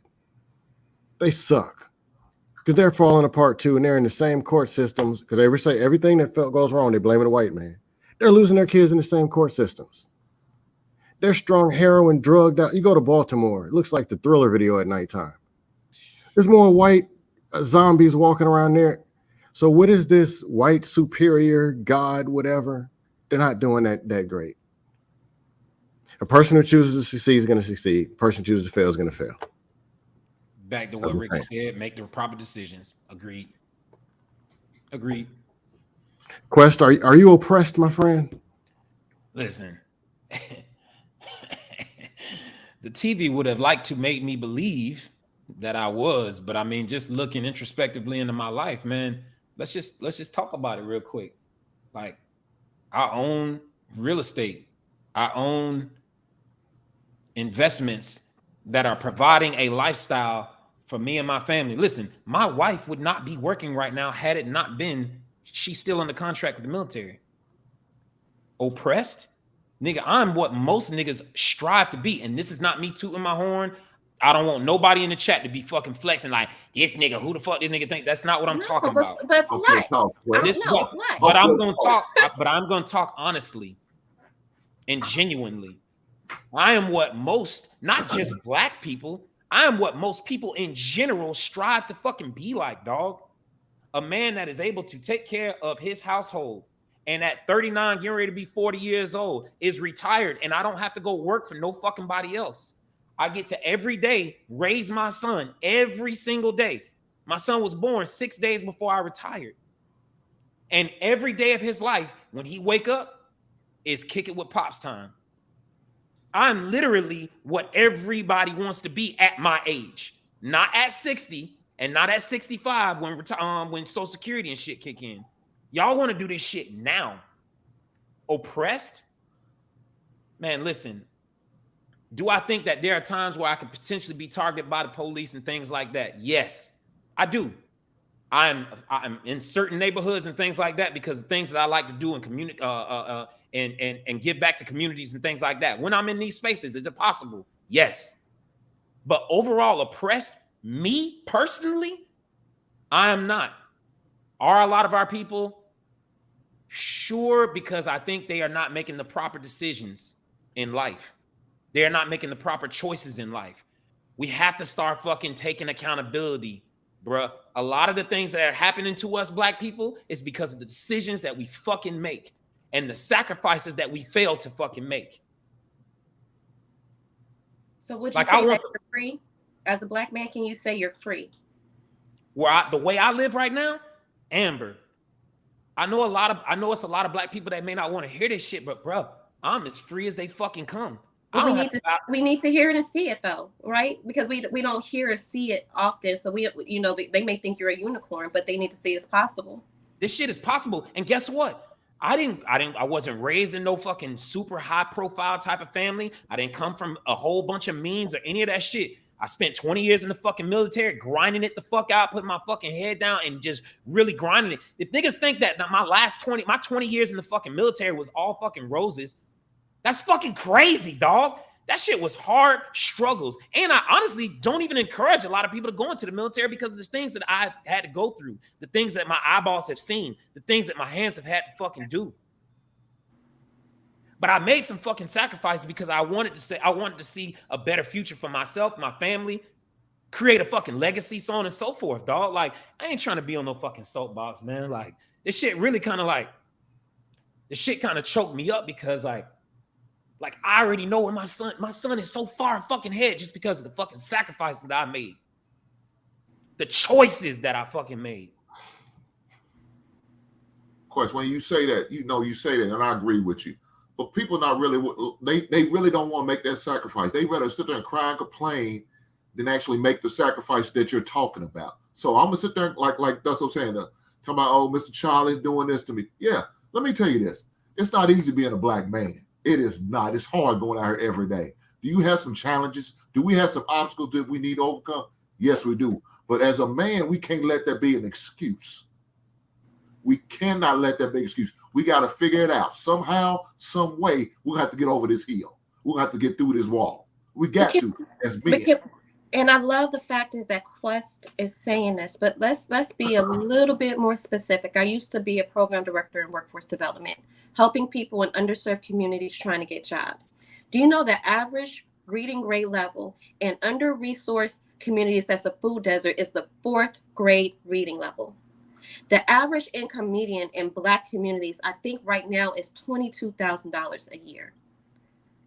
A lot of people in these communities literally only have a GED or diploma. So when we talk about solution-based, where it's not even that there's more jobs than are people taking them, because it's not the lack of people not getting jobs, it's the lack of retention due to the lack of soft skills, not critical skills. So we're talking going back to even the education base of people just trying to survive to live. So I think that's what people talking about, a systemic oppression. And what Quest is talking about, they can't even fathom. So the rabbit hole goes deep. I disagree. It's deep and go ahead, Ricky. It's as deep as it's lake and as shallow as a puddle. Right? Because everything is here for everybody. You see what I mean? There's like, let's be honest. Let's just be honest here. It ain't the actions of white people. They could give care fucking less, right? They could care fucking less. What y'all got to understand is the mentality that we adopted is what's messing us up. Right? It's the mentality from, like I said, this is why I keep saying y'all got to forgive your parents, man, because they didn't know. They didn't know. You know, that's, yeah, I keep telling, hey, JR, where's my emoji at? On it. You know what I'm saying? Everything come back to what I told y'all before. Hold on, I disagree with that, Mr. Williams. Hold on, right? This is what I'm saying. No matter what people tell you, you are responsible for your own thinking. Once you become an adult, it comes at that point where you are responsible for your own health, mental growth, and well-being. Your mother and father, at that point, they're irrelevant. They're irrelevant. Y'all try to say y'all believe in God. God put you on this planet and left you the fuck alone, didn't he? Didn't he? But y'all keep saying, my parents this and my parents that. They did their job, nigga. They got you here. They got you here. What else you want? You are able mind. At least I hope y'all have able mind. And body. You got 2 hands and 2 legs, just like everybody else. When you gonna make your changes? You. Not worrying about the next man or the next house, or, you know, I'm asking for the other people. You. Well, y'all need to take it. I ain't got to worry about no other man. It's not my job to bring up no other man and hip him with no game. I'm doing y'all a fucking favor. You're not responsible to sit up here and express what another woman went through. That ain't you.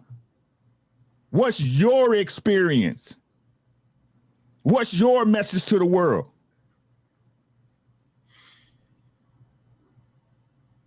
But what's the first thing that come out y'all mouth? Well, my girlfriend. I know a girl. Ask any dude when his fellas and his girl tripping. They what you say? Man, that's his girl, bro. That's his girl. It ain't my girl, bro. May I pray for y'all.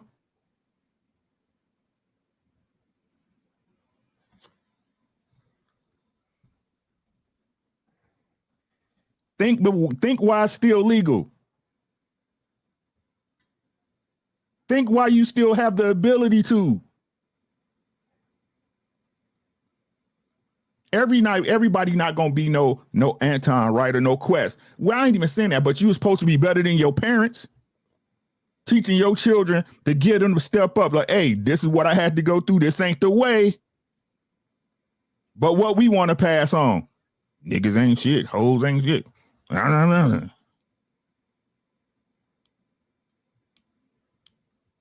Keep living in y'all mistakes. Keep not forgiving people, not forgiving your parents for being who they were.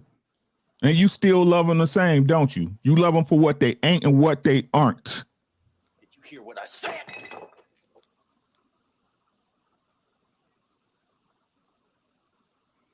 Y'all hustling backwards. Mm-hmm.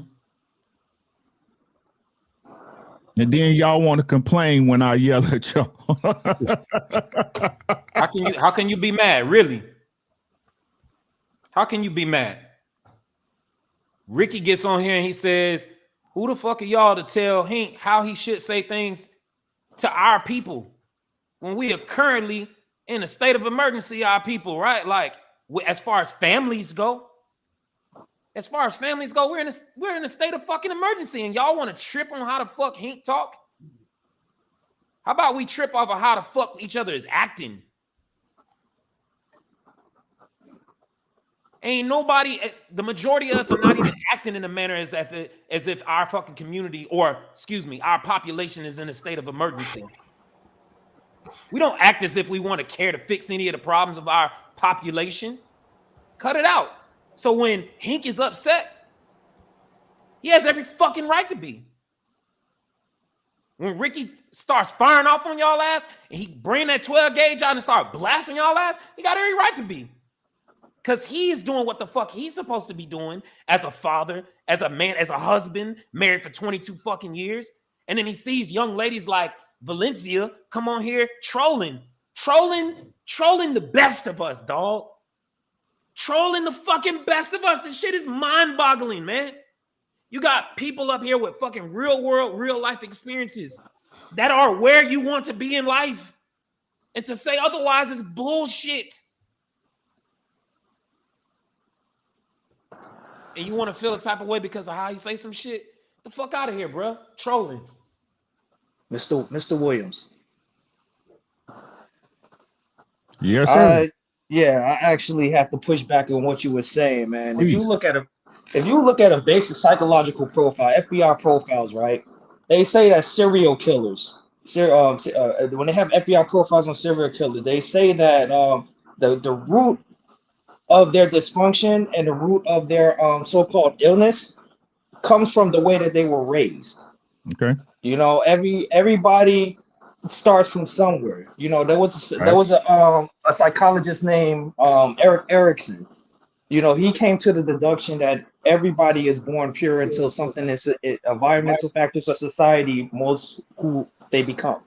Okay. So you saying that parents can't be to blame for the way that their children turned out. I have to really disagree with that. You know, like our parents don't intend to fuck us up, but they do for the way that their children turned out. Okay. I have to really disagree with that. You know, like our parents don't intend to fuck us up, but they do for the way that their children turned out. Okay. Mr. Echo. Could everybody mute up, please? Yeah, you know, so they don't intend to fuck us up, but they do. You know, and what I hear from a lot of parents today is virtue signaling, just the same exact thing what you just did right there, which is, well, I brought you in this world, now you got to figure it out. You know, everybody knows that this world is unforgiving. They know that this world is a sea of uncertainty. And, you know, as parents, you know, you got to get sick of the virtue signaling. Well, I took care of you. I brought you into this world. You know what I'm saying? But your children are failures. You know what I'm saying? The Black community is full of failures. And you have to place blame where you have to give credit where credit is due. It's not the... Let me know when you're done, bro, so I can rebut, please. Are you finished, bro? Yeah, I'm finished for now. Great. So again, I'm gonna say this first and foremost before I even get into this, right? It's your opinion. You're entitled to it, right? But let's talk about the results. Let's talk about the results, right? You can sit there and keep blaming your mom and daddy, or you can go get help. Which one you want to do? You really want me to answer that question? Yes. Because I could give you a whole background on that. It's not no whole background. I don't care about your background. You went through what you went through. It's your opinion. I'm asking you a question. You gonna sit up there and keep blaming your mom and daddy, especially if you know that you're not right, or go do something about it. I've done something about it as a grown man. Okay, you know what I did? I stayed the fuck away. You know what I'm saying? Like I went and got my own thing. But here's the problem that I have is like you can't fuck somebody up and then expect them to still give you the same respect and still respect graciousness. They have this thing where they expect graciousness and respect. Where did I say that, Joe? Even though they did you fucked up and they did you wrong. Joe, it's that called pulling rank shit that I don't fucking like, bro. And that shit is ridiculous. Where you know what I'm saying? Because it's a difference between being a mother, and it's a difference between being a mother and motherly. It's a difference between being a father and being fatherly. That's where we got the game fucked up. You know what I'm saying? Oh, I gave you life. But look at my life. I'm living, you know what I'm saying? I'm living like shit. It's because of the choices that you made. It's because you never set me up to succeed. You know what I'm saying? If what you're saying is actually true, then why the fuck is the community in shambles? 3 and 4 generations of communities is fucked up. If that's what you're saying, because you got these women that's following in the same footsteps as big mama, aunts, sisters. You got the same bros, the same black men that's following in the footsteps as their uncle who used to be a big drug runner or a pimp. So you got to place the blame where it goes. I'm sick of that virtue signaling shit. You can't pull rank on me just because you gave birth to me. Because as children, we have the right to say, hey, you fucked up and you weren't a good parent. We have the right to say that. But every time we do that, it was like we're talking out of turn, or we're being disrespectful. What does the Bible say about honor thy mother and father? They always preach that part. But the second part of that, The second part of that is don't provoke thy children to wrath. Am I correct? They always forget about that part. It's virtue signaling at its finest, and that's all I got to say for now. Great. So to me, it seemed like you speaking from your own experience, because nowhere in my conversation did I virtue signal or say your parents still got reign over you. I said it is what it is. Is that not correct? That's dismissive, man. That's dismissive. No, You it's have not. a right to. No, it's not. It's dismissive to you because of what you've been through. But again, like I said, let's keep it a bean. Please mute your mic because I sat back. Right. when you got off. So let's look, right? All that you said, correct. Your mama wasn't here. Your mama did this and did that. How's that blaming helping you? It's letting me realize. Oh. How are you correcting the mistakes they made? I don't care. You just said it yourself. The world is a harsh place and everybody knows. No one cares. It's your job to make you better. It's your job. So if you want to keep holding on to that blame, by all means, you will never get past it. You will never get past it because that's your anchor to your belief system. And if your belief system, you are, I think, therefore I am, correct? So if your belief system is attached to that, that's all you'll ever be, my boy. As a broken kid from a broken family, blaming your mom and daddy or what they should have provided for you, a leg up. You got to forgive them, bro. You got to forgive them and work on yourself and get past it. Because otherwise, you'll never be more than what they programmed you to be. You got to break your programming as a grown-ass man or woman. So it's not dismissive. If you've been on here before, I tell you, I run my mom through the ringer, bro. It's not about, but I forgive her. I couldn't continue to use the triggers and stuff that I was built in because I was a kid and I was programmed the wrong way. I gotta find my own way. And we need to stop complaining about like the resources are not out here. They're out here. You have to be willing to put in the work, even if your parents didn't do it for you. That's all I got.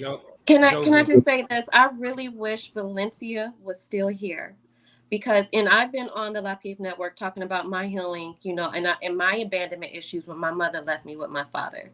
Joseph just mentioned issues that with his mother. Ricky mentioned issues with his mother. Few people indicated a lot of trauma and abandonment issues because of our mother. Hence why, and I'm just saying this because I just really wish she was here, why we as women are responsible and our feet are being held to the fire because we're the mothers. A lot of us are products of pain from unhealthy mothers or relationships from our mothers, because they didn't do the work, or they are, like Ricky said, they taught us or loved us from what we know. So I just really wish Valencia was here to understand why our feet as women being held to the fire, because a lot of us are healing or still healing. And I'm just going to say, Joseph, it sounds like you still have some healing and hurt and forgiveness from the pains of your, like it's being perceived as that because you're still angry. The energy in which you're saying is not forgiveness.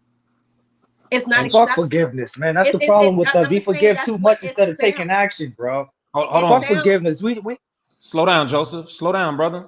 Listen, she's not the only one that's seeing that you clearly dealing with something.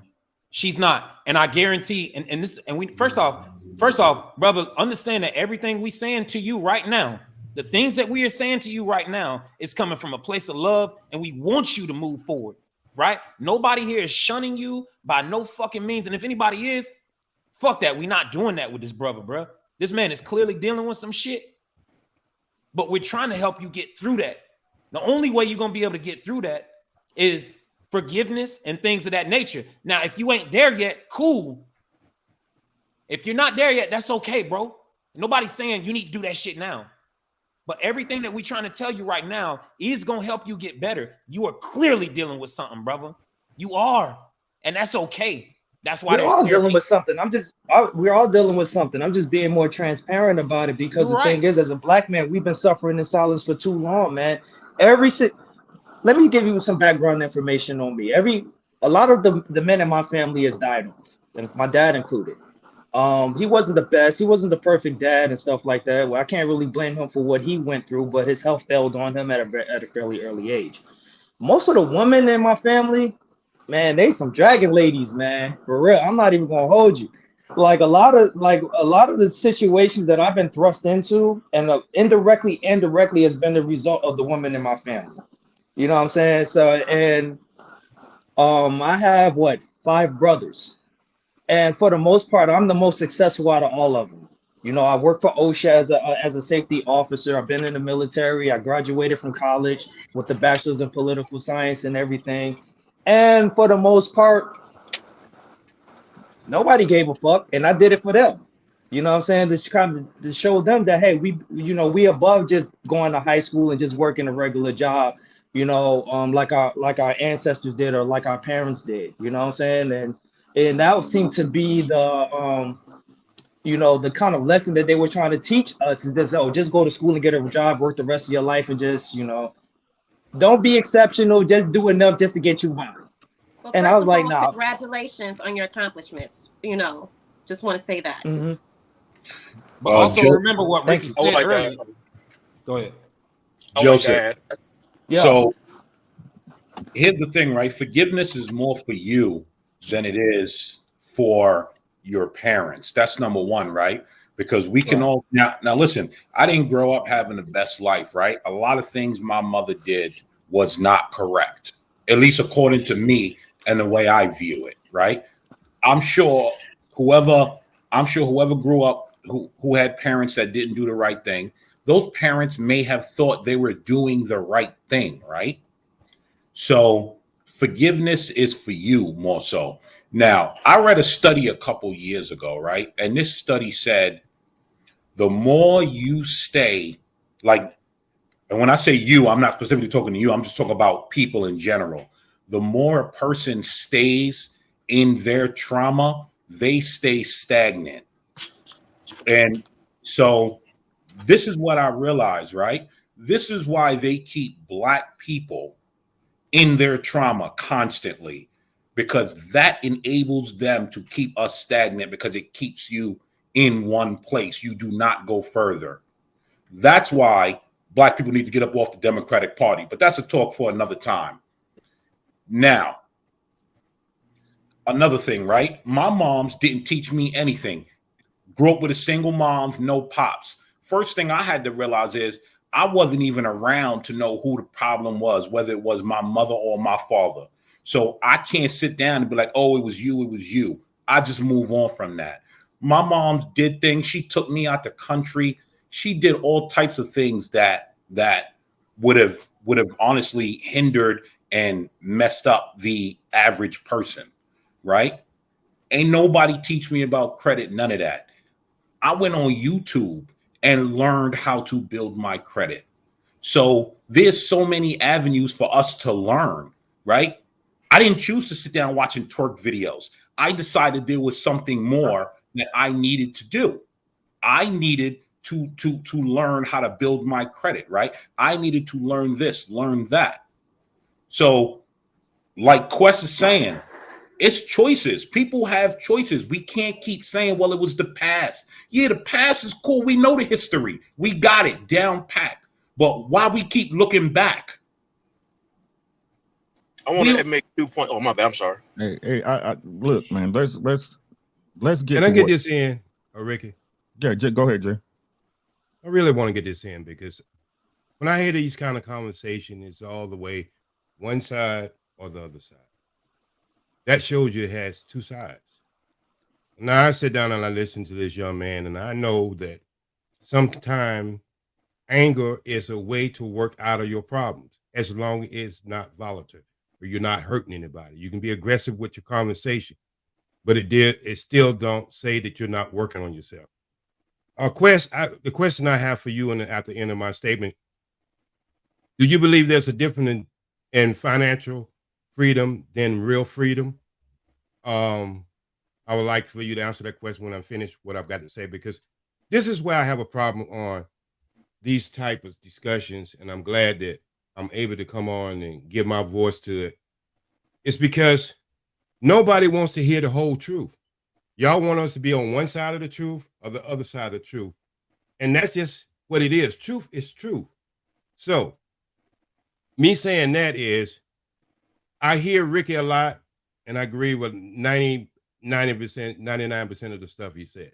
Because I know it's coming true, just the way he's carrying himself, the way he says it, his vernacular. It has to be coming from a deep part of him inside. And it's not popular. And I know it's not popular. But I get so tired of people talking about that the things that affected something in us. Y'all keep talking about 400 years ago. Look, man, Ricky and all you guys who on the internet right now who've been in the service, without a vote, black men can't even participate into the service. I guarantee there's a lot of guys who don't even know that. Without a vote right now, y'all can't even participate into the service. All right. So the problem I'm having with most of these discussions is y'all act as if that these things are not out there, regardless if it affects you or not personally. Because in the end of the day, I think everybody knows that it comes down to you. But that's the easy part, knowing it comes down to you. Working it out is the hard part. And I think y'all overlook that too much in these discussions. And you want to make everything not a reason, but an excuse. Some things are reasons. And y'all undermine that kind of discussion. And some of your personality over here shouldn't even have a microphone in a doghouse, much less trying to talk to younger people. Because the word they spill out of their mouth is so dangerous. When you demean a whole community of people just to make your point. When you live 6 decades like I have, and you don't have your payment on this surface of the United States of America, not on someone else's payment, where you went over there and turned governments upside down. You think the power you used over there is not used over here? You have lost your rabbit ass mind.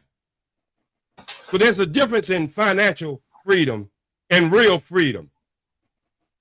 You better understand that, because you've seen 2 presidents get assassinated on YouTube. 2 presidents who thought they were free in their own country in the last 10 years. So be a little more sensitive to other people's triumphs and tribulation and try to help them work through it, and not try to look over as if they don't have reason to tell their story, because everybody has a story. This program and this Lapeef Network is beautiful, but sometimes we can get into the entertainment value of it and not understanding the power of it. That's all I got to say.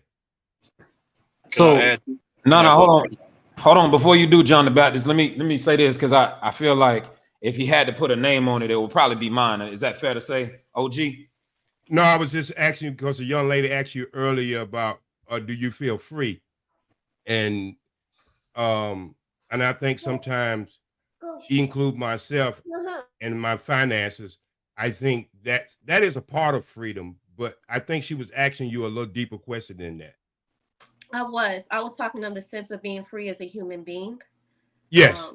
That's what I thought you was talking about. Because financial freedom and free as a human being is 2 different things. Michael Jackson found out that, Prince found out that, Bill Cosby found out that, all these people found out these things, depending on what button you push. And can I just free clarify? man shouldn't have to worry about what button he pushed, because it shouldn't be any response to any button he pushed. Shouldn't be any consequence. But we find out when you think you are free and you're pushing the wrong button, there's some consequences just because the melatonin in your skin, melanated your skin. I was specifically what does freedom as a black man look like? Because no one knows. Black men have it way harder. I agree with Ricky. No one knows. So what I suggest is this is the closest that we as a people are gonna get to it, and that's what I think. This ain't for everybody, bro. This is for me. Hold on, come on, brother. Come on. I agree with that, Chris. I agree with that. This look. Look, I hear you, J Speed. And again, look, that's a whole different conversation. Everybody, but that's the love of the bag. That's the corporations. That's trickle down money. That's a whole different conversation, right? We all slaves. We in America. That's just the honest to God truth. You a slave to something. You a slave to a dollar. That's why you got to get your ass up and work every morning. I'm sorry, Rick. I had somebody in my background. Go ahead. I wasn't responding to you. I had somebody in my background. No, I'm good. It's good, right? So, but this is what. Look, this is what I'm saying, right? Fuck all that. What I'm saying is this: if we get down to it, if we really get down to it, what I'm saying is this: everything, what you said, what Meek said, Joe Brown, everything is a distraction from why we really here, which is to enjoy the relationships between each other.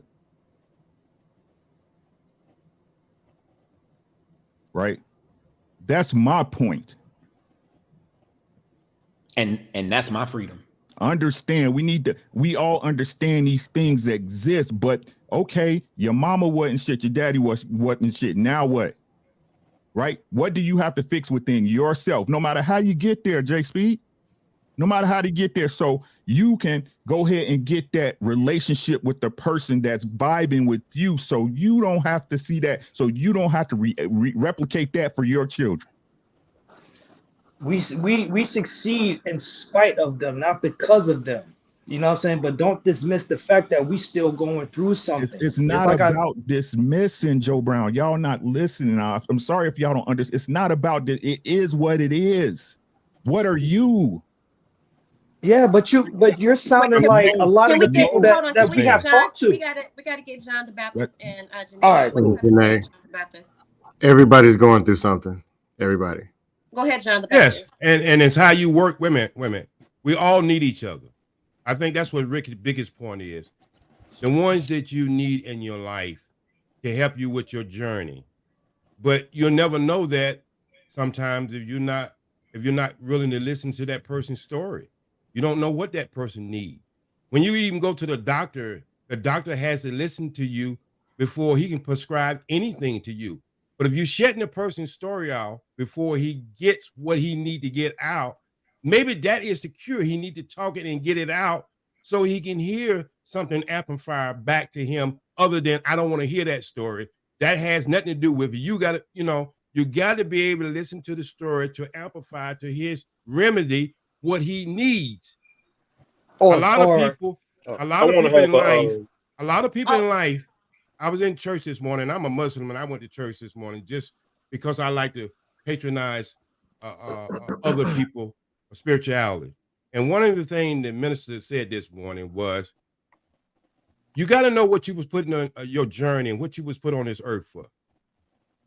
And then when you figure that out, it makes a lot of your life a lot easier. But what I don't hear is a lot of love. I hear a lot of people say it comes from love, but I don't hear a lot of love spread it, man. I really don't. I hear a lot of criticizing. I hear a lot of people beating up on each other, not paying attention to what the person is saying. And what I'm saying is there's always different ways to handle a problem. If you have any children, I got 5, and you don't handle the same problem with each children the same way, you got to understand the personality you're dealing with. And I think that's what I need All to right, be. hold on, John the Baptist. I'm sorry to cut you off, but I think Janae was first and then John the Baptist. I just want to make sure everybody gets a chance to speak. I'm sorry, No John problem. the Baptist.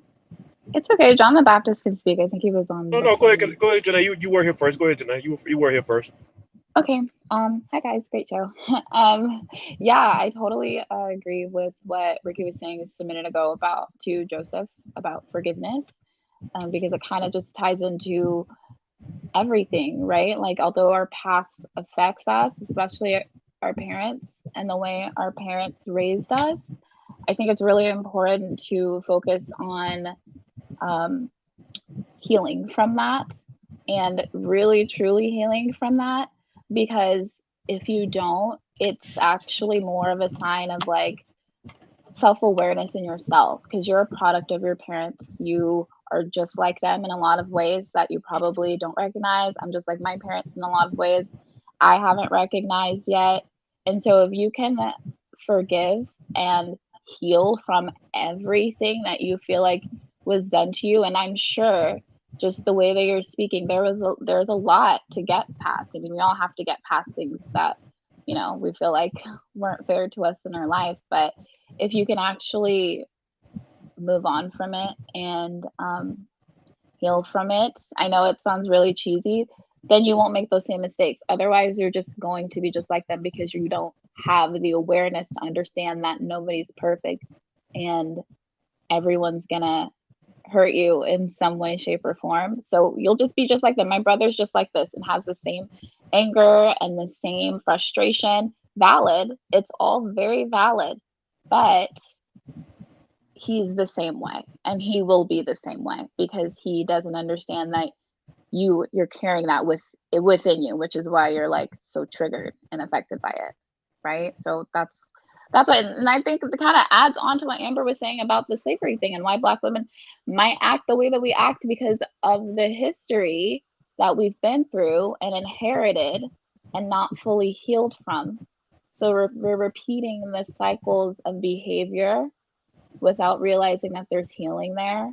And so I think that's what she was trying to, or at least that's what I got from what she was saying, why Black women act certain ways and have to like and feel more masculine than we probably should is because of the cycles and generations of behavior and hurt that we haven't healed from. So it's kind of the same thing, I think, that people are talking about. Thank you so much, Janae. Go ahead, John the Baptist. I want to have a relatable moment first, then I want to make 2 points. I'll try to make it quick too. The relatable moment to Joseph is as you spoke, I heard a lot of what you were saying. I grew up in an environment may not be similar to yours, but exactly like yours, but it's very similar. Very, very family that was very no men, a lot of women, no structure, nothing that would give you stability. And because of that, there were a lot of things that happened, a lot of things that we went through as kids that we shouldn't have went through. And then as you're growing up, you see a lot of things that you shouldn't go through and how it affects individual kids. So I relate to the point that you're making. I hear the point that you're making. But then there comes the age of responsibility when you become an adult too as well. So now that I'm 48, I've been married for 27 years, doing a humble brag here. 2 kids, 27 years of marriage, a 25-year-old son and a 20-year-old daughter. I took the problems that I recognized in my childhood, addressed those issues, and took accountability, which is the first point. The first point is accountability. You have to take accountability of the things that you went through in your life and the things that you see. I understand we can blame our parents, and we truly can. And I'm not saying you should. I'm saying your parents shouldn't take accountability for themselves because they should. I wish my mother would have took accountability earlier. She took it before her deathbed, but she finally took accountability as she got older. And it's sad to say that, but what we have to do is take accountability. The second thing I realized in life is it's called free will. Every individual has a free will. Every individual has a choice to make. What I've learned in life is you have to let people make their own choices. As they make their own choices, we also let them suffer from their own consequences. Every choice has a consequence. And so I think what's happening more in today's time is we want the choice without the consequence. And so as we were saying in this panel, no, there's accountability, there's free will, recognize it, there's choices and consequences. And then take those choices and consequences and learn from those decisions that result from the choice and consequences. But you have to own up to it. Whether it's the baby boomers, whether myself as Generation X, or the millennials, everyone has to be responsible and take accountability. We can't keep blaming those who came before us. We can recognize it, but at some point, if we're going to be healthy individuals, we have to stop blaming. Write a book, Joseph. Seriously, write a book. And that writing a book will help you find healing too. Most certainly. What's it? Scam, did you want to say something? I'm just listening for now. Okay, Meek. I mean, we've all been through something. And again, we have to take accountability, and writing things down actually does help to get to the healing process. So I actually do agree with what they're saying in regards to writing things down. But at some point we have to get to the healing. No one's dismissing anyone's pain. We understand that, as the Black population, a lot of us have gone through the pain. No one's dismissing it, but we have to be accountable and do better. Wouldn't you say, if you came to a city and seen a building, didn't see a building, just seen a wide open field, and then the next year and a half you came there, you seen a skyscraper, wouldn't you say the part of building that building had to start with a foundation, and then it just kept going up and up? You act as the two are separated. When you start your healing process, you never know where it starts at. And it could be part of your healing process is writing a book, because it gives you more critical thoughts, more critical thinking. So the process could be healing as you writing that book. That's the process. And what I'm saying it is, when a person writes a book, and I know a lot of people who have written books and they put their story in the book, they get a very little pushback or criticism because the aggressive of the story vernacular they use in their book. People can tell just from the writing that it's deep. It's come from deep inside. Even when Oprah or anybody tells their story, you can tell it comes from deep in. And they never really criticize. Maybe a small minute of the population criticized them. And that's why I think his avenue may be, this is not really the right form for him to express himself. I think when he starts to express himself, his healing process starts then. When he wants to share his story with the world, who may be listening to hear his story before they start trying to put it under a microscope and trying to tell him where he's at in his life. Maybe he just need to get his story out there, and that would be his healing process, to know his voice is heard. I seen definite G been in and out. How you doing? What's going on? I'm doing good. Long time no see, Amber. I know. How you been? You good? Is it loud? I'm doing, handling myself. Yeah. So what's your Just doing my thoughts? thing, handling responsibilities. That's what's up. What's your thoughts? Yeah.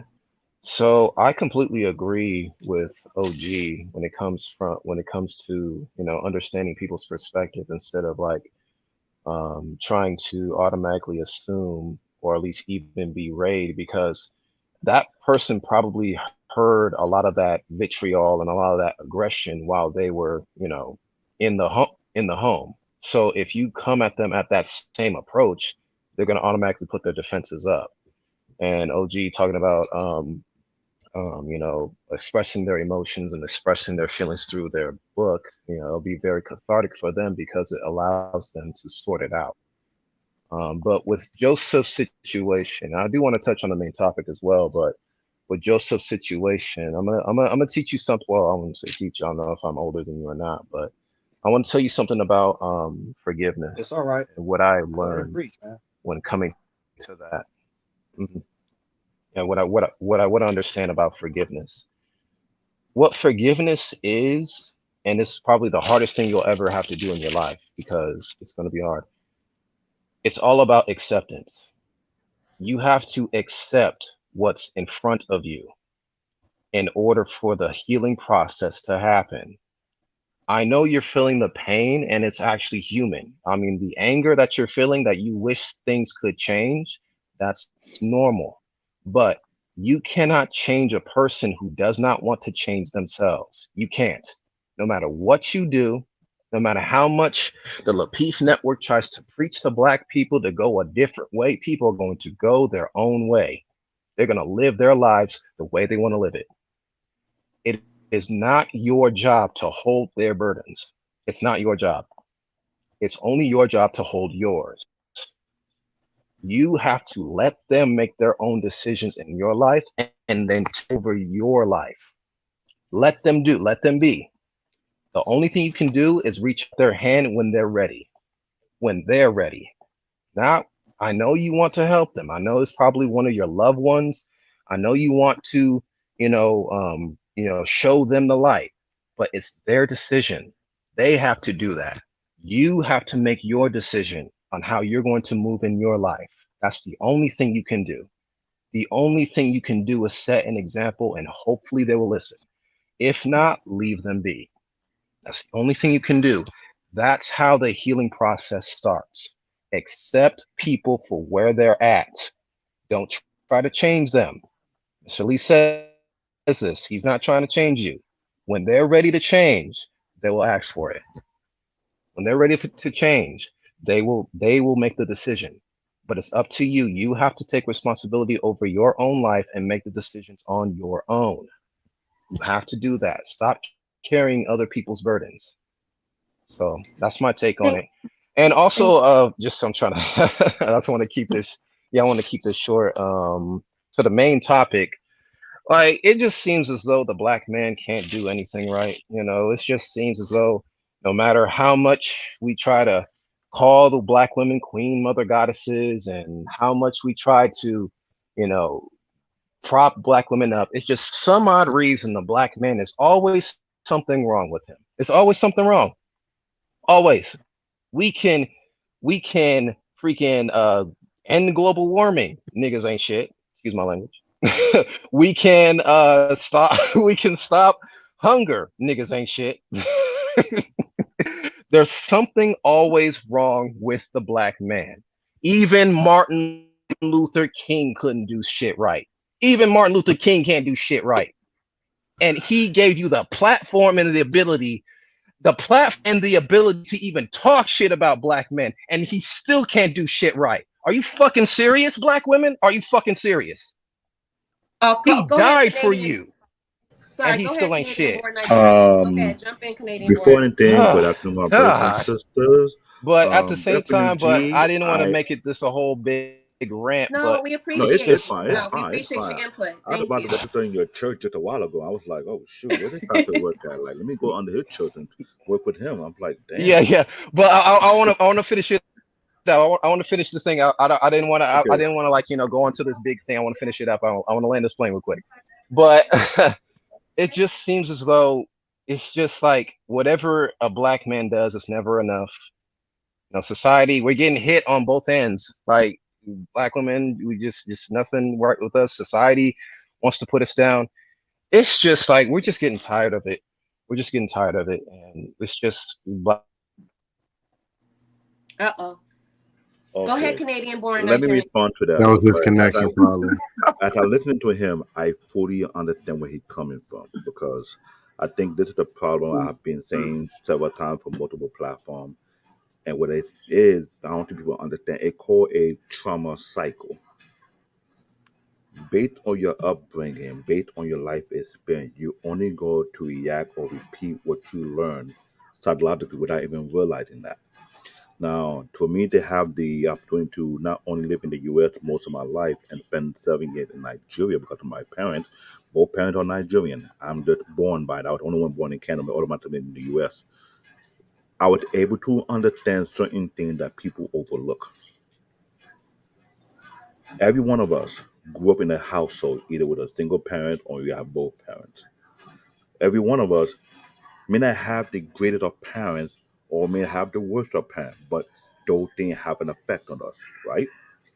Every one of us have a free will to determine how we will live our life according to our life experience. Am I correct? Am I right? Okay, fine. If that was the case, sometimes we don't realize what we choose to do, what path we choose to take, can be a reflection on our thought process, what we think is right in our eye or wrong in our own eye. Now, there's some people who will not want to take correction because of life experience that make them feel kind of either, I can't say it in a pedantic mindset, or they feel they can't trust nobody. I'm going to use my life as a perfect example. Now, My parents, yes, they're both African, but they wasn't the greatest of parents. You get me? They weren't perfect for each other, which I learned that at a very young age. But at the same time, they didn't realize they didn't have to choose to be they don't have to require to be great parents. I'm sorry. Can everybody mute themselves, please? Can everybody make sure they mute while Canadian born Nigerian's talking? So what I'm trying to put it like this: I watched my parents chew themselves out, say all kind of negative to one another, and take out their anger and pain on their kid, which was the worst thing to do. I was the only child that took the blunt force of the visceral, whereby I was made to feel like I was a mistake, which my father and my mother verbally said that. I learned and understand that kids out there went through what I went through, where their parents made it feel like they were a mistake, and the amount of verbal, mental, physical attack can change their thinking. Either go repeat the same cycle their parents did to them, or to choose to do otherwise. I chose to do otherwise. It's not that easy to come from a massive broken home with a two-parent household. And I say all two-parent households are the same. They're not. I used to envy my peers who have great family. They got great mom, great dad. I said, without my dad. And I did that before. But I understand what we do with ourselves, with our life. Like Ricky was saying, the past is our past. What we do now will determine what our future is going to be like. I told myself the moment I became a father, I'm going to do something different what my parents did to me. Now I'm 43, I'm a father and a grandfather. I love my kid, I love my grandkid. My kid would tell you I'm not perfect. I remind them I'm not a perfect dad. But I do my best each and every day to be the best that I can be to make sure I lead them the right direction. I chose that path for the sake of to end the cycle, to end the madness, to end the dilemma that came with my family. Not many people make that choice. Some will end up repeating without even realize you complain about something, but you actually not what you say you hate the most. It's not that easy to do. Everybody's on a different journey. No one journey is the same. Okay, that was the same. We all look alike. We'll be clones. We're not clones. But all we can do, like the Mon Definitely G said, is listen to one another and understand our life path and see what we can do to help a person. If that person willing to accept the help. If they're not willing to accept the help, give them good grace. Don't come up as if since they don't listen to you, they're not. No, that's not the case. There's some people may end up coming back around. Who knows? And whatever you told them or you impart to them will linger in their mind, and they start thinking like, you know what? They were trying to help me out, but I was going through something. Maybe I'm not ready yet. Maybe when that time comes, I'll come back to that individual, and maybe the person will help me out.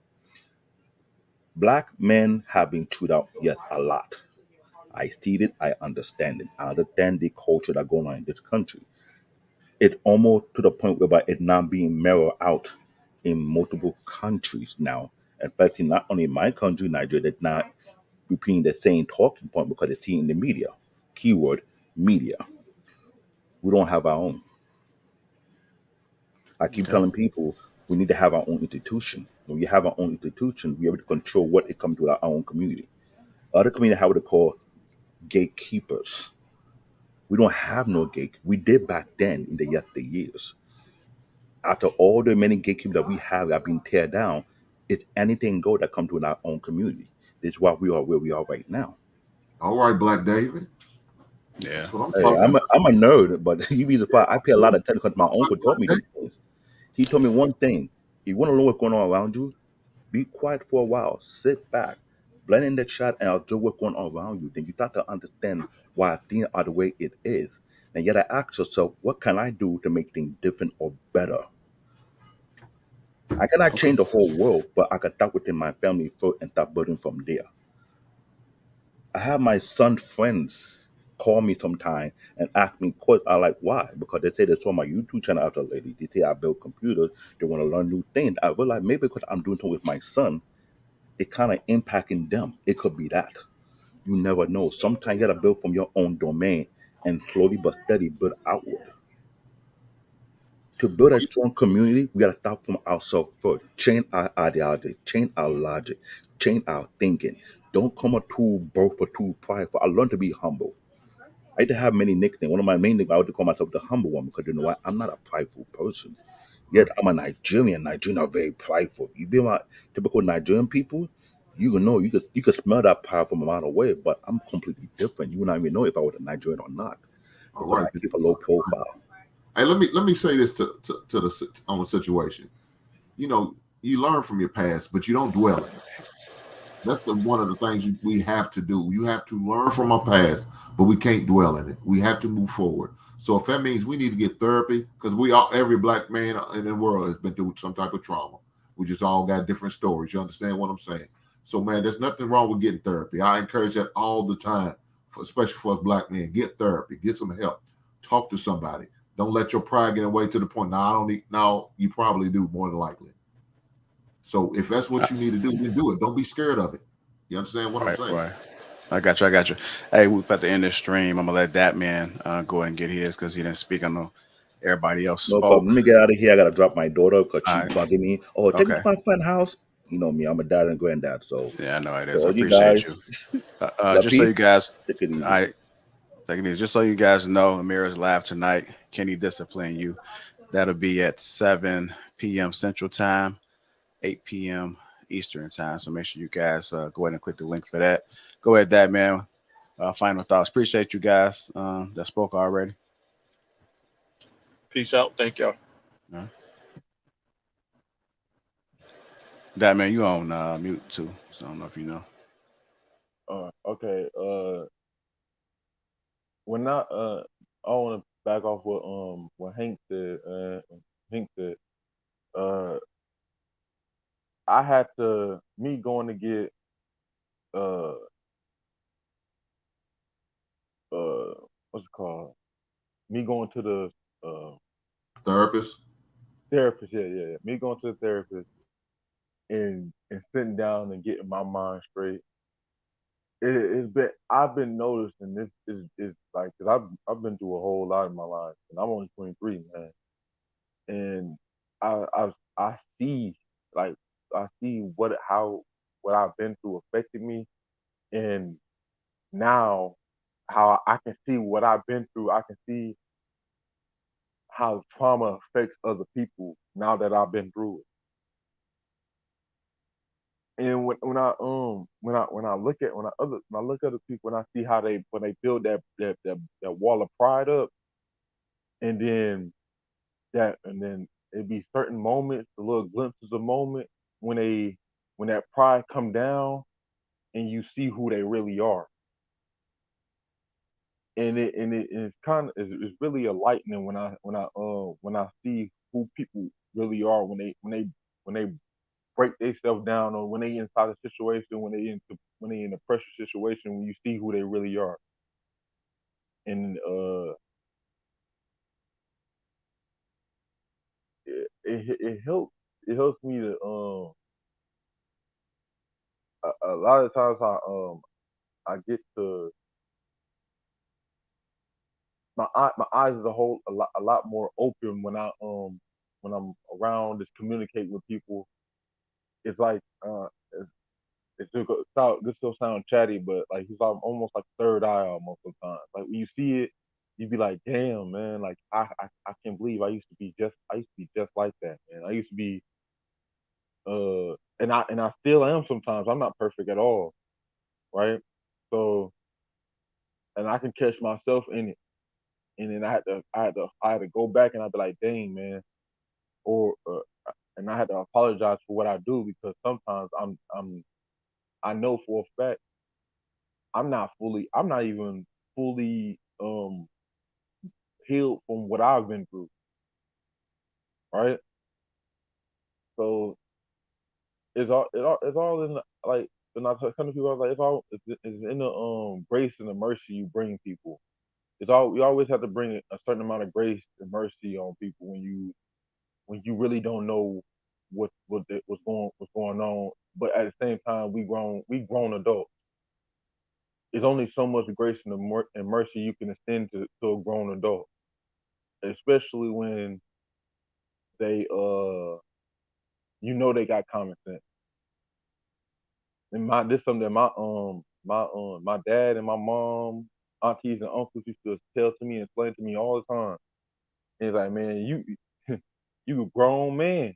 You you you can't be acting. You can't be doing the same things you was doing when you was a kid. If you keep moving like this, you just go. Everybody gonna look at you like a fool, and people don't respect, or people don't like fools. So that's basically all I really want to say, man. All right. Appreciate you. Bolo, go ahead and close this out, man. Kind of make it brief. I got to get up off of here. No doubt, no doubt. I'll try to make it quickly. Thank you for having me back. Salutations, everybody up here. I think that we need to bridge that gap between the youngsters and the OGs. These youngsters, they need mentorship. They need to understand that we've been their age before, they haven't been ours. And there's a plethora of information that we have to share. And at the same time, we need to listen to the young men and know that there are some things that they can teach us. Right? We need to understand that when we're talking about village and we're talking about community, the root word of community is common. We need to have something in common. We need to have a common goal. We need to share. We need to give information. We need to start putting more quality in us instead of on us, because a lot of times we put so much focus on what we wear, how we look, opposed to what we intake. The information that we take into us is very important, that we surround ourselves with men and women that want the best for us, so that when we do fall, and we will fall, these will be the same women and men that pray into you and pour into you. And last and certainly not least is we need to start being patient in the people that we pick to be our wives and husbands. We spend more time doing research on buying a house, getting a car, getting our credit up, opposed to sitting down and having a conversation with this woman or man whom we might spend the rest of our lives with, whom we might have a child with. We need to start being patient, knowing what you're worth, so that you can demand your value in your standards. If you know what your worth is, your standards will show, and you will make the right pick that fits you instead of taking shorts and picking men or women that are not worth you. That's all I got. Thank you for allowing me up, my brother. No doubt, no doubt. All right, Bolo. All right, Dap Man, Joseph, Gusto, the last two hyenas. Hank, a great show. Hey man, you did your damn thing today, but we had a good time. We had fun. We did our damn thing. You right, my bad. Yeah, we did the damn thing. Yeah. All right, you guys, we appreciate you for tapping into LAPEEF-ING Sundays. Thanks to everybody that called in. We kept the show going. Again, Amir is live tonight at 7 p.m. Central Time, because that's the time I'm on. Some of you guys may be on Eastern, so it's 8 o'clock Eastern Time. Make sure you guys click that link. Let me see if I can pull it up. I'll drop it in the chat for you guys right now. For the people that are interested, hopefully we can take this same energy directly over there tonight, which is in a few hours. And for you guys that haven't got your tickets already, the link is pinned to the top of the chat. The LAPEEF Experience takes over Atlanta August the 5th and August the 6th. Shout out to the sponsor, Tej Hanley. The link is in the description. 30% off along with a free gift. Again, Tej has all the goodies, man. I know you guys been seeing it. It works. I make sure I use my system in the morning and at night. And shout out to the greatest network ever, the LAPEEF Network. And yeah, I think that's it, Hank. We'll catch you guys next Sunday. Again, Mirrors tonight.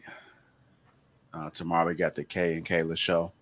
Tuesdays we have King Talk and LAPEEF Politics earlier that day. So that should be interesting. Logic is back, so we'll see what they come up with. Wednesday, we got JB, the Broken Dusty show. Thursday, we have the LAPEEF Let's Talk show.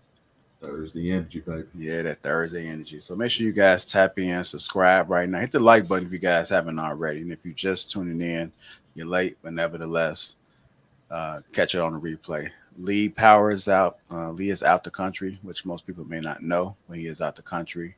Whenever they have storms, they don't have the same, infrastructure like we do over here. So prayers his way. On Friday, JR, you forgot to announce them ladies on Fridays. Oh, yeah, we got a She Critique on Friday. A She Critique is going to be live in Atlanta as well. So get your tickets. It's a 2-day event. VIP is sold out. We do have general admission. It's no bad seats. It's just a little bit more perks with the VIP packages. The ticket does cover both days. Can't separate it. So if you can't make it Friday, but you can make Saturday, can't separate it. The price is what it is at this point. So come on out. We got some special guests that'll be dropping through as well. All right, until next time, man. We out of here. All right, Hank, appreciate you, brother. All right, be easy, hey, brother. I appreciate that whiskey too, man. Hank sent me this big 1.75 bottle of whiskey, man. It was like 90 proof. Had me gone last King Talk. Missed it. Catch it on the replay, y'all. Oh, that's right.